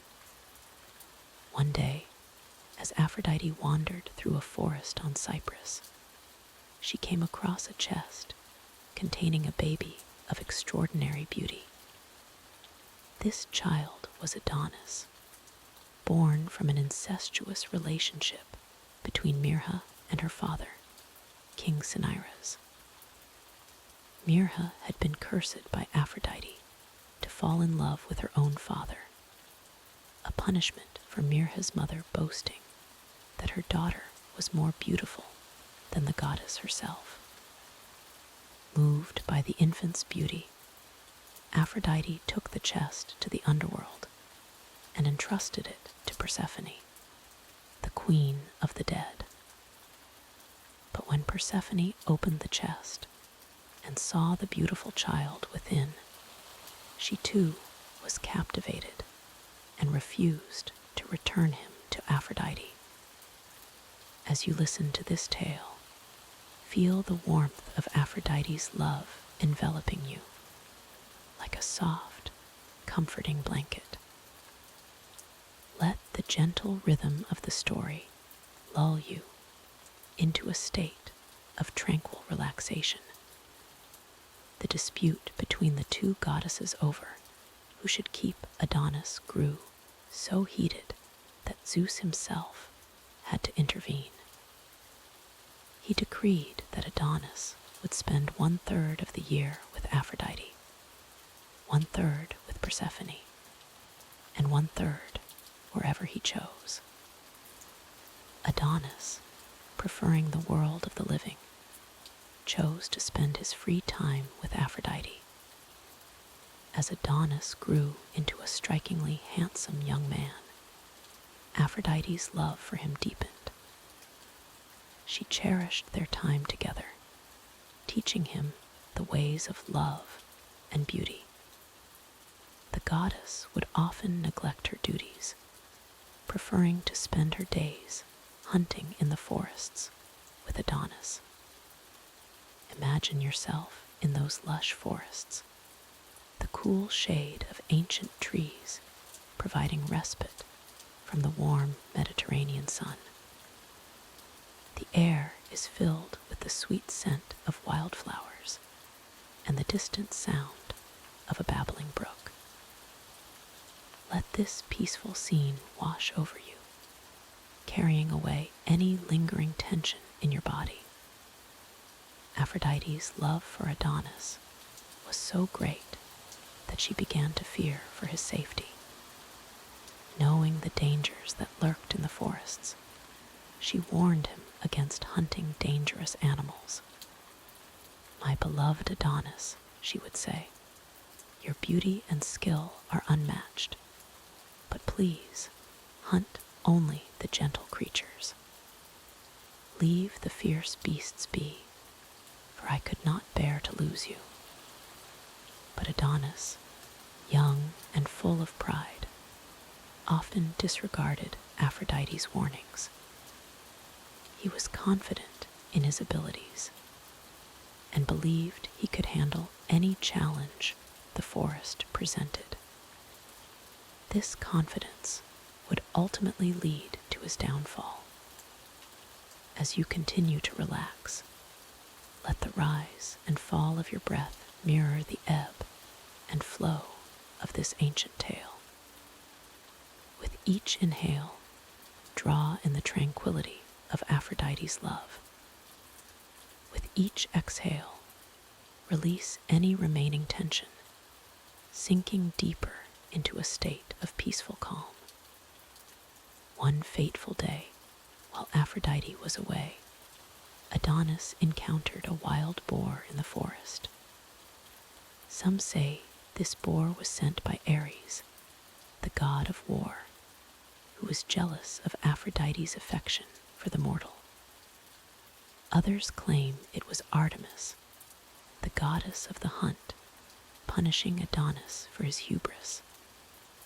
Regardless of its origin, the boar charged at Adonis with deadly intent. Adonis, brave but outmatched, faced the boar head-on. The clash was brief but violent. Despite his skill and courage, Adonis was no match for the ferocity of the beast. The boar's tusks tore into him, inflicting a mortal wound. As Adonis lay dying on the forest floor, his blood staining the earth, Aphrodite heard his cries. She rushed to his side, her heart breaking at the sight of her beloved's fate. In her grief, she cradled Adonis in her arms, her tears mixing with his blood on the ground. Let the soothing sound of my voice carry you gently through this tale, like a leaf floating on a calm stream. Allow yourself to drift, safe and secure, as the story unfolds around you. In her anguish, Aphrodite decreed that Adonis's memory would live on. From the drops of his blood that fell upon the earth, she caused anemones to bloom. These delicate flowers, with their deep red petals, would serve as a lasting reminder of her love for the mortal youth. But Aphrodite's grief was not yet finished. She pleaded with Zeus to allow Adonis to return to the world of the living, even if only for a short time each year. Moved by her sorrow, Zeus agreed. And so, like Persephone before him, Adonis was granted the ability to return to the world above for part of each year. This cycle of death and rebirth became linked with the changing of the seasons. When Adonis returns to the world of the living, the earth blooms with new life, heralding the arrival of spring. When he descends back to the underworld, the world above withers and grows cold, marking the coming of winter. As you listen, feel the gentle ebb and flow of this eternal cycle.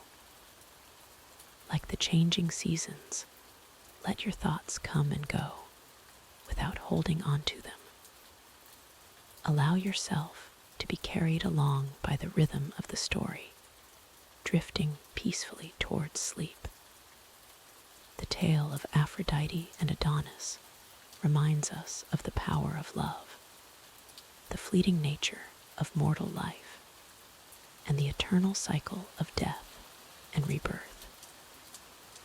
It speaks to the depths of emotion that even the gods can feel, and the lengths to which they will go for those they cherish. In your own life, you may have experienced the intensity of love, the pain of loss, or the joy of renewal. As you rest now, let the wisdom of this ancient story settle over you like a comforting mist. Know that, like the anemones born from Adonis's blood, beauty and life can spring from even the most painful experiences. Allow the gentle rain sounds to mingle with the story in your mind, creating a soothing backdrop for your journey into sleep. Let each drop of rain be a reminder of Aphrodite's tears, not of sorrow, but of the transformative power of love. As we conclude this tale, imagine yourself resting in a peaceful glade, surrounded by blooming anemones.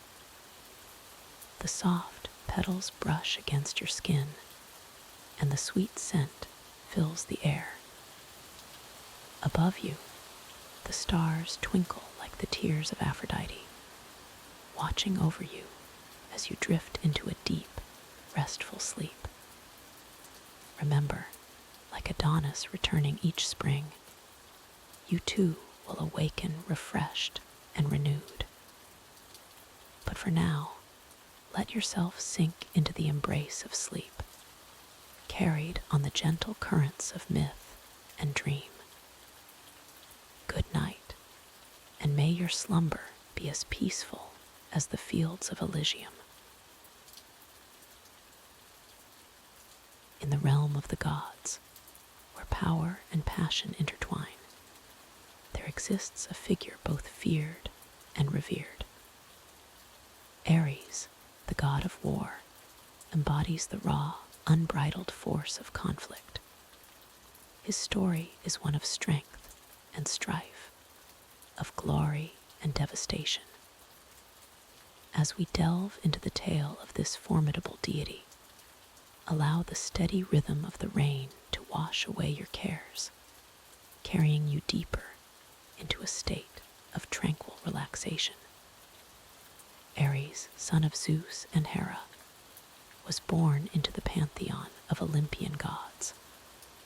From his earliest days, he displayed a fierce temperament that both awed and concerned his divine parents.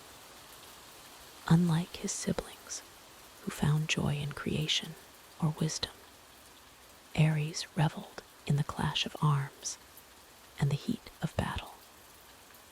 His very presence seemed to ignite the spark of conflict, turning even the most peaceful gathering into a powder keg of tension. As Ares grew into his godhood, his domain became clear. He was to be the embodiment of war itself, not just its strategy or glory, but its raw, unfiltered essence. In his hands, weapons became extensions of his will, and on his brow sat a helm that struck fear into the hearts of both mortals and immortals alike. His voice was like thunder. His eyes blazed with the fire of 1,000 battles, and his very steps could shake the earth beneath him. Yet for all his might and ferocity, Ares was not without complexity. He was as capable of deep passion as he was of terrible rage. In times of peace, when his warlike nature found no outlet, Ares could be sullen and restless, like a storm waiting to break. It was in these moments that the god of war revealed his most human qualities: desire, jealousy, and even vulnerability. One tale speaks of Ares' love for Aphrodite, the goddess of beauty and love. Their affair was passionate and tempestuous, much like war itself. Though Aphrodite was married to Hephaestus, the god of craftsmanship, she found herself drawn to Ares' raw power and intensity. Their secret meetings were filled with both tenderness and fierce desire, a dance of love and conflict that mirrored the very nature of Ares' domain. However, their affair was not to remain hidden forever. Helios, the all-seeing sun god, witnessed their trysts and informed Hephaestus. The craftsman god, hurt and angered, forged an unbreakable, invisible net to catch the lovers in the act. When Ares and Aphrodite next met, they found themselves suddenly trapped, unable to move or escape. Hephaestus called upon the other gods to witness his wife's infidelity, expecting sympathy and justice. As you listen to this tale of love and betrayal, among the gods. Feel the tension in your body begin to dissipate. Let each breath carry away any lingering stress, allowing you to sink deeper into a state of peaceful relaxation. The story of Aries reminds us that even the mightiest beings experience the full spectrum of emotions, a comforting thought as we navigate our own complex feelings. The reaction of the other gods to Aries and Aphrodite's predicament was not what Hephaestus had hoped for. Many of the male gods, rather than condemning the affair, expressed envy of Ares' position.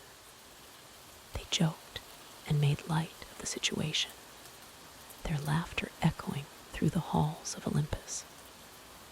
This response speaks to the complex and often contradictory nature of the Greek gods, who embodied both the highest ideals and the basest impulses of humanity. Eventually, Poseidon convinced Hephaestus to release the couple, promising that Ares would pay compensation for his actions. This resolution, while averting further conflict, did little to soothe the wounded pride of Hephaestus or to curb the passionate nature of Ares. The god of war emerged from this episode, perhaps chastened, but ultimately unchanged in his essential nature. Despite his prowess in battle and his fearsome reputation, Ares was not always victorious. In Homer's Iliad, he is depicted as being wounded by the mortal hero Diones with the aid of Athena.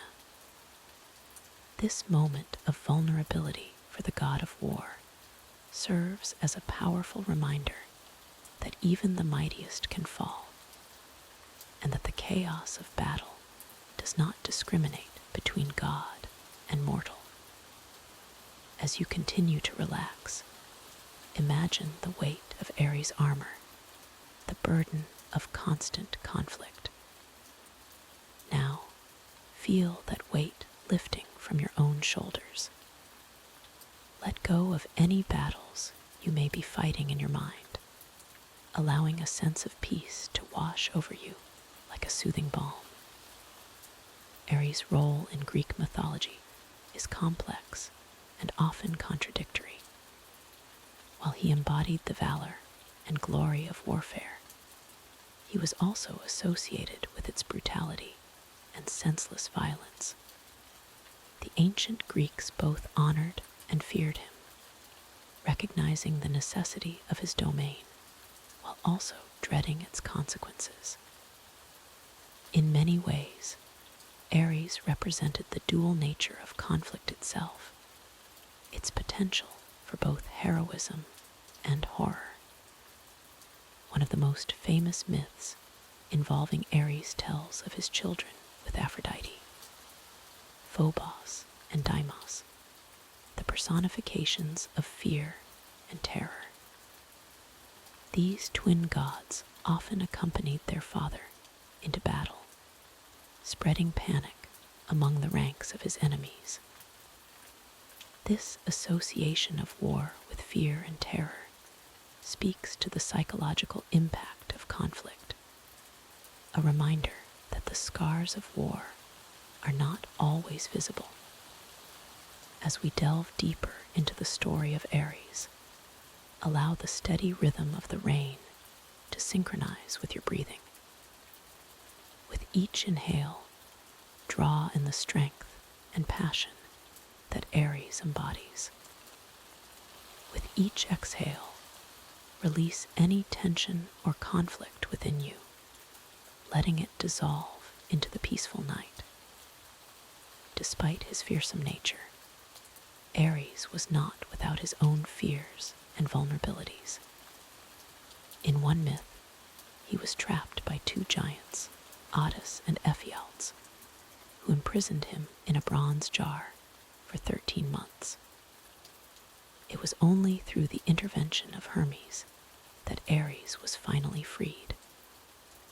This tale serves as a humbling reminder that even the god of war can be rendered powerless, and that sometimes we all need help to overcome our challenges. In the city of Athens, Ares was often overshadowed by Athena, the goddess of wisdom and strategic warfare. While Athena represented the intellectual and strategic aspects of battle, Ares embodied its raw, emotional core. This dichotomy between wisdom and passion, strategy and brute force, is a theme that runs throughout Greek mythology, and indeed, through human nature itself. As you continue to relax, consider the balance between these forces in your own life. Like the Athenians, who honored both Athena and Ares, we too must find harmony between our rational minds and our passionate hearts. Let this thought gently guide you towards a state of inner peace and balance. Despite his often negative portrayal, Ares was not without his devotees. In Sparta, a militaristic city-state, he was highly revered. The Spartans saw in Ares the embodiment of their martial values: courage, strength, and unwavering resolve in the face of adversity. To them, Ares was not just the god of mindless violence, but a paragon of warrior virtues. One of the sacred animals associated with Ares was the dog, known for its loyalty and ferocity in battle. As you sink deeper into relaxation, imagine the protective presence of a loyal canine companion, guarding your sleep and keeping watch through the night. Let this image bring you a sense of security and peace. In Roman mythology, Ares was known as Mars, and his role expanded beyond just war to include agriculture and guardianship of the state. This evolution speaks to the complex nature of conflict and its role in society. While it can bring destruction, it can also lead to growth and protection. As our tale of Ares draws to a close, reflect on the dual nature of conflict in your own life. Like the god of war, challenges can be both destructive and transformative. They can test our limits, but also reveal our true strength. As you drift closer to sleep, let go of any internal battles, trusting that, like Ares, you have the strength to face whatever comes your way. In the quiet of the night, with the gentle rain as your lullaby, remember that even the god of war found moments of peace. Let your breath slow, your muscles relax, and your mind quiet. The battles of the day are over, and like Ares retiring from the field, you too can now rest, safe in the knowledge that you have the strength to face whatever tomorrow may bring. And so, as the story of Ares fades into the mists of myth and dream, allow yourself to be carried away on the currents of sleep. The god of war stands guard over your slumber, his strength a silent sentinel against the night.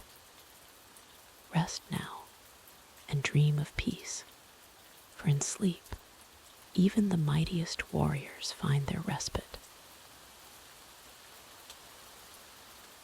In the realm of the gods, there lived a deity unlike any other.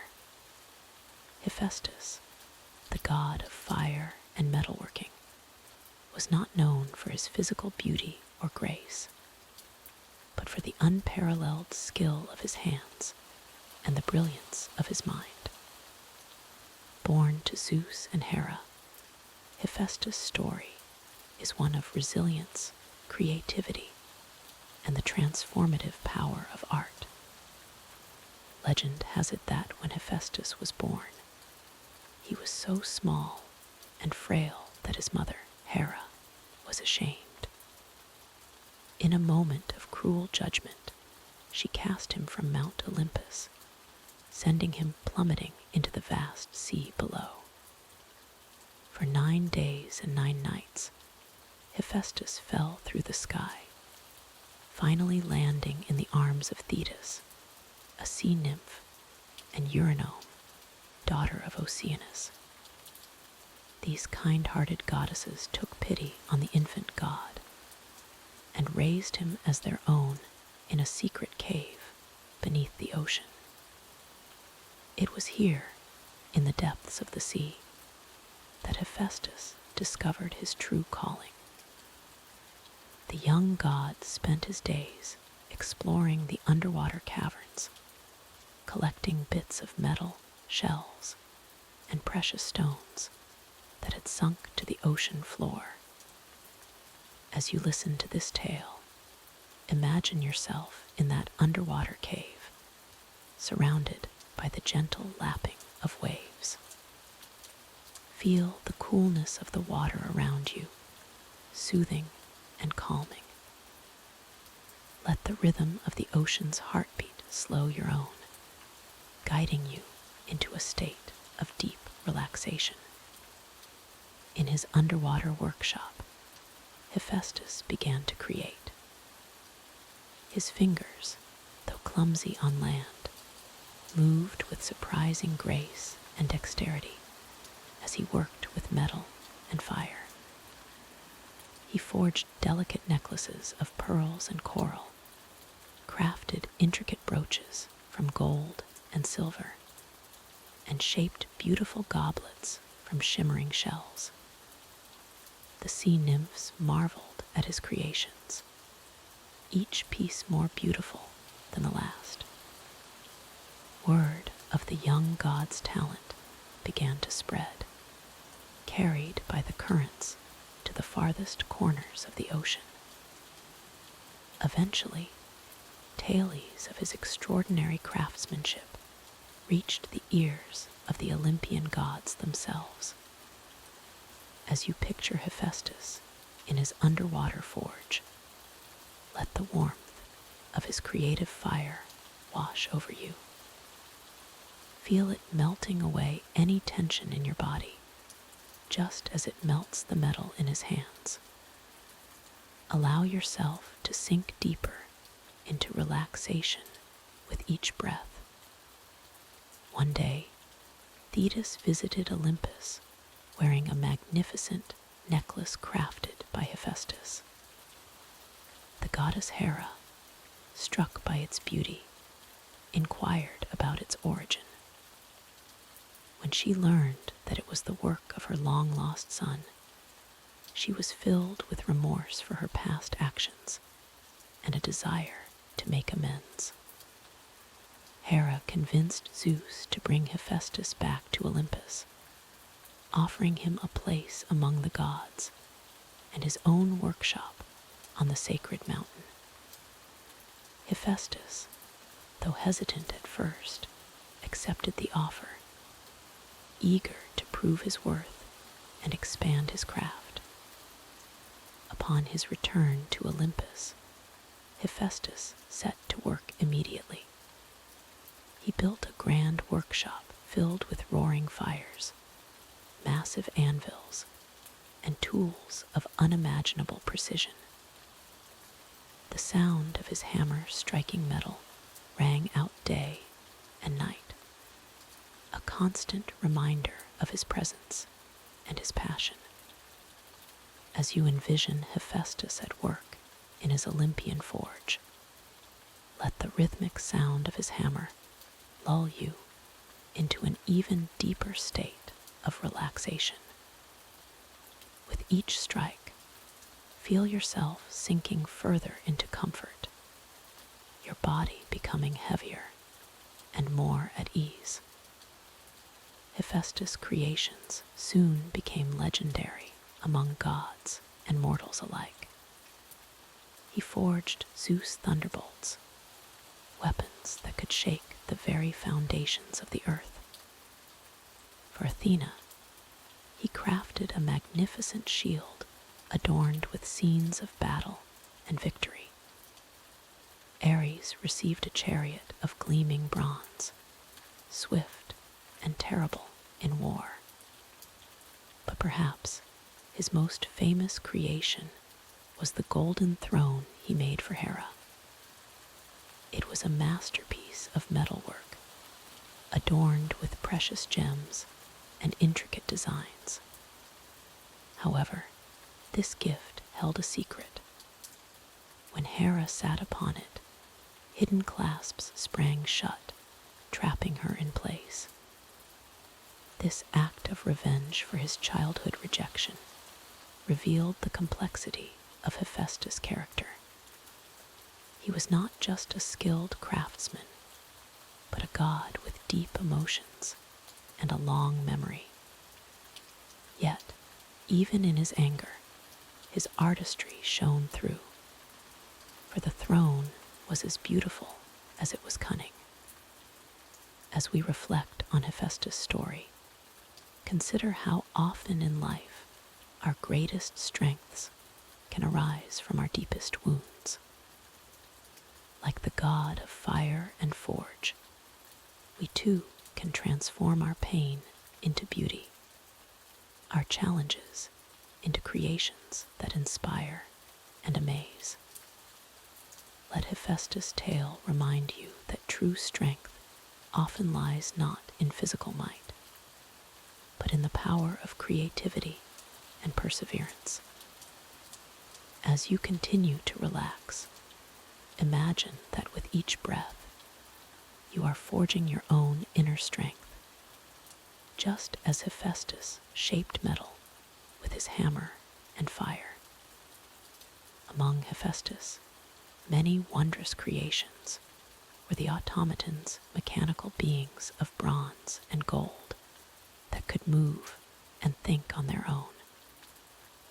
These marvels served the gods, tending to their needs and guarding their treasures. Some say that Hephaestus even created golden handmaidens to assist him in his workshop, beings of metal with the grace and intelligence of living women. Picture these incredible automatons, moving with fluid grace, their golden forms gleaming in the firelight of Hephaestus' forge. Let their rhythmic movements guide you into an even deeper state of relaxation, your own body becoming as calm and still as a statue of precious metal. Despite his remarkable talents, Hephaestus often felt like an outsider among the beautiful, physically perfect Olympians. His appearance was marred by his lameness, a result of his fall from Olympus. Yet, it was this very imperfection that drove him to prove his worth through his craft, channeling his feelings of inadequacy into works of unparalleled beauty and skill. In time, Hephaestus' talents earned him the respect and admiration of both gods and mortals. He became known not just for his craftsmanship, but for his wisdom and fairness. In many ways, he represented the transformative power of art and technology, showing how skill and creativity could elevate one to greatness, regardless of physical limitations. As you continue to relax, let Hephaestus' story inspire you. Remember that true beauty and strength come from within, shaped by our experiences and expressed through our actions and creations. like a master blacksmith, we can forge our challenges into strengths, hammering our difficulties into opportunities for growth and self-expression. One of Hephaestus' most famous mortal creations was the armor of Achilles, crafted at the request of the hero's mother, Thetis. This armor was said to be impenetrable, adorned with scenes of cosmic significance: the earth, the sky, the sea, and the underworld. It was a work of art so magnificent that it was said to dazzle enemies on the battlefield, its beauty as formidable as its strength. Imagine this incredible armor, gleaming with divine craftsmanship. As you picture its intricate designs, feel your own protective energy growing stronger, enveloping you in a cocoon of safety and peace as you drift closer to sleep. Hephaestus' life was not without its share of drama and heartache. He was married to Aphrodite, the goddess of love and beauty, but their union was often troubled. Aphrodite, drawn to the aggressive and handsome Ares, often strayed from her marriage bed. Yet, Hephaestus' response to this betrayal once again showcased his cunning and skill. He forged a net of gold, so fine it was nearly invisible, yet strong enough to hold a god.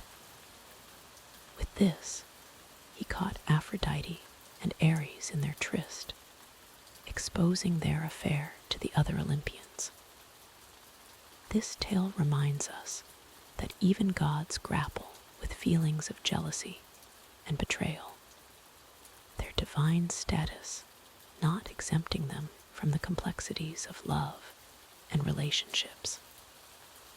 As we near the end of our time with Hephaestus, let his story settle over you like a warm, comforting blanket fresh from the forge. Allow the rhythmic sounds of his hammer and the crackle of his divine fire to lull you ever closer to the realm of dreams. Remember, like Hephaestus, we all have the power to create beauty from adversity, to forge strength from our struggles. As you drift off to sleep, carry with you the image of the divine blacksmith, transforming raw materials into objects of wonder and power. Let this inspire your own dreams, where you too can shape your world with the strength of your will and the fire of your imagination. May your sleep be as peaceful as the gentle lapping of waves in Hephaestus' underwater cave, and may your dreams be as vibrant and wondrous as the gods' most magnificent creations. Rest now, knowing that like the metal in Hephaestus' forge, you too can be reshaped and strengthened by the challenges you face, emerging ever more resilient and beautiful. In the lush valleys and sun-drenched hills of ancient Greece, there emerged a god unlike any other. Dionysus, the god of wine, revelry, and ecstasy, was born not of the heavens, but of the earth itself. His story is one of transformation, of joy and sorrow, intertwined like the vines that bear his sacred fruit. Dionysus was the son of Zeus and a mortal woman named Semele. Their union was a secret, hidden from the jealous eyes of Hera, Zeus's wife. But secrets have a way of unraveling, especially in the realm of the gods. When Hera discovered Semele's pregnancy, she devised a cruel plan to destroy both mother and child. disguised as an old woman, Hera planted seeds of doubt in Semele's mind. She whispered that perhaps Semele's lover was not truly Zeus, but an impostor. To prove his identity, Hera suggested Semele should ask to see Zeus in his true, divine form. Innocent and trusting, Semele did as she was told. Zeus, bound by an unbreakable oath to grant Semele's wish, revealed himself in all his glory. But mortal eyes cannot withstand the sight of a god's true form. Semele was consumed by Zeus's radiant light. Her mortal body turned to ash in an instant. Yet, in that moment of tragedy, a miracle occurred. Zeus reached into the flames and plucked the unborn Dionysus from Semele's womb. To protect his son and allow him to fully develop, Zeus sewed the infant into his own thigh. For months, Dionysus grew within his father's body, nurtured by divine ichor, the golden blood of the gods. When Dionysus was finally born from Zeus's thigh, he was unlike any god that had come before. He was a child of both heaven and earth, divine yet intimately connected to the mortal realm. This dual nature would shape his entire existence, making him a god who understood the joys and sorrows of mortal life like no other. To protect the infant Dionysus from Hera's wrath, Zeus entrusted him to the care of nymphs on the distant Mount Nysa. There, surrounded by nature's bounty, Dionysus grew into a young god. He discovered the art of winemaking, coaxing the fruit of the vine to yield its intoxicating nectar. As you listen to this tale, imagine the cool, damp earth beneath your feet, the rustling of leaves in a gentle breeze. Let the tranquility of Mount Nysa envelop you, carrying away the cares of the day. Feel your body relaxing, sinking deeper into comfort with each breath. Dionysus's gift of wine brought joy to mortals and gods alike. But it also brought him enemies. Those who feared the power of ecstasy and liberation that wine could bring sought to suppress Dionysus's worship. Yet, like the grapevine that grows stronger when pruned, Dionysus's influence only spread further. The young god embarked on a journey across the known world, teaching the art of viticulture and spreading his joyous cult. Wherever he went, Dionysus was accompanied by his faithful followers, satyrs with their goat-like legs and mischievous grins, and maenads, wild women who danced with abandon through forests and mountains. Picture yourself among Dionysus's peaceful followers, not in wild revelry, but in gentle celebration of life's simple pleasures. Feel the warmth of the sun on your skin. Hear the melodious sound of distant pipes and drums. Let this sense of contentment wash over you, releasing any tension you might be holding. One of the most famous tales of Dionysus tells of his encounter with pirates on the wine-dark sea. The god, disguised as a handsome youth, was captured by a group of Tyrrhenian pirates who mistook him for a prince they could ransom. Little did they know the true nature of their captive. As the ship sailed on, strange events began to unfold. Vines sprouted from the deck, twining around the mast and dripping with ripe grapes. Wine flowed freely, filling the air with its sweet aroma. The oars turned to serpents, and a lush growth of ivy enveloped the vessel. Terrified by these miraculous occurrences, the pirates leapt into the sea. But Dionysus, in his mercy, transformed them into dolphins, creatures who would forever after be friends to mankind. This tale reminds us of the gods' power to transform, to turn fear into joy, and enemies into friends. As you continue to relax, envision yourself on a peaceful shore, watching dolphins play in the distance. Let the gentle sound of waves lapping at the sand soothe your mind, washing away any lingering thoughts or worries. Your body feels heavy and comfortable, perfectly at ease. Dionysus's return to Greece was marked by both triumph and tragedy.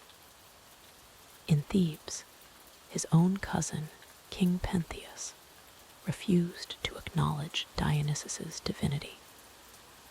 Blinded by his rigid beliefs, Pentheus sought to suppress the god's worship, seeing only debauchery where there was divine ecstasy. Dionysus, in his aspect as the liberator, freed his followers from Pentheus's prisons. He then enacted a terrible punishment on the king, driving Pentheus's own mother and aunts into a Bacchic frenzy. In their madness, they tore Pentheus apart, believing him to be a wild animal. This dark tale serves as a warning against the dangers of denying our own nature, of suppressing joy and spontaneity in favor of rigid control. It reminds us that balance is key, that tales. Yet, even in this moment of violence, we find a lesson in letting go. As you lie here, allow yourself to release any need for control. Trust that you are safe, that you can surrender to the peaceful embrace of rest. Let each exhalation carry away tension, each inhalation bring deeper relaxation. Despite the challenges he faced, Dionysus ultimately took his place among the Olympian gods. He brought with him not only the gift of wine, but a promise of resurrection and renewal. For Dionysus was a dying and rising god, reflecting the cycle of the vine. From the barren winter branches springs new life each year. This aspect of Dionysus offered hope to mortals, a promise that death was not the end. In the Eleusinian mysteries, secret rites dedicated to Demeter and Persephone, Dionysus played a crucial role. He was Iacchus, the torchbearer, guiding initiates through the darkness towards enlightenment and the promise of a blessed afterlife. As you continue to drift towards sleep, imagine yourself walking a peaceful path through a sunlit vineyard. Each step takes you deeper into relaxation. The warm earth beneath your feet supports you. The gentle brush of leaves against your skin soothes you. You are safe, supported, and completely at ease. Dionysus was also a god of the theater, for in the ancient world, drama was intimately connected with his worship. The great festivals of Greek tragedy and comedy were held in his honor. Through the magic of theater, mortals could experience the full range of human emotion in a safe, cathartic way. In this, we see another facet of Dionysus's gift to humanity. He offers us ways to explore our deepest feelings, to confront our shadows, and celebrate our joys. Through wine, through theater, through ecstatic ritual, Dionysus invites us to fully embrace the experience of being human. As your body relaxes further, your mind growing quiet and still, reflect on the gifts Dionysus offers.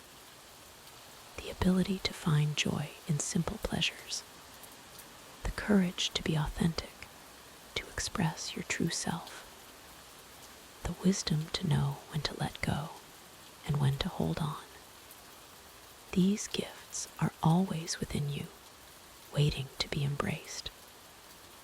In later years, Dionysus's worship spread throughout the Mediterranean and beyond.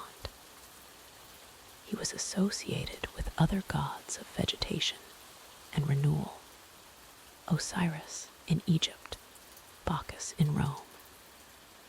His influence can be seen even in modern times, in our celebrations of life's pleasures and our recognition of the transformative power of art. The story of Dionysus reminds us that life is meant to be lived fully, with both passion and compassion.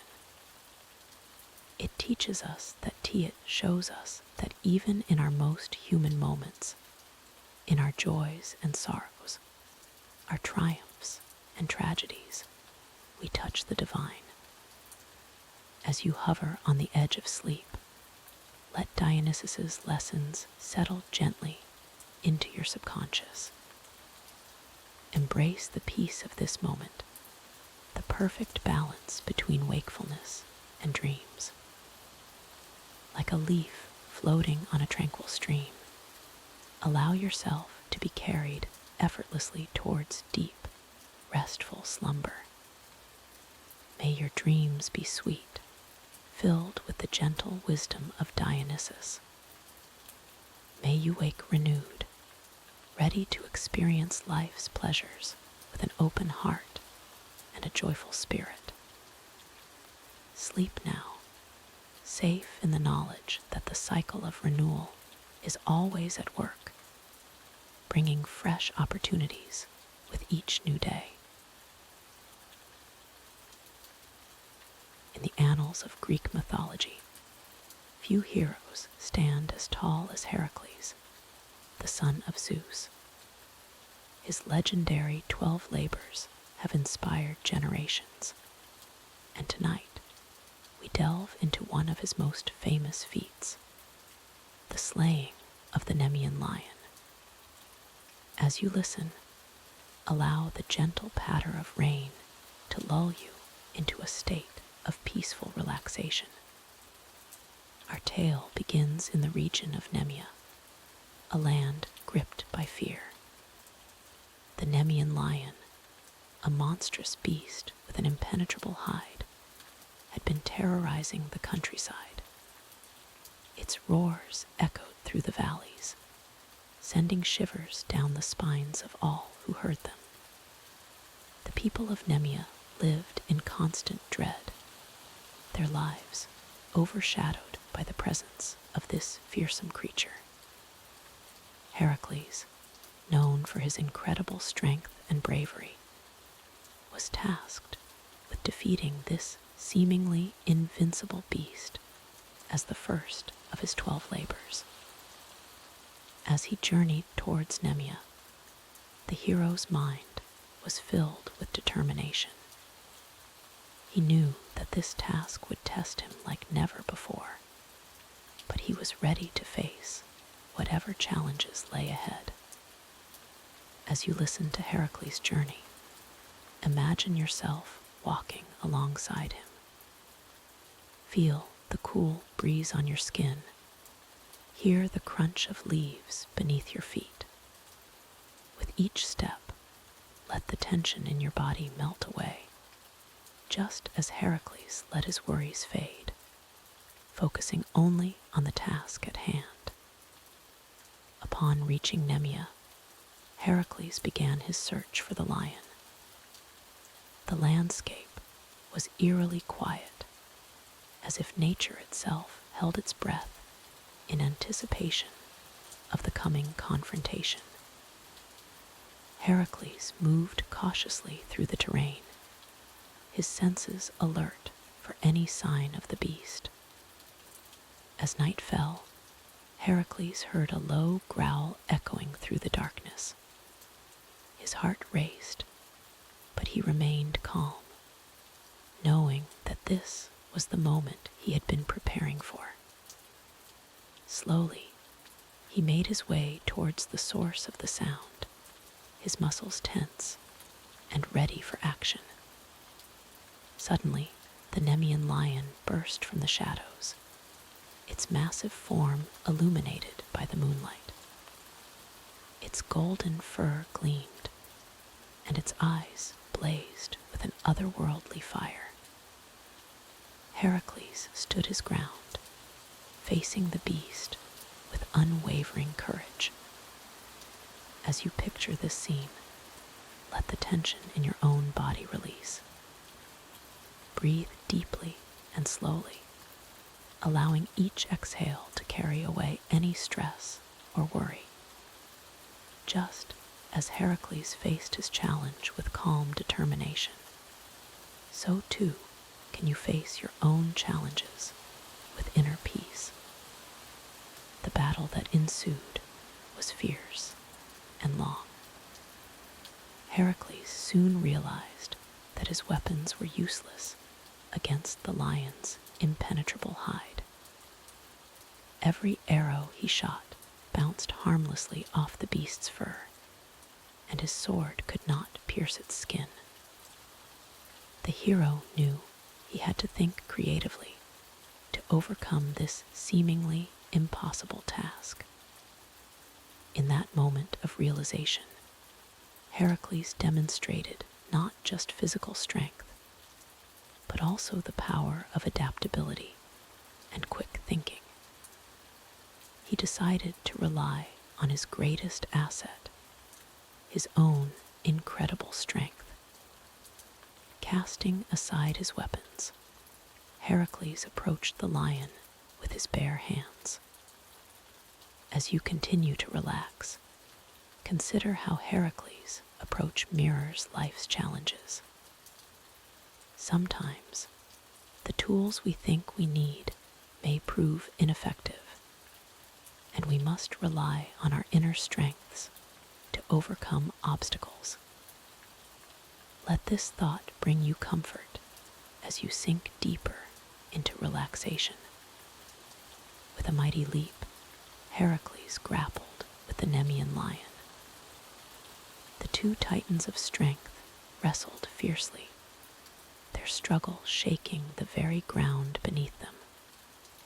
Despite the lion's ferocious claws and teeth, Heracles held firm, his muscles straining with effort.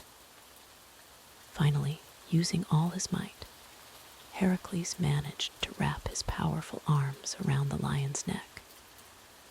With a tremendous effort, he began to squeeze, slowly but surely choking the life from the mighty beast. The lion thrashed and fought, but Heracles' grip was unbreakable. As the struggle continued, let your own body become heavier and more relaxed. Feel the weight of sleep beginning to settle over you, just as Heracles' strength eventually overcame the Nemean lion. At last, after what seemed like an eternity, the Nemean lion's struggle ceased.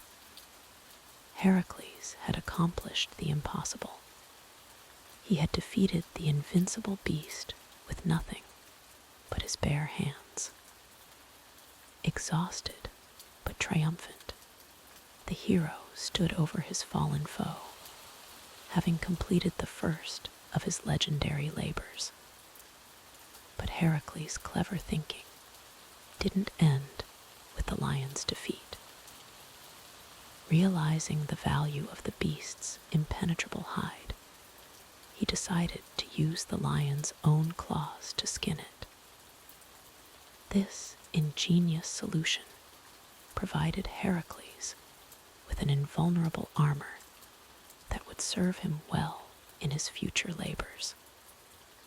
As you drift closer to sleep, consider how Heracles turned a formidable challenge into a valuable asset.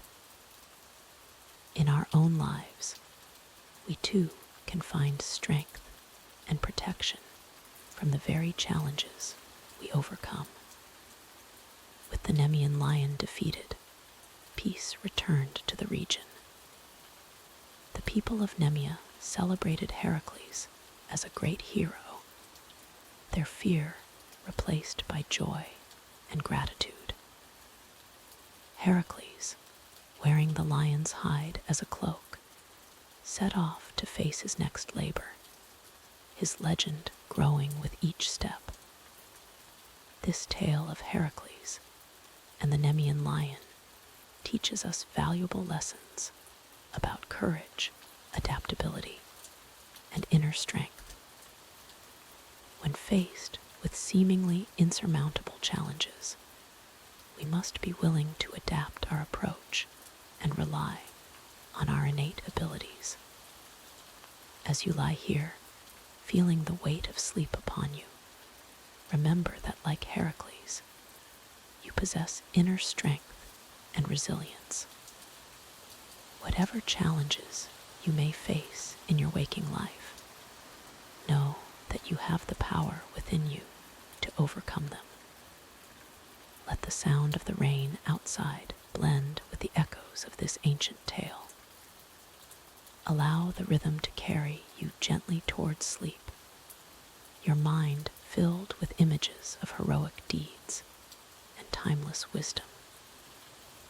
As your consciousness begins to drift, know that you are safe, protected, and capable of facing whatever tomorrow may bring. And so, with the defeat of the Nemean lion, Heracles' first labor came to an end. But his journey was far from over. Many more challenges awaited him, each one testing his strength, his wit, and his character in new ways.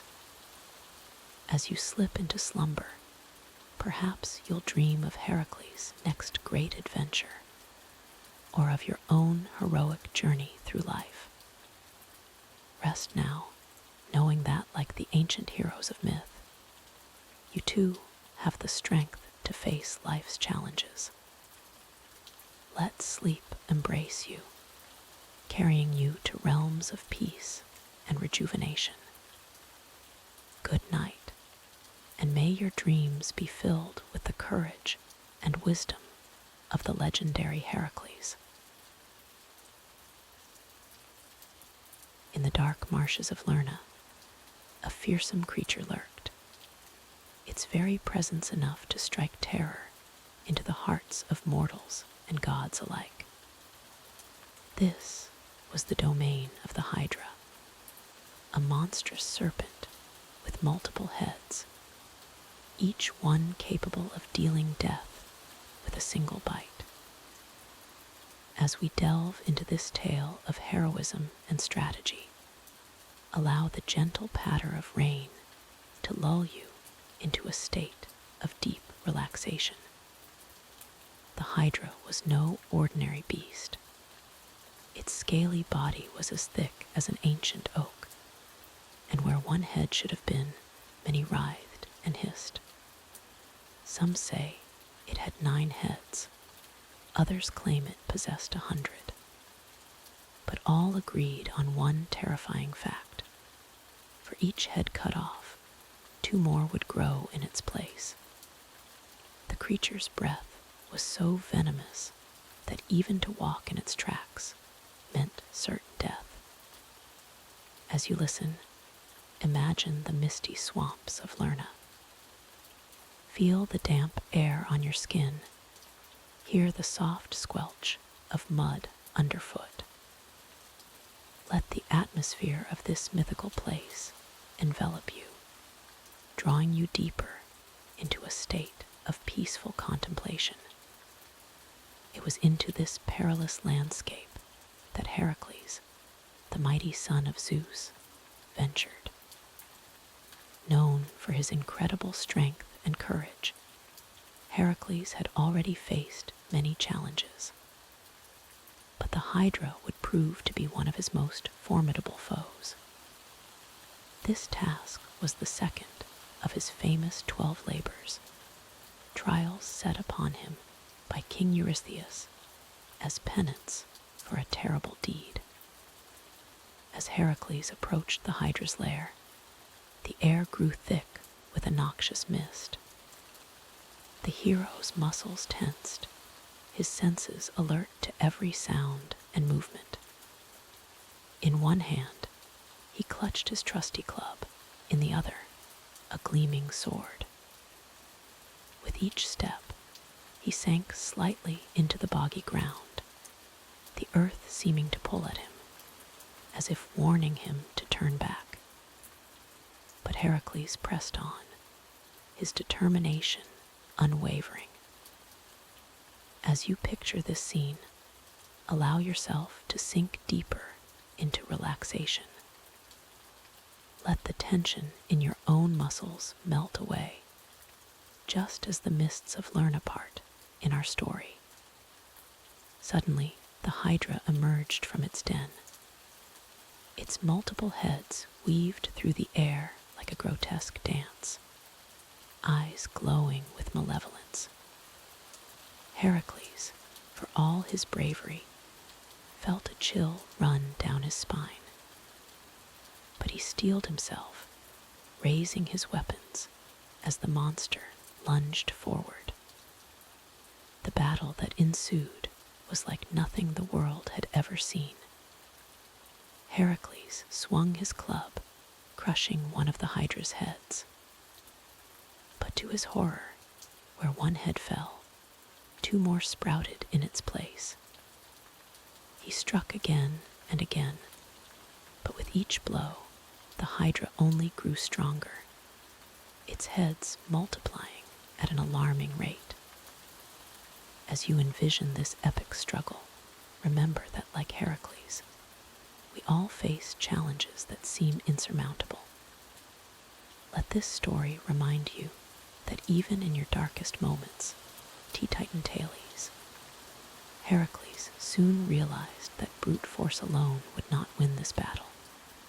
He needed a strategy, a way to overcome the Hydra's regenerative powers. As the hero paused, catching his breath, an idea struck him. He called out to his nephew and charioteer Iolaus, who waited nearby. Iolaus, Heracles shouted, his voice carrying over the sounds of the thrashing Hydra. Bring me fire. We must burn the stumps as I cut off each head. Iolaus quickly understood and set about gathering wood and kindling. As Heracles continued to fend off the Hydra's attacks, Iolaus built a fire, heating the end of a branch until it glowed red-hot. With renewed vigor, Heracles charged at the Hydra once more.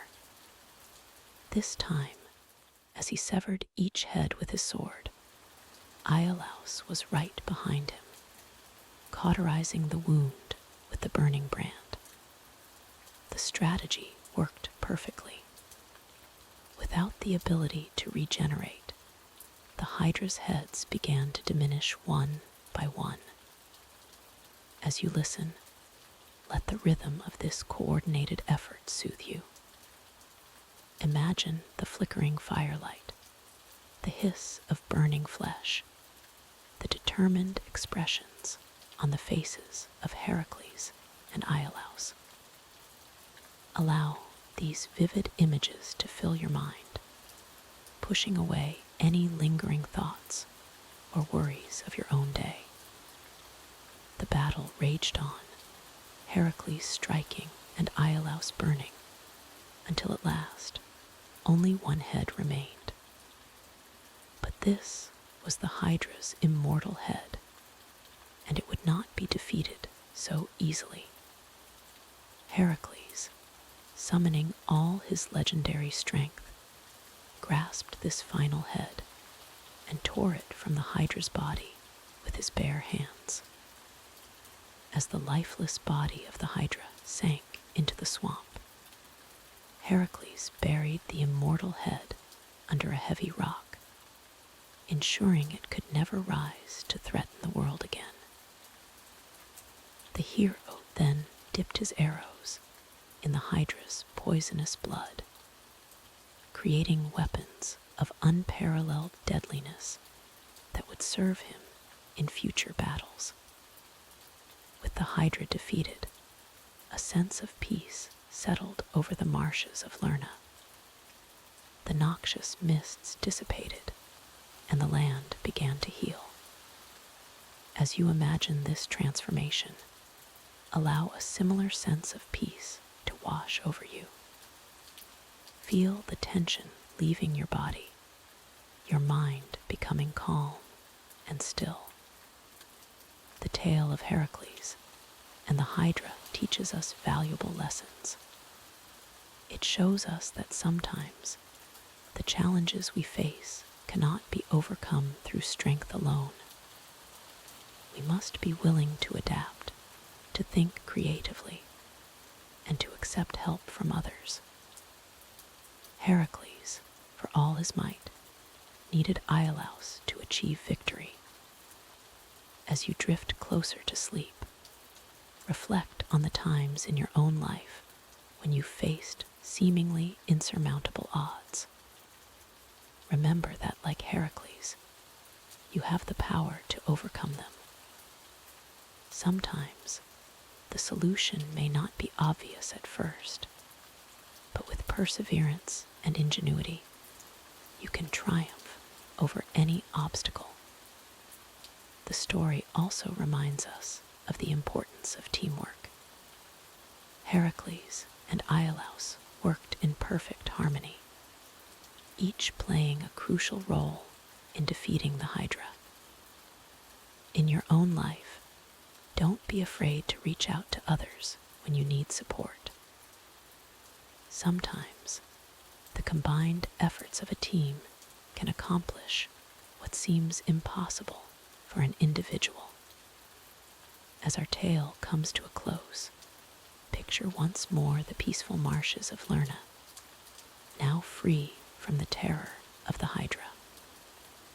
The water ripples gently, reflecting the starry sky above. A soft breeze rustles through the reeds, carrying with it the promise of new beginnings. Let this image of tranquility stay with you as you journey towards sleep. Like the land healing after the Hydra's defeat, allow your mind and body to regenerate and restore themselves. Each breath you take brings you closer to a deep, restful slumber. Remember, just as Heracles faced his labors one at a time, you too can approach life's challenges step by step. No task is too great when broken down into manageable parts. As you drift off, know that you carry within you the same strength, courage, and resourcefulness as the heroes of old. May your dreams be filled with the wonder of myth and legend, and may you wake refreshed, ready to face your own heroic journey. Sleep well, dear listener, and know that, like Heracles, you have the power to shape your own destiny.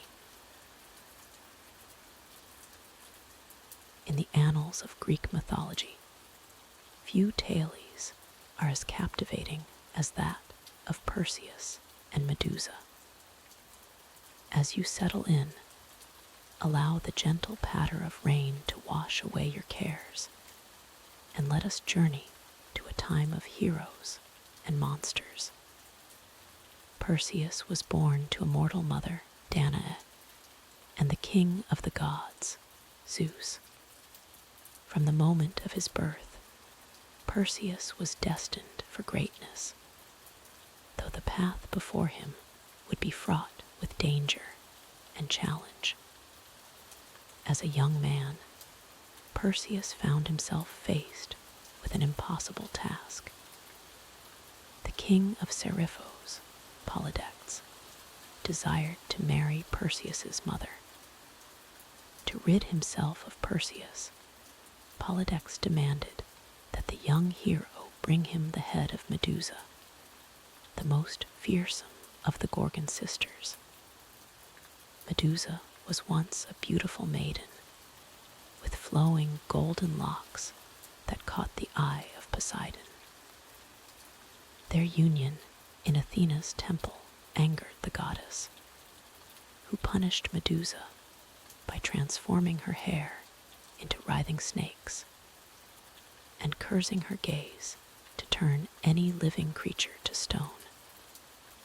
As you listen, imagine the weight of this task settling upon Perseus's shoulders. Feel the cool night air on your skin and let the tension in your body slowly melt away, just as Perseus had to let go of his fear to face the challenge ahead. Perseus knew he could not face Medusa alone. In his hour of need, the gods themselves came to his aid. Athena gifted him with a polished shield, its surface so reflective it was like a mirror. Hermes lent him winged sandals that would allow him to fly. Hades provided an helm of invisibility, and Zeus bestowed upon him an adamantine sword. With these divine gifts, Perseus set out on his quest. He soared over mountains and seas, the wind whistling past his ears. As you envision his journey, let your mind drift freely, floating on the currents of imagination, your body sinking deeper into relaxation. Perseus's journey led him to the island of the Gorgons, a place shrouded in perpetual twilight. The air was thick with the scent of salt and stone.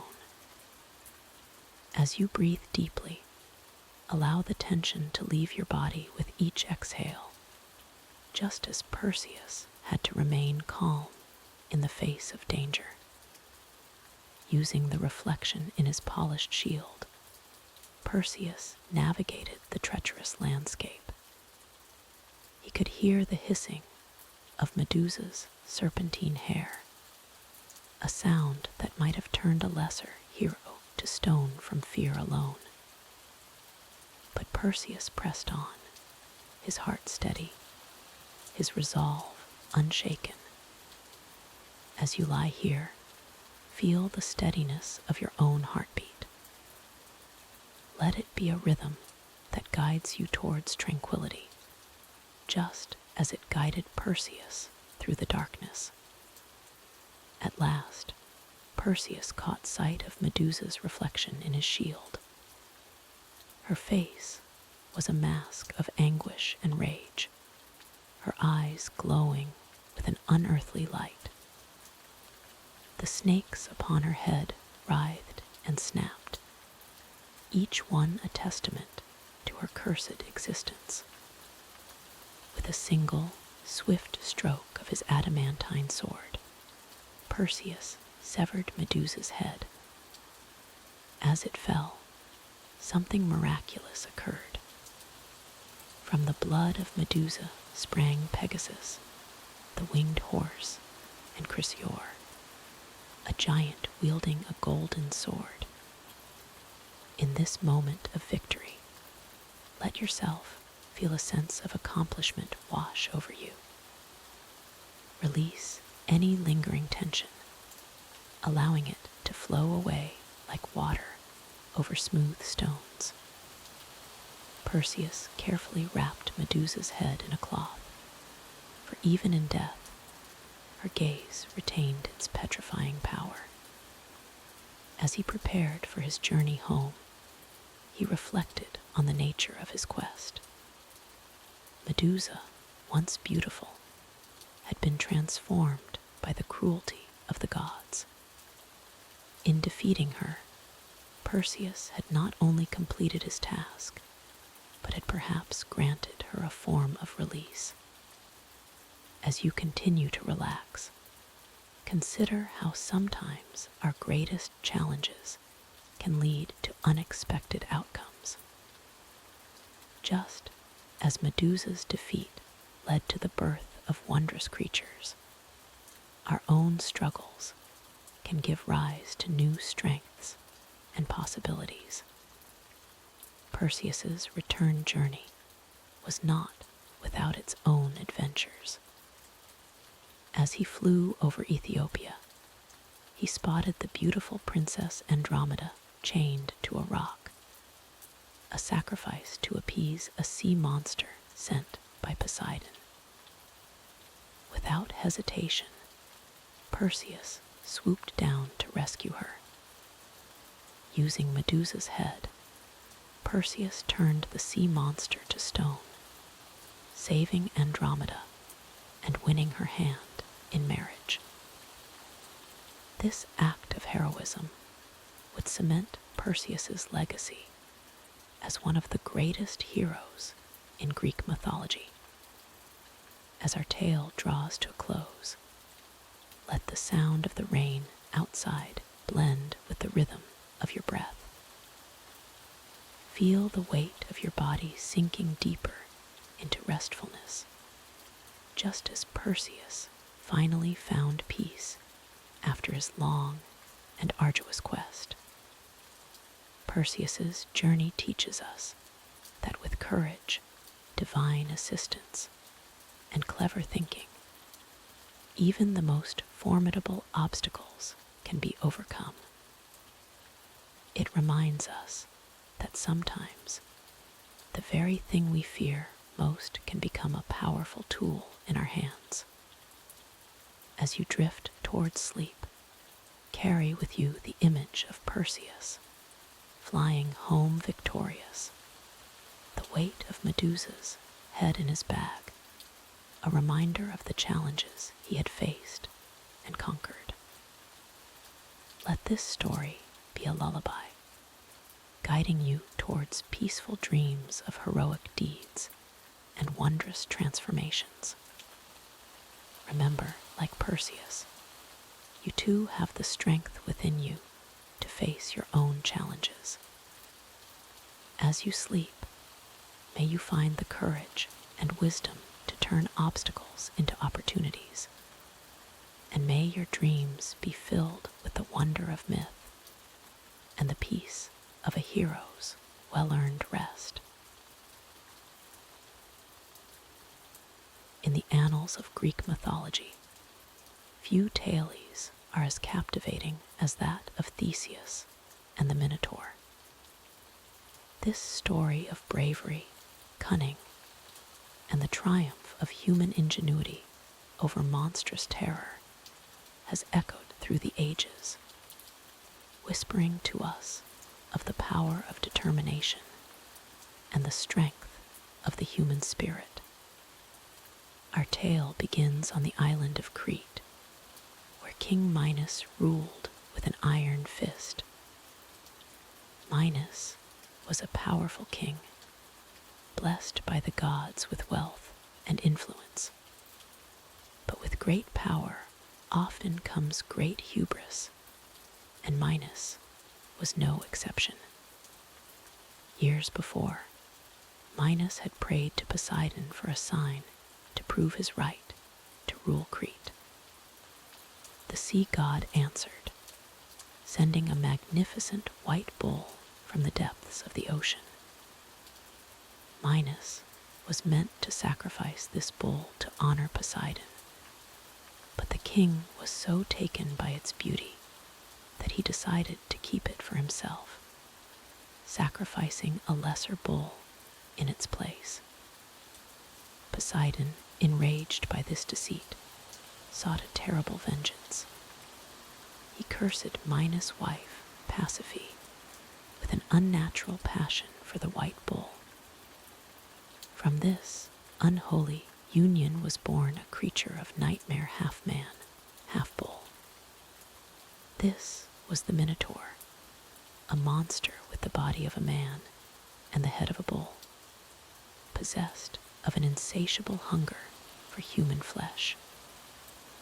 Minos, horrified by the beast and the shame it brought upon his house, commanded his most skilled artisan, Daedalus, to construct a labyrinth so complex that once inside, escape would be impossible. It was within this maze that the Minotaur was imprisoned, its bellows echoing through the twisting corridors. But the story of the Minotaur does not end with its imprisonment. Minos, still bitter over the death of his son Androgeos at the hands of the Athenians, demanded a terrible tribute. Every 9 years, 7 young men and 7 young women would be sent from Athens to Crete, where they would be cast into the labyrinth to be devoured by the Minotaur. As you listen to this tale, allow the gentle patter of rain outside to blend with the rhythm of the story.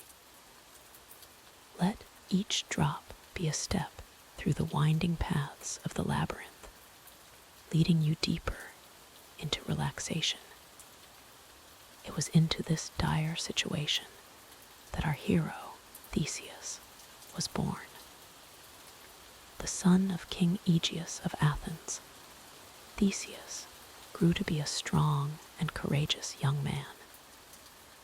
When the time came for the 3rd tribute to be paid to Crete, Theseus volunteered to be one of the 14 youths sent to face the Minotaur.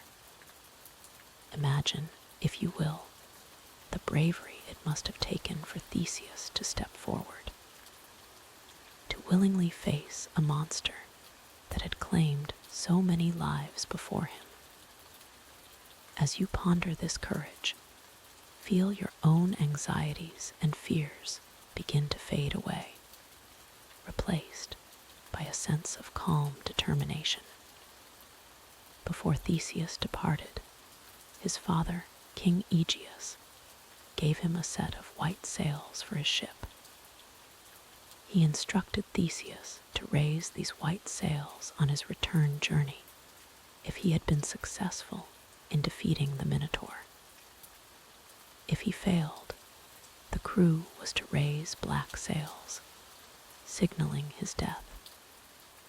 As the ship carrying Theseus and the other Athenian youths approached Crete, Princess Ariadne, daughter of King Minos, caught sight of the handsome hero. Struck by his bravery and beauty, she decided to help him in his seemingly impossible task. Ariadne sought the advice of Daedalus, the creator of the labyrinth. The wise craftsman gave her a ball of thread and shared a crucial secret. He told her that if Theseus unraveled the thread as he entered the maze, he would be able to find his way back out again. As you imagine this ball of thread, visualize your own thoughts as a tangled skein. With each breath, see those knots loosening, your mind becoming clearer and more relaxed. Let the gentle sound of the rain outside guide you, each drop a step towards tranquility. Ariadne passed this vital information and the thread to Theseus, along with a sword to fight the Minotaur. Armed with these gifts, and his own courage, Theseus entered the labyrinth. The darkness enveloped him, the twisting passages threatening to disorient him at every turn. But Theseus remained focused, carefully unspooling the thread behind him as he ventured deeper into the heart of the maze. The bellows of the Minotaur echoed through the corridors, growing louder as Theseus drew nearer to his quarry. The stench of the beast filled the air, a miasma of death and decay that would have sent a lesser hero fleeing in terror. But Theseus pressed on, his grip tightening on the sword Ariadne had given him. At last, in the very center of the labyrinth, Theseus came face to face with the Minotaur. The creature was even more terrifying than the stories had described. A hulking form of rippling muscle, crowned with the head of a bull, its eyes gleaming with hunger and rage. As you picture this confrontation, feel the tension in your own body. Then, with each exhalation, release that tension. Let it flow out of you like water, leaving behind only a deep, restful calm. The battle between Theseus and the Minotaur was fierce. The beast charged at Theseus, its horns gleaming in the dim light of the labyrinth. But Theseus was quick and agile, dodging the Minotaur's attacks and looking for an opening. The hero knew that his strength alone would not be enough to overcome the monster. He would need to use his wits as well. As the fight wore on, Theseus noticed that the Minotaur's charges were becoming slower, its breathing more labored. The beast, used to quickly overwhelming its victims, was not accustomed to a prolonged battle. Theseus seized his opportunity. As the Minotaur lunged forward once more, Theseus sidestepped and brought his sword down with all his might. The blade struck true, and with a final earth-shaking bellow, the Minotaur fell. The labyrinth, for so long filled with the sounds of terror and despair, fell silent. Theseus stood victorious, the slayer of the seemingly invincible monster. But Theseus' trial was not yet over. He still had to find his way out of the labyrinth. This is where Ariadne's gift proved invaluable. Following the thread he had left behind, Theseus retraced his steps through the twisting corridors. With each turn, the darkness of the maze gave way to the promise of light and freedom. As you follow Theseus' journey in your mind, feel yourself also moving towards a place of peace and safety. Each step he takes is a breath you take, leading you deeper into relaxation. At last, Theseus emerged from the labyrinth, blinking in the bright sunlight of Crete. He had done what no one thought possible. He had slain the Minotaur and escaped the inescapable maze. The other Athenian youths, who had been awaiting their grim fate, rejoiced at their deliverance. Theseus, along with Ariadne and the rescued Athenians, quickly set sail for Athens. But in the joy of his victory and his budding romance with Ariadne, Theseus forgot one crucial detail: to change the sails of his ship from black to white. As they approached the shores of Athens, King Aegeus stood watching from a high cliff, desperate for news of his son's fate. When he saw the black sails on the horizon, his heart shattered. Believing his beloved son to be dead, Aegeus threw himself from the cliff into the sea that would forever after bear his name, the Aegean. This tragic end to Theseus' triumph reminds us of the importance of mindfulness, of being present in each moment. As you lie here, let yourself be fully present in this moment of peace and relaxation. Let go of worries about the future or regrets about the past. Simply be here and now, as calm as the gentle rain outside your window. Theseus would go on to become a great king of Athens, remembered for his bravery, his strength, and his commitment to justice. The story of his defeat of the Minotaur became a legend, a tale of how courage, cleverness, and a little help from others can overcome even the most terrifying of obstacles. As our tale comes to a close, carry with you the lessons of Theseus' journey. Remember that within you lies the strength to face your own minotaurs, whatever form they may take. And like Ariadne's thread, T-Titan Thales, let the sound of the rain outside be your thread, guiding you towards restful sleep. With each breath, feel yourself sinking deeper into relaxation, your mind as calm as the silent labyrinth after Theseus' victory. Sleep now, safe in the knowledge that you too have the power to overcome any challenge that tomorrow may bring. In the realm of ancient Greece, where gods and mortals intertwined, there lived a man whose music could move the very stones and soothe the wildest of beasts. This was Orpheus, son of the muse Calliope and the Thracian king Oeagrus.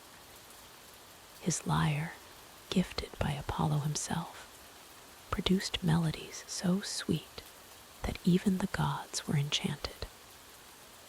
Orpheus's heart belonged to the beautiful wood nymph Eurydice. Their love was as pure as the clearest spring and as deep as the endless sea. On their wedding day, the sun shone brighter, and the flowers bloomed with extra vigor, as if nature itself was celebrating their union. But fate, dear listener, can be as cruel as it is kind. As Eurydice danced through a meadow, her foot disturbed a venomous serpent hidden in the grass. The creature, startled and defensive, struck with lightning speed. Its fangs sank deep into Eurydice's flesh, injecting its deadly venom. Orpheus, hearing his beloved's cry, rushed to her side. But it was too late. The light faded from Eurydice's eyes as she whispered her final words of love. Her spirit slipped away, descending to the dark realm of Hades, leaving Orpheus alone in a world suddenly devoid of music and joy. Grief-stricken and desperate, Orpheus made a decision that few mortals would dare. He would journey to the underworld itself to reclaim his love. With his lyre in hand and hope in his heart, he set forth on a perilous journey to the land of the dead. As you listen to this tale of love and loss, allow yourself to sink deeper into relaxation. Feel the weight of your body melting into your bed, just as Orpheus's music melted the hearts of all who heard it. Let the rhythm of your breath become as steady and soothing as the strumming of his lyre. Orpheus's descent into the underworld was fraught with dangers. The river Styx, boundary between the world of the living and the dead, lay before him. Charon, the grim ferryman, initially refused to carry a living soul across. But when Orpheus began to play his lyre, the haunting melody moved even Charon's cold heart, and he agreed to ferry the musician across. On the other side, Orpheus faced the fearsome three-headed dog, Cerberus, guardian of the underworld's gates. The beast's growls echoed through the caverns, but as Orpheus's music filled the air, Cerberus's savage nature softened. The great dog's eyes drooped, and it lay down, allowing Orpheus to pass. Deeper into the realm of Hades Orpheus ventured, his music growing more plaintive with each step. The shades of the dead, drawn by the beauty of his song, followed him in a silent procession. Even the Furies, terrifying enforcers of justice, were moved to tears by the depth of Orpheus's love and the power of his music. At last, Orpheus stood before Hades and Persephone, rulers of the underworld. His fingers trembled as he plucked the strings of his lyre, pouring all his love and longing into a song that would determine his fate. The melody spoke of the joy Eurydice had brought to his life, of the cruel twist of fate that had torn them apart, and of the emptiness that now consumed his world. As you continue to relax, imagine the haunting notes of Orpheus's lyre echoing through the chambers of your mind. Let each tone wash away your cares, just as it washed away the stern resolve of Hades and Persephone. Feel yourself drifting deeper into a state of peaceful tranquility. Hades, moved by Orpheus's music and the purity of his love, agreed to release Eurydice. But there was a condition won that would test Orpheus's faith and resolve to its very limits. Eurydice would follow Orpheus out of the underworld, but he must not look back until they had both reached the world of the living. If he turned to gaze upon her face before then, she would be lost to him forever. With hope rekindled in his heart, Orpheus began the long journey back to the surface. He could hear the soft footsteps of Eurydice behind him, but her shade made no sound. The path was treacherous, winding through dark caverns and over jagged rocks. Each step was a battle against the urge to turn and assure himself that Eurydice was truly there. As they neared the exit, doubt began to creep into Orpheus's mind. What if Hades had tricked him? What if Eurydice wasn't really there? The silence behind him was maddening. Just a quick glance, he thought, just to be sure. Surely they were close enough to the surface now. In a moment of weakness, just as the first rays of sunlight became visible, Orpheus turned. His eyes met Eurydice's for a brief, joyous instant. But then, with a look of love and sorrow, Eurydice's shade began to fade. She reached out to him, her voice a whisper on the wind. "Farewell, my love." And then she was gone, drawn back into the depths of the underworld, this time forever. Orpheus's anguished cry echoed through the caverns, but it was too late. He had failed the test, and Eurydice was lost to him once more. He tried to follow her, to return to the underworld, but the way was now barred to him. Charon refused to ferry him across the Styx again. As you continue to drift in this peaceful state, let Orpheus's tale remind you of the power of love and the importance of trust. In your own life, there may be times when faith is tested, when the path ahead seems uncertain. Remember that sometimes the greatest act of love is to keep moving forward, even when doubt tries to make you look back. Orpheus returned to the world of the living, but he was a changed man. His music, once filled with joy, now carried the weight of his sorrow. He wandered the forests of Thrace, playing melodies that made the trees weep and the stones sigh with sympathy. Some say that Orpheus never loved again, remaining faithful to Eurydice's memory. Others tell of how he spurned the advances of the Maenads, followers of Dionysus, who in their fury tore him to pieces. Yet, even in death, it's said that Orpheus's head continued to sing, carried by the river to the island of Lesbos, where it became an oracle. As our tale of Orpheus and Eurydice comes to a close, allow the gentle rhythm of your breath to carry you closer to sleep.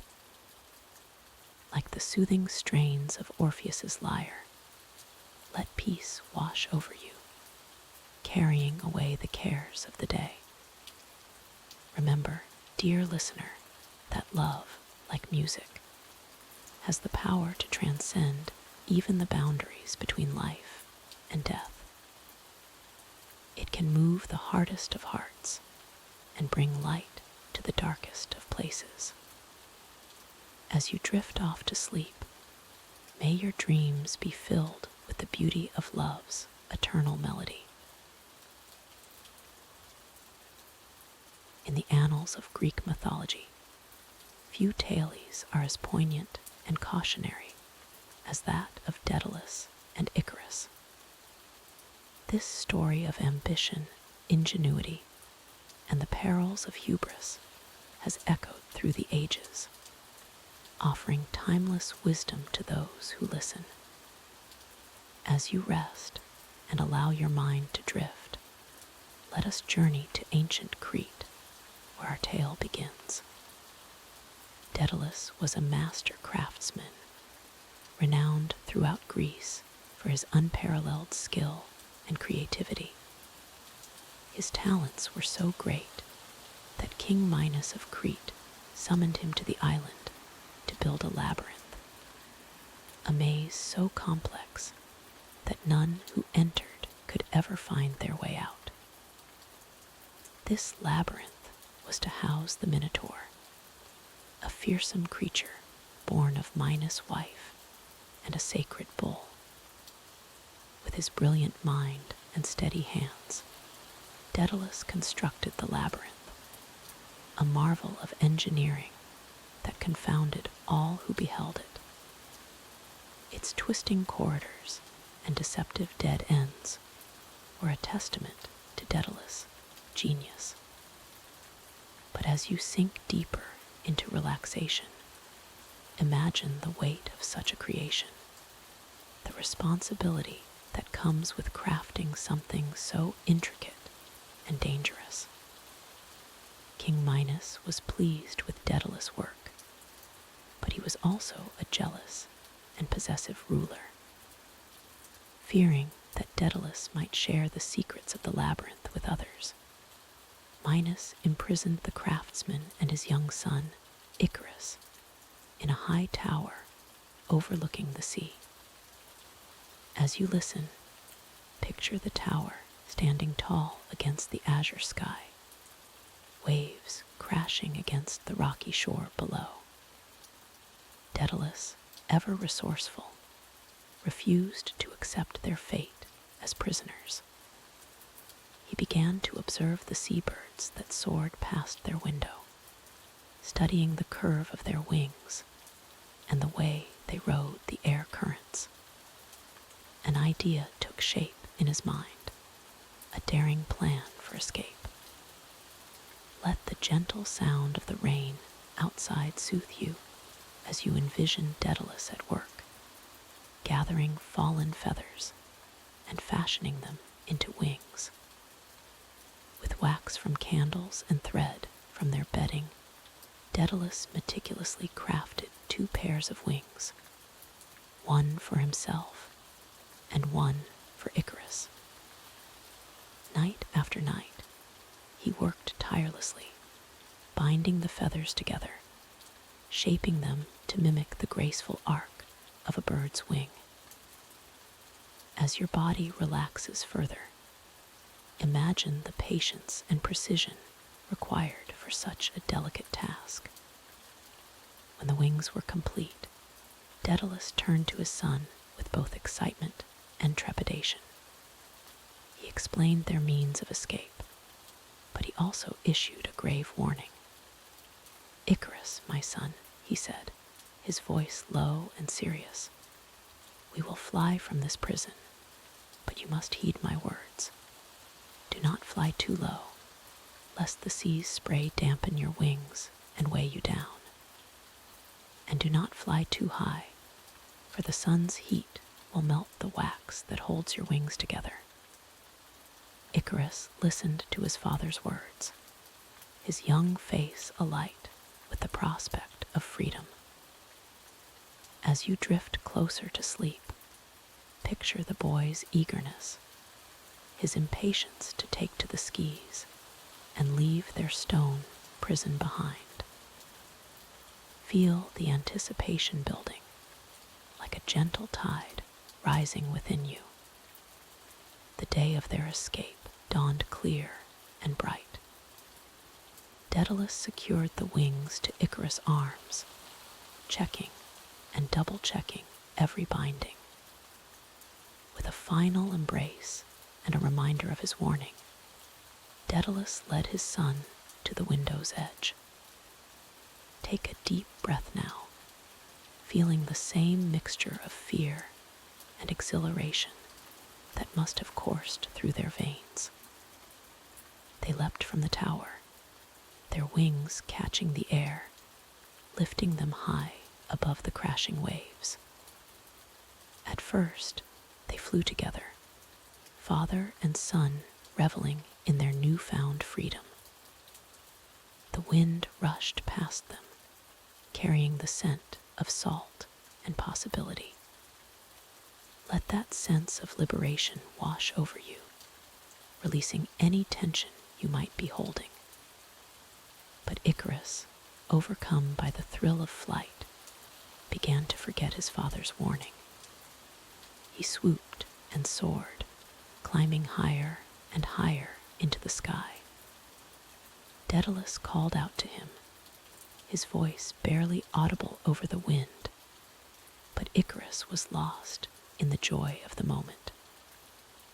As you listen, feel yourself floating gently, safe, and secure. Higher and higher Icarus flew, his wings carrying him ever closer to the sun. The warm rays caressed his face, and he laughed with delight, unaware of the danger he was in. Slowly, imperceptibly at first, the wax holding his wings together began to soften and melt. Daedalus watched in horror as feathers began to fall from his son's wings. He called out desperately, urging Icarus to descend, but it was too late. The wings came apart, and Icarus plummeted from the sky, falling into the deep blue sea below. As this part of the story unfolds, Remember that you are safe and comfortable, allowing the narrative to wash over you like gentle waves. Grief-stricken, Daedalus circled the spot where his son had fallen, but there was no sign of Icarus. The sea had claimed him, leaving only a scattering of feathers floating on the surface. With a heavy heart, Daedalus flew on, eventually reaching safety on the shores of Sicily. As you continue to relax, consider the lessons woven into this ancient tale. It speaks to the human desire to push boundaries, to reach for the seemingly impossible. Yet it also warns us of the dangers of hubris, of flying too close to the sun and forgetting the wisdom of those who came before us. Daedalus, in his grief, hung up his wings, never to fly again. He dedicated the remainder of his life to his craft, creating works of art in memory of his son. The island where Icarus fell became known as Icaria, a lasting tribute to the boy who flew too close to the sun. This myth has resonated through the centuries, inspiring artists, poets, and philosophers. It reminds us of the delicate balance between ambition and caution, between reaching for our dreams and heeding the advice of experience. As you drift closer to sleep, let these themes settle gently in your mind. Perhaps in your own life, you felt the pull of ambition, the desire to soar above your circumstances. Or maybe you've experienced the pain of reaching too far, too fast. Whatever your journey, know that each experience, each triumph and setback, shapes the person you are becoming. As our tale of Daedalus and Icarus comes to a close, allow yourself to float gently on the currents of sleep. Like the soft feathers of their wings, let your thoughts drift lightly, unburdened by the cares of the waking world. The sound of rain outside your window blends with the imagined whisper of waves, creating a soothing lullaby. Remember, even in failure, Daedalus' grief led to the creation of magnificent works of art. Icarus' fall gave name to an island and a cautionary tale that has endured for millennia. In your own life, may you find the wisdom to soar, the courage to dream, and the balance to navigate between earth and sky. As sleep beckons, carry with you the image of wings silhouetted against a bright blue sky. Feel the freedom of flight, the joy of discovery, but also the comfort of solid ground beneath you. Let the myth of Daedalus and Icarus be a gentle reminder that in all things, balance is key. Now, as our story ends, allow your mind to quiet, your breathing to slow. The rain continues its steady rhythm, a natural lullaby drawing you deeper into restful slumber. Safe and secure, you can let go of conscious thought, drifting peacefully into dreams where perhaps you too might soar on wings of your own making. In the annals of Greek mythology, few tales are as cautionary and profound as the story of Pandora's box. This ancient legend speaks of curiosity, consequences, and the delicate balance between hope and despair. As you settle in, allow the gentle patter of rain to soothe your mind. and let us journey back to a time when gods and mortals walked the earth together. Long ago, in the age of the Titans, mankind lived in a state of blissful ignorance. They knew neither sorrow nor hardship, for the gods had shielded them from the harsh realities of life. But this paradise was not to last, for the actions of one Titan would set in motion a chain of events that would forever change the fate of humanity.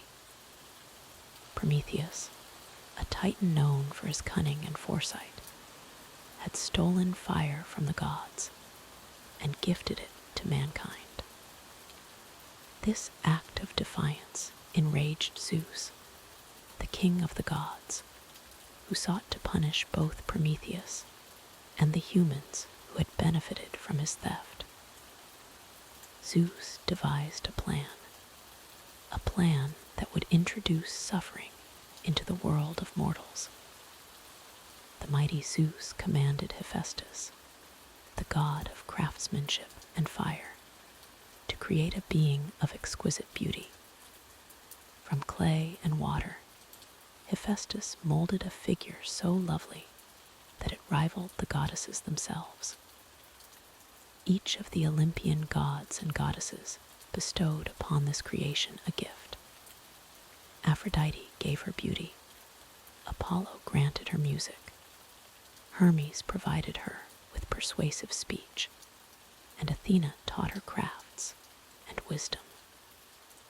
This magnificent creation was named Pandora, which means all gifted in Greek. She was to be the first woman, a being of irresistible charm and grace. But Zeus had imbued her with one more quality, an insatiable curiosity that would prove to be both a blessing and a curse. As you listen to this tale, feel the weight of your body sinking deeper into your bed. Let the sound of the rain outside wash away any lingering thoughts or worries. Breathe deeply and slowly, allowing the rhythm of your breath to match the cadence of the story. Zeus presented Pandora as a gift to Prometheus' brother, Epimetheus.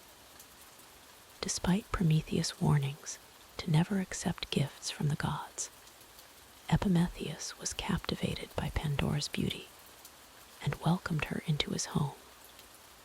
With Pandora came a large, ornate box, a wedding gift from Zeus himself. The box was beautiful, adorned with intricate designs, and sealed with a heavy lock. Zeus had given strict instructions that the box was never to be opened. For a time, Pandora and Epimetheus lived in harmony. But the mysterious box called to Pandora, its presence a constant temptation. She would often find herself staring at it, wondering what treasures or secrets it might contain. The gift of curiosity that Zeus had given her gnawed at her mind, growing stronger with each passing day. Imagine, if you will, the weight of that curiosity. Feel it as a gentle pressure in your own mind, then let it dissolve, flowing away with each breath you take. Allow yourself to relax further, sinking into a state of peaceful attentiveness as the story unfolds. One fateful day, when Epimetheus was away, Pandora could resist no longer. With trembling hands, she approached the box. The lock seemed to yield easily to her touch, as if it had been waiting for this moment. Slowly, hesitantly, Pandora lifted the heavy lid. In that instant, a cloud of darkness burst forth from the box. Pandora stumbled back, watching in horror as the cloud took shape, forming into 1,000 tiny winged creatures. These were no ordinary beings, but the embodiments of all the evils and hardships that Zeus had kept hidden from mankind. Disease, death, sorrow, strife, jealousy, anger, and all manner of suffering. The creatures swarmed out of the box, filling the air with their terrible presence. They flew out into the world, spreading across the land, sea, and sky. Wherever they went, they brought misery and pain to the once blissful lives of humans. Pandora, overcome with grief and regret, slammed the lid shut. But it was too late. The evils had been released into the world. As she wept, she heard a small, gentle voice coming from the box. Curious despite her anguish, Pandora opened the lid once more, just a crack. From within the box emerged a small, glowing figure. Unlike the dark creatures that had escaped before, this being radiated warmth and light. It was hope, the final gift that Zeus had placed in the box. Hope fluttered out, following the path of the evils that had been released, bringing comfort and strength to those now suffering in the world. As you continue to relax, envision hope as a soft, warm light. Let it spread through your body, from your toes to the crown of your head, bringing with it a sense of peace and tranquility. Allow this feeling to deepen with each breath you take. The release of evils from Pandora's box marked the end of the golden age for humanity. From that day forward, humans would know pain, sorrow, and hardship. But they would also know hope, the force that would give them strength to endure, to persevere, and to find joy even in the darkest of times. This myth serves as a powerful reminder of the dual nature of curiosity. It can lead us to great discoveries and understanding, but it can also bring unforeseen consequences. The story of Pandora teaches us to approach the unknown with wisdom and caution, to consider the potential outcomes of our actions before we take them. Yet it also reminds us of the enduring power of hope. No matter how dire the circumstances, hope remains, offering solace and the promise of better days to come. In your own life, when faced with challenges or hardships, remember the light of hope that emerged from Pandora's box. As you drift closer to sleep, reflect on the balance of curiosity and caution in your own life. Consider the times when your curiosity has led you to new experiences and knowledge, and how you've navigated the consequences of your choices.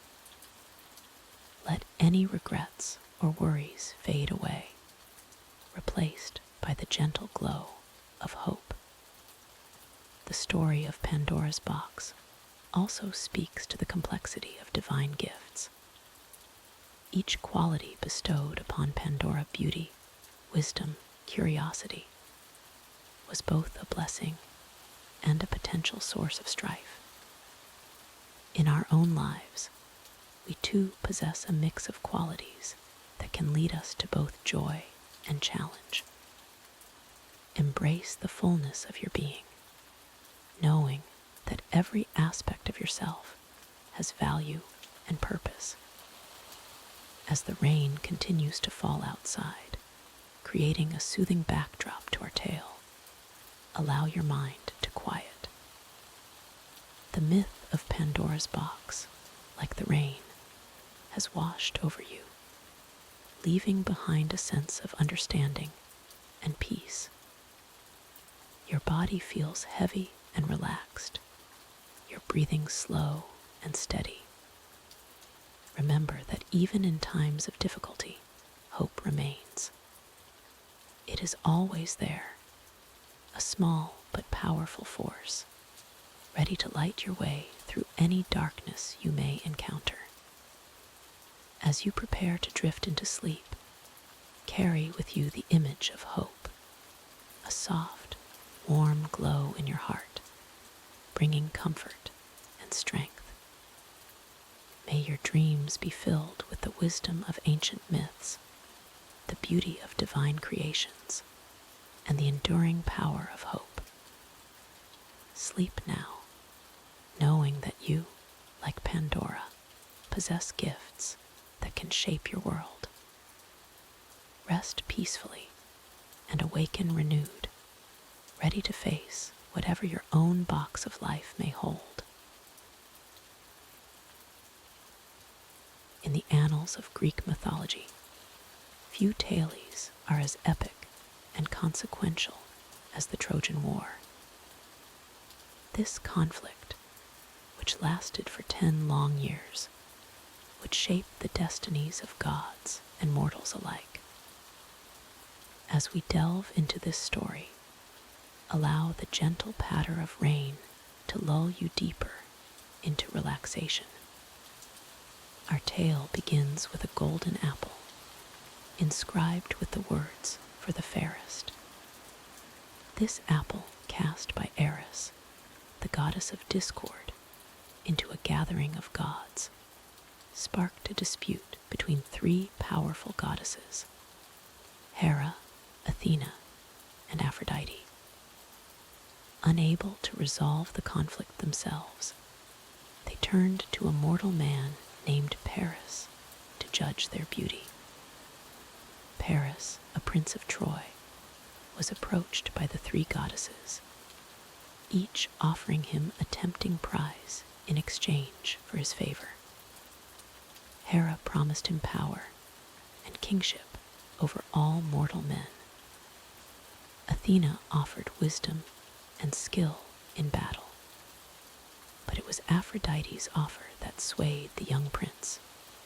She promised him the love of the most beautiful woman in the world, Helen of Sparta.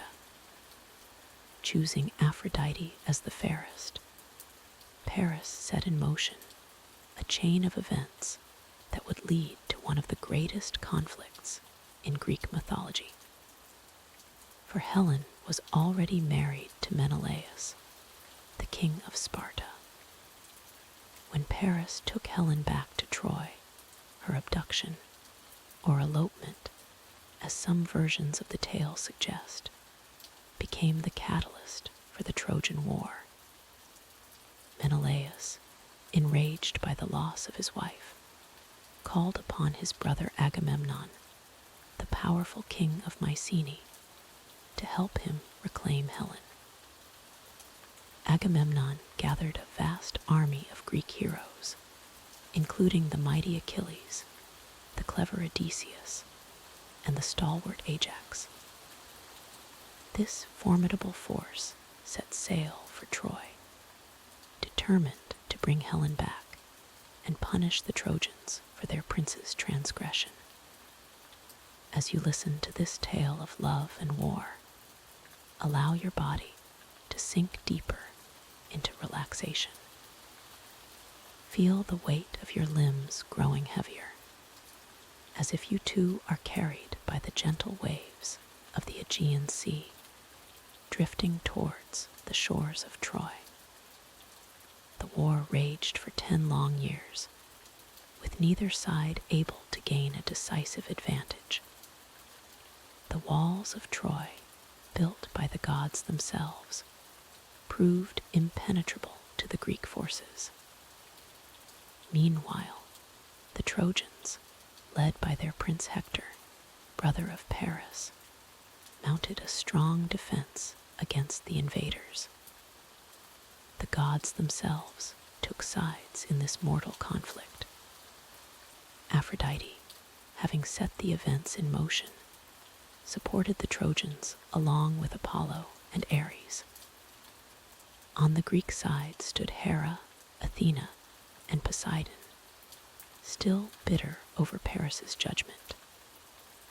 Their divine interventions shaped the course of many battles, tipping the scales one way and then another.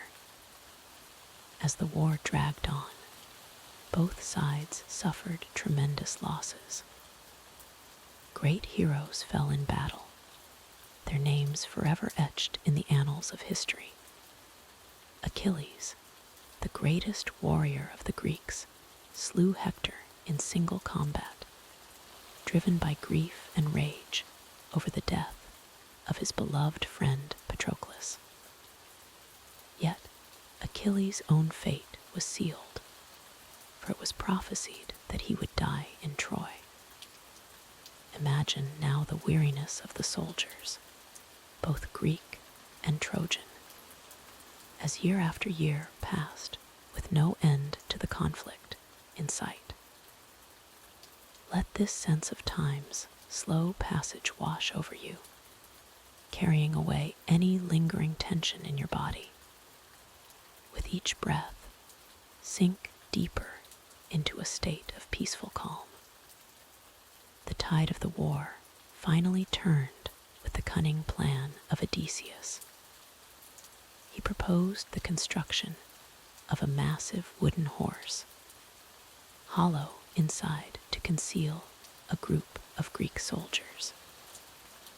The rest of the Greek army pretended to sail away, leaving the horse as a gift for the Trojans. Despite warnings from the prophetess Cassandra and the priest Laocoon, the Trojans brought the horse within their impenetrable walls. As night fell and the city slept, the hidden Greeks emerged from the horse and opened the gates for their returning army. Troy, which had withstood a decade of siege, fell in a single night of fire and slaughter. The fall of Troy marked the end of an era in Greek mythology. The great heroes of the age had fallen, or were destined for troubled journeys home. Odysseus would wander for 10 years before reaching Ithaca. Agamemnon returned to meet his death at the hands of his wife and her lover. And Helen, the face that launched 1,000 ships, returned to Sparta with Menelaus, their relationship forever changed by the long years of war. As our tale of the Trojan War comes to close, reflect on the complex tapestry of human emotions that drove this epic conflict.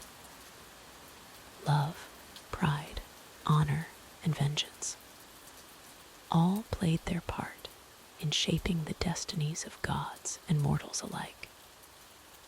In your own life, may you find the wisdom to navigate the currents of emotion with grace and understanding. Let the echoes of this ancient tale fade gently into the soothing rhythm of the rain. Allow your mind to drift, unburdened by thoughts of conflict or strife. Here, in this moment of peace, you are safe from the turmoil of war, cradled in the soft embrace of myth and legend.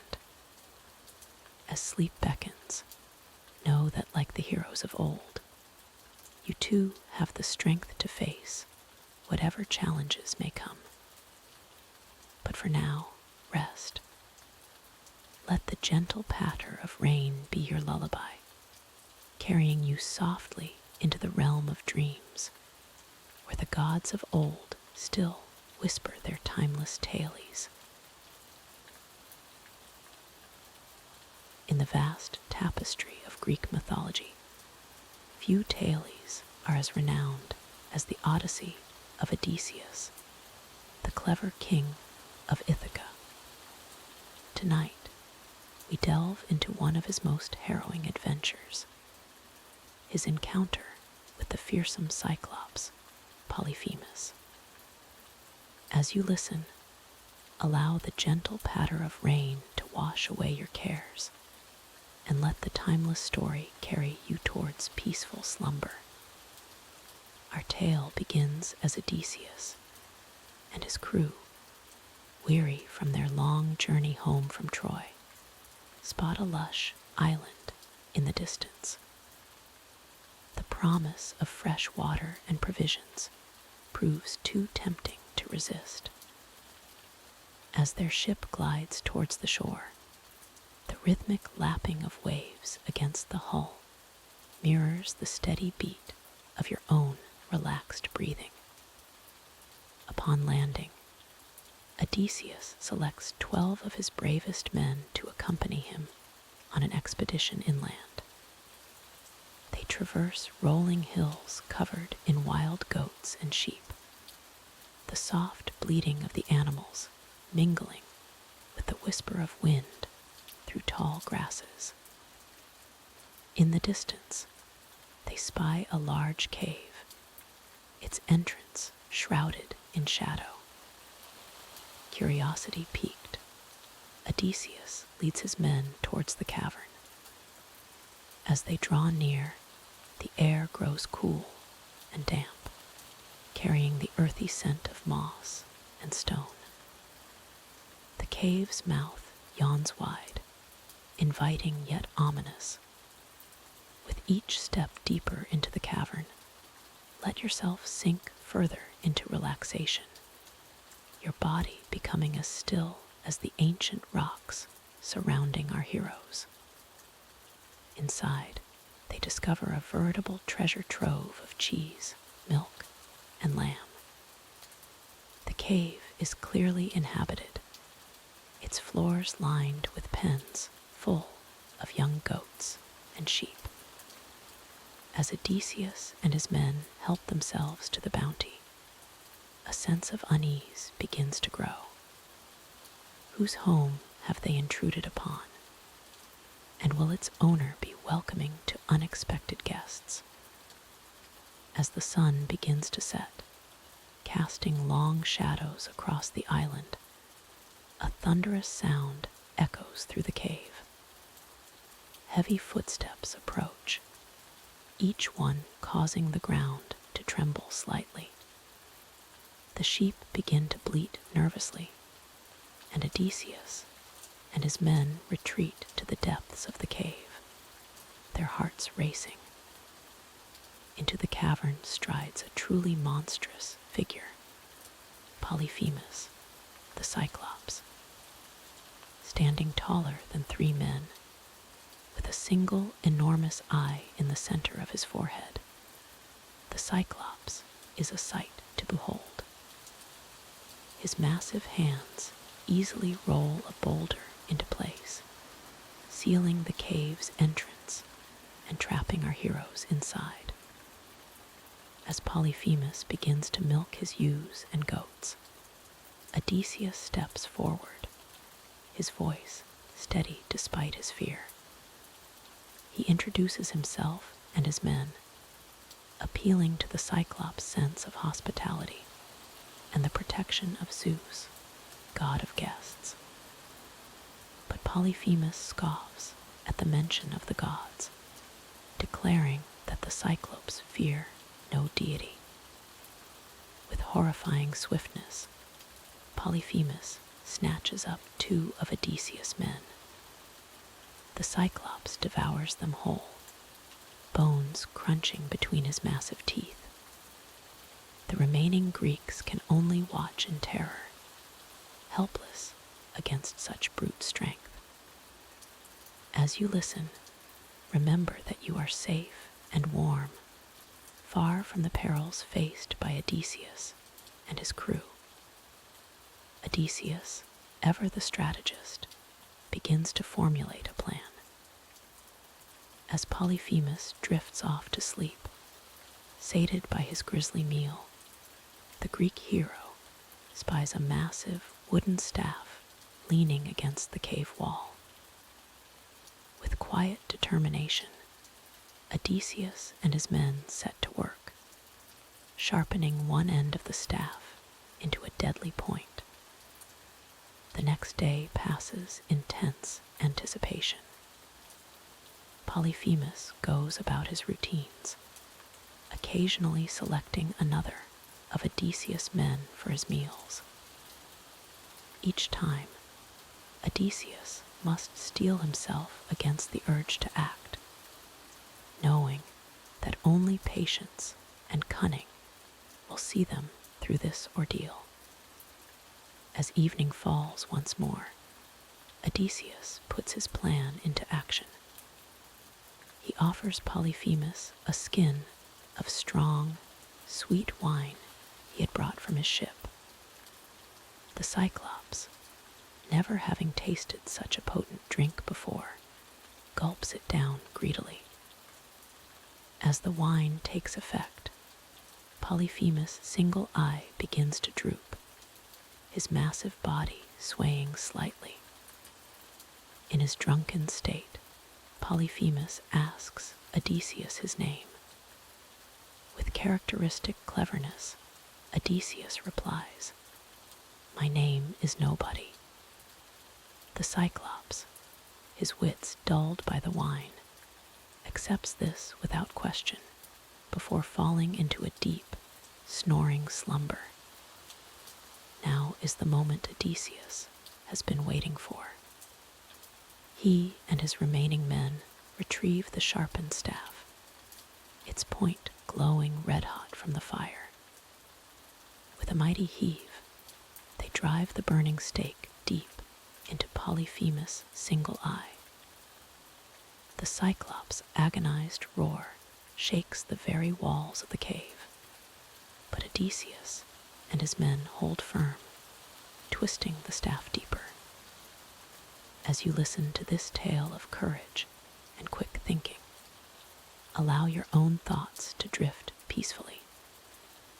Like Odysseus navigating treacherous waters, let your mind sail gently towards the shores of sleep, each breath carrying you closer to restful slumber.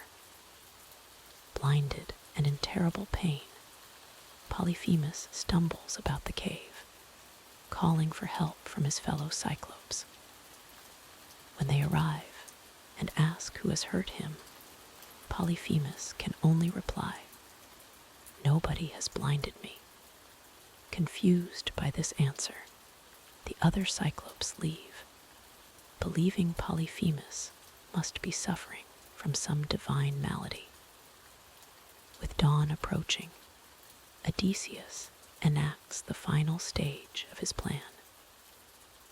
As Polyphemus rolls away the boulder to let his sheep out to pasture, the Greeks tie themselves to the undersides of the largest rams. Hidden beneath the thick wool, they pass undetected through the Cyclops' groping hands.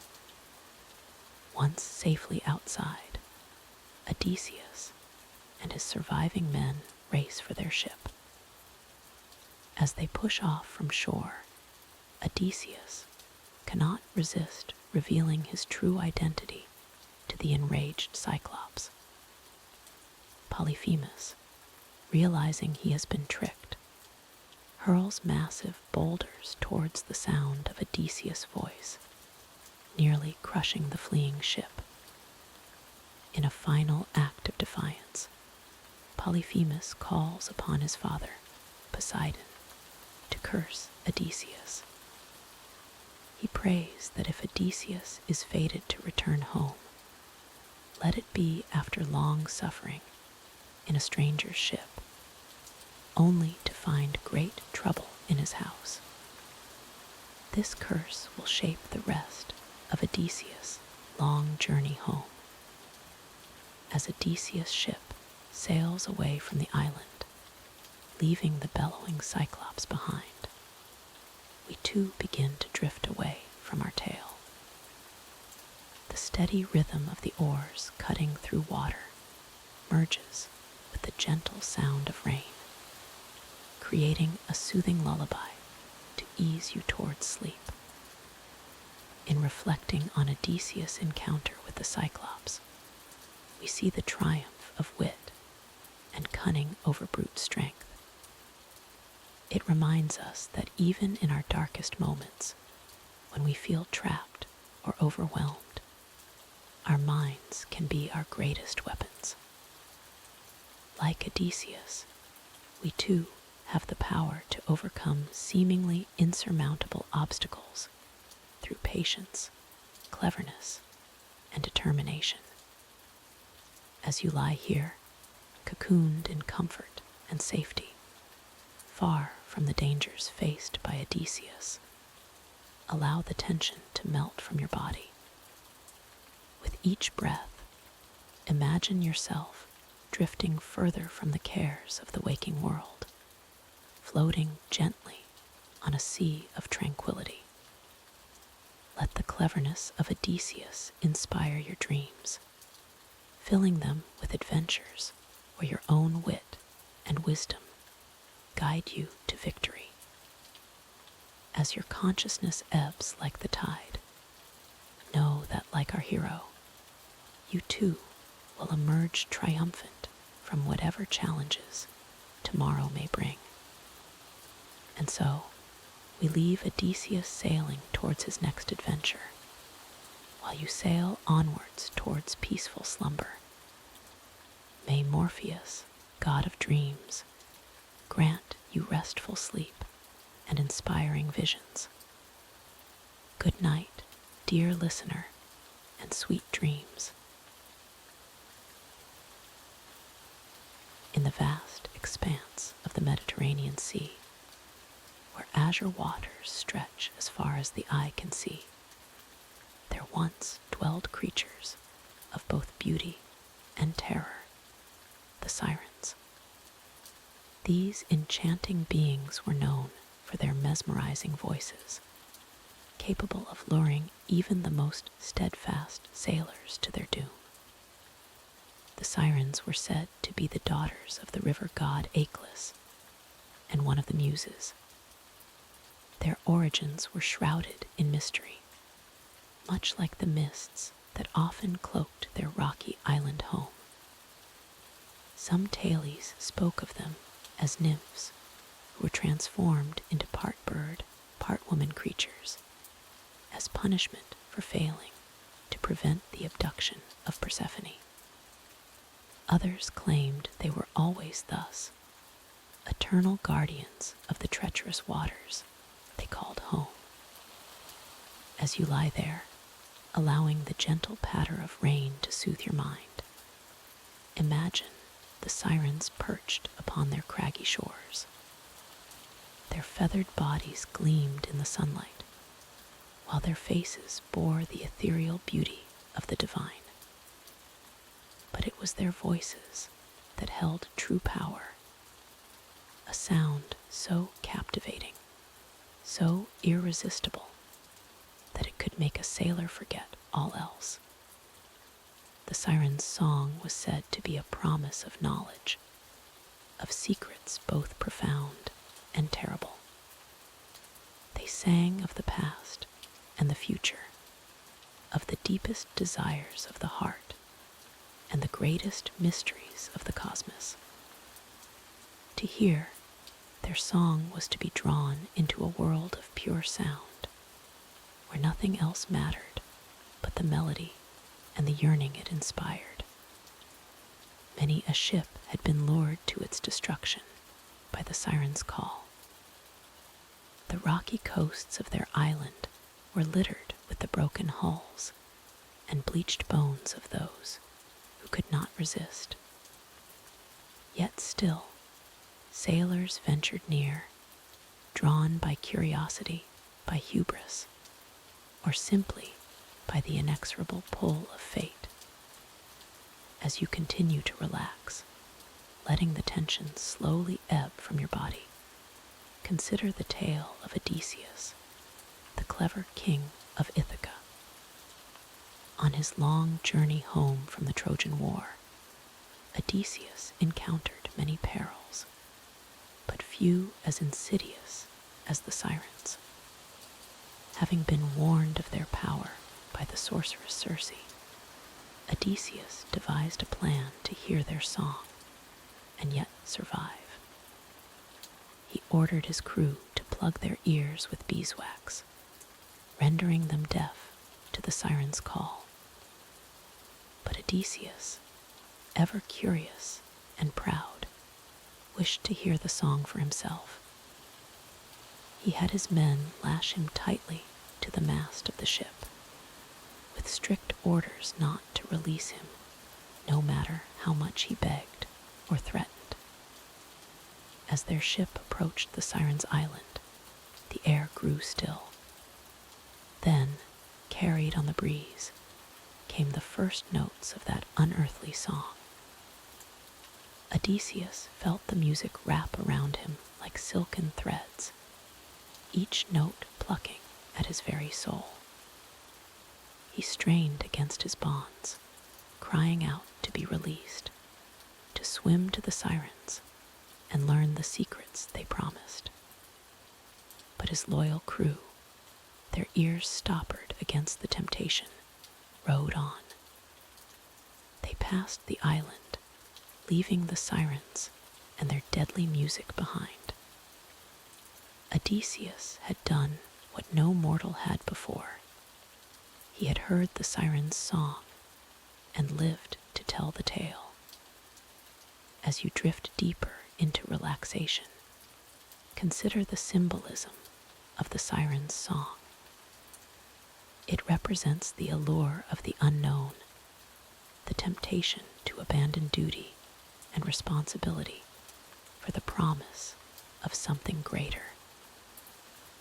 Yet, it also serves as a warning against the dangers of unchecked desire, of pursuing our wants without heeding the consequences. The sirens themselves were tragic figures, eternally singing their song of temptation, yet forever isolated on their rocky isle. Some versions of the myth claim that if a mortal ever resisted their song, the sirens were fated to perish. Thus, Odysseus' triumph may have spelled their doom. In later tales, the sirens encountered the Argonauts, led by Jason in his quest for the Golden Fleece. This time, it was Orpheus, the legendary musician, who saved the day. As the sirens began their song, Orpheus took up his lyre and played a melody so beautiful, so compelling, that it drowned out the sirens' voices and protected the Argonauts from their spell. This story reminds us that sometimes the best way to resist temptation is not through brute force or denial, but by filling our lives with something equally beautiful and meaningful. As you continue to relax, think of the music in your own life, the people, passions, and purposes that give you joy and keep you anchored against life's temptations. The legend of the sirens has endured through the ages, evolving and adapting to reflect changing cultural values. In modern times, Siren's song has become a metaphor for any temptation that leads us away from our true path, any distraction that threatens to dash us upon the rocks of folly or regret. Yet we must remember that not all that tempts us is evil, nor is all pleasure a trap. The key lies in discernment, in learning to distinguish between the songs that will destroy us and those that will help us grow. Like Odysseus, we must sometimes allow ourselves to experience temptation, but with safeguards in place to prevent us from being overwhelmed. As your body sinks deeper into comfort, imagine yourself as a ship on a calm sea. The sirens' island is behind you now, their song a fading memory. Ahead lies open water, full of possibility. You have weathered the temptation, gained wisdom from the experience, and now sail on towards new horizons. The story of the sirens teaches us about the power of desire, the importance of preparation, and the strength found in community. Odysseus survived because he planned ahead and relied on his crew. In our own lives, we too can face our temptations more successfully when we prepare ourselves and lean on the support of others. As sleep begins to embrace you, let the gentle rain sounds remind you of the sea where the sirens once sang. Let each drop be a note in a lullaby, soothing and constant, carrying you towards peaceful dreams. The dangers have passed, the journey continues, and you are safe in the knowledge that you have the strength to face whatever sirens may call in your own life. Remember, like the ever-changing sea, life will always present new challenges and temptations. But you, like Odysseus, have the wisdom to recognize them and the strength to overcome them. Let this thought comfort you as you drift off to sleep, knowing that you are the hero of your own odyssey. And so, as our tale of the sirens comes to close, allow yourself to be lulled by the rhythm of the rain, by the imagined lapping of waves against a distant shore. The siren's song fades into the mist of legend, leaving behind only the peaceful sound of water and the promise of restful sleep.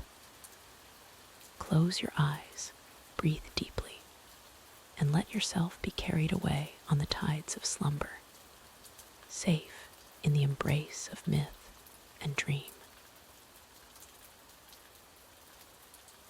At last, after 10 long years of war and another decade of perilous journeys, Odysseus, the hero of Ithaca, approached the shores of his beloved homeland. The salty sea breeze carried whispers of home, stirring memories long suppressed in the warrior's heart.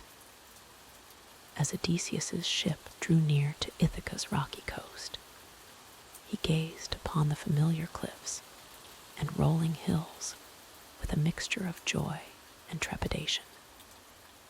So much time had passed, and he wondered what changes awaited him. Would his wife, Penelope, still be faithful? Would his son, Telemachus, now a man, recognize the father he barely knew? The goddess Athena, ever Odysseus's protector, appeared before him in the guise of a young shepherd. She warned him of the dangers that lurked in his own home, a horde of suitors who had taken up residence in his palace, consuming his wealth and pressuring Penelope to choose a new husband. Athena cast her divine magic over Odysseus, transforming him into the appearance of an old beggar. This disguise would allow him to move freely among the suitors and assess the situation without arousing suspicion. As you listen to this tale of homecoming and disguise, allow yourself to sink deeper into relaxation, feeling the weight of your own journey melt away. Odysseus made his way to the home of his faithful swineherd, Eumaeus, who welcomed the disguised king with the hospitality reserved for honored guests. though Eumaeus did not recognize his master. He shared stories of the noble Odysseus, lamenting his long absence and the chaos that had befallen Ithaca in his wake. It was here that Odysseus first encountered his son, Telemachus, who had been on a quest of his own to gather news of his father. Athena lifted the disguise, allowing father and son to reunite in a moment of profound emotion. Together, they began to plot the downfall of the suitors who had invaded their home. As you imagine this scene of reunion and secret planning, let the tension in your body release. Just as Odysseus found comfort in finally reaching his homeland, allow yourself to settle into a state of peaceful rest, safe and secure in your own space. Odysseus, still in disguise, made his way to the palace, where he witnessed firsthand the arrogance and disrespect of the suitors. They mocked and mistreated him, not realizing they were abusing the very king whose hospitality they had abused for years. Only his old dog, Argus, recognized Odysseus through his disguise. The faithful hound, who had waited 20 years for his master's return, wagged his tail one last time before passing away, his life's purpose fulfilled. Let the loyalty of Argus remind you of the enduring bonds we share with those we love. As you continue to relax, feel a sense of warmth and comfort spreading through your body, much like the love that sustained Odysseus through his long journey home. Penelope, ever clever and faithful, had managed to keep the suitors at bay for years with a cunning trick. She promised to choose a new husband once she finished weaving a burial shroud for Odysseus's father, Laertes. Each night, she would secretly unravel her day's work, ensuring the task was never completed. Now, with Odysseus home and their plan in motion, Penelope announced a contest. She would marry the man who could string Odysseus's great bow and shoot an arrow through 12 axe handles. As you picture this scene of tension and anticipation, allow your own muscles to loosen and relax, releasing any lingering stress or worry. One by one, the suitors tried and failed to string the mighty bow. When it came time for the disguised Odysseus to attempt the feat, he easily strung the bow and sent an arrow flying true through all 12 axe handles. In that moment, Athena lifted his disguise, revealing the true king of Ithaca to all. What followed was a battle of epic proportions, as Odysseus, Telemachus, and their loyal allies fought to reclaim their home from the stunned and outmatched suitors. With divine aid from Athena, they emerged victorious, cleansing the palace of those who had dishonored it for so long. As this tale of long-awaited justice comes to a close, allow yourself to feel a sense of resolution and peace.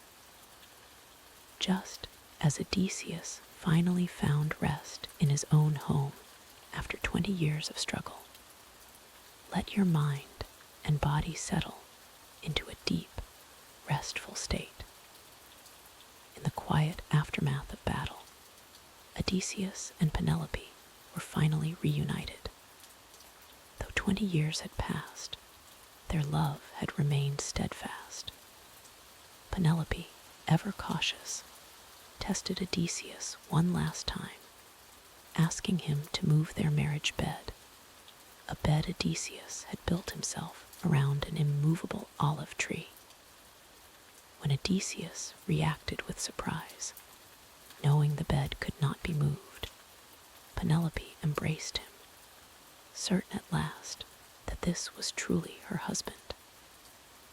As you drift closer to sleep, imagine the comfort Odysseus and Penelope found in each other's arms after so many years apart. Let that sense of homecoming and belonging wash over you, carrying you gently towards peaceful slumber.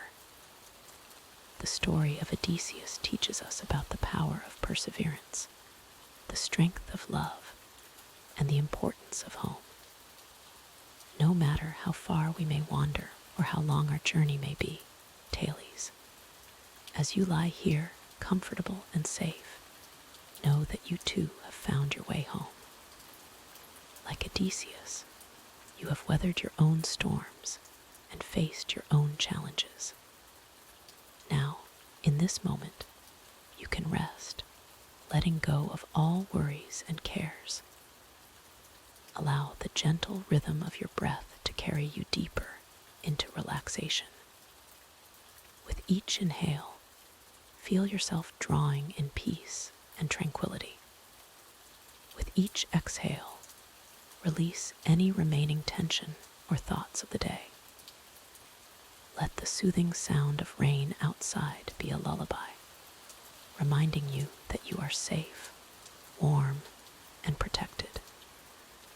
As sleep begins to embrace you, know that like Odysseus, you have the strength and wisdom within you to face whatever tomorrow may bring. For now, though, your only journey is into the realm of dreams. Rest easy, knowing that you are exactly where you need to be. As our journey through the realms of Greek mythology comes to an end, let the echoes of these ancient tales linger in your mind. May they carry you gently into the realm of dreams, where gods and heroes still roam.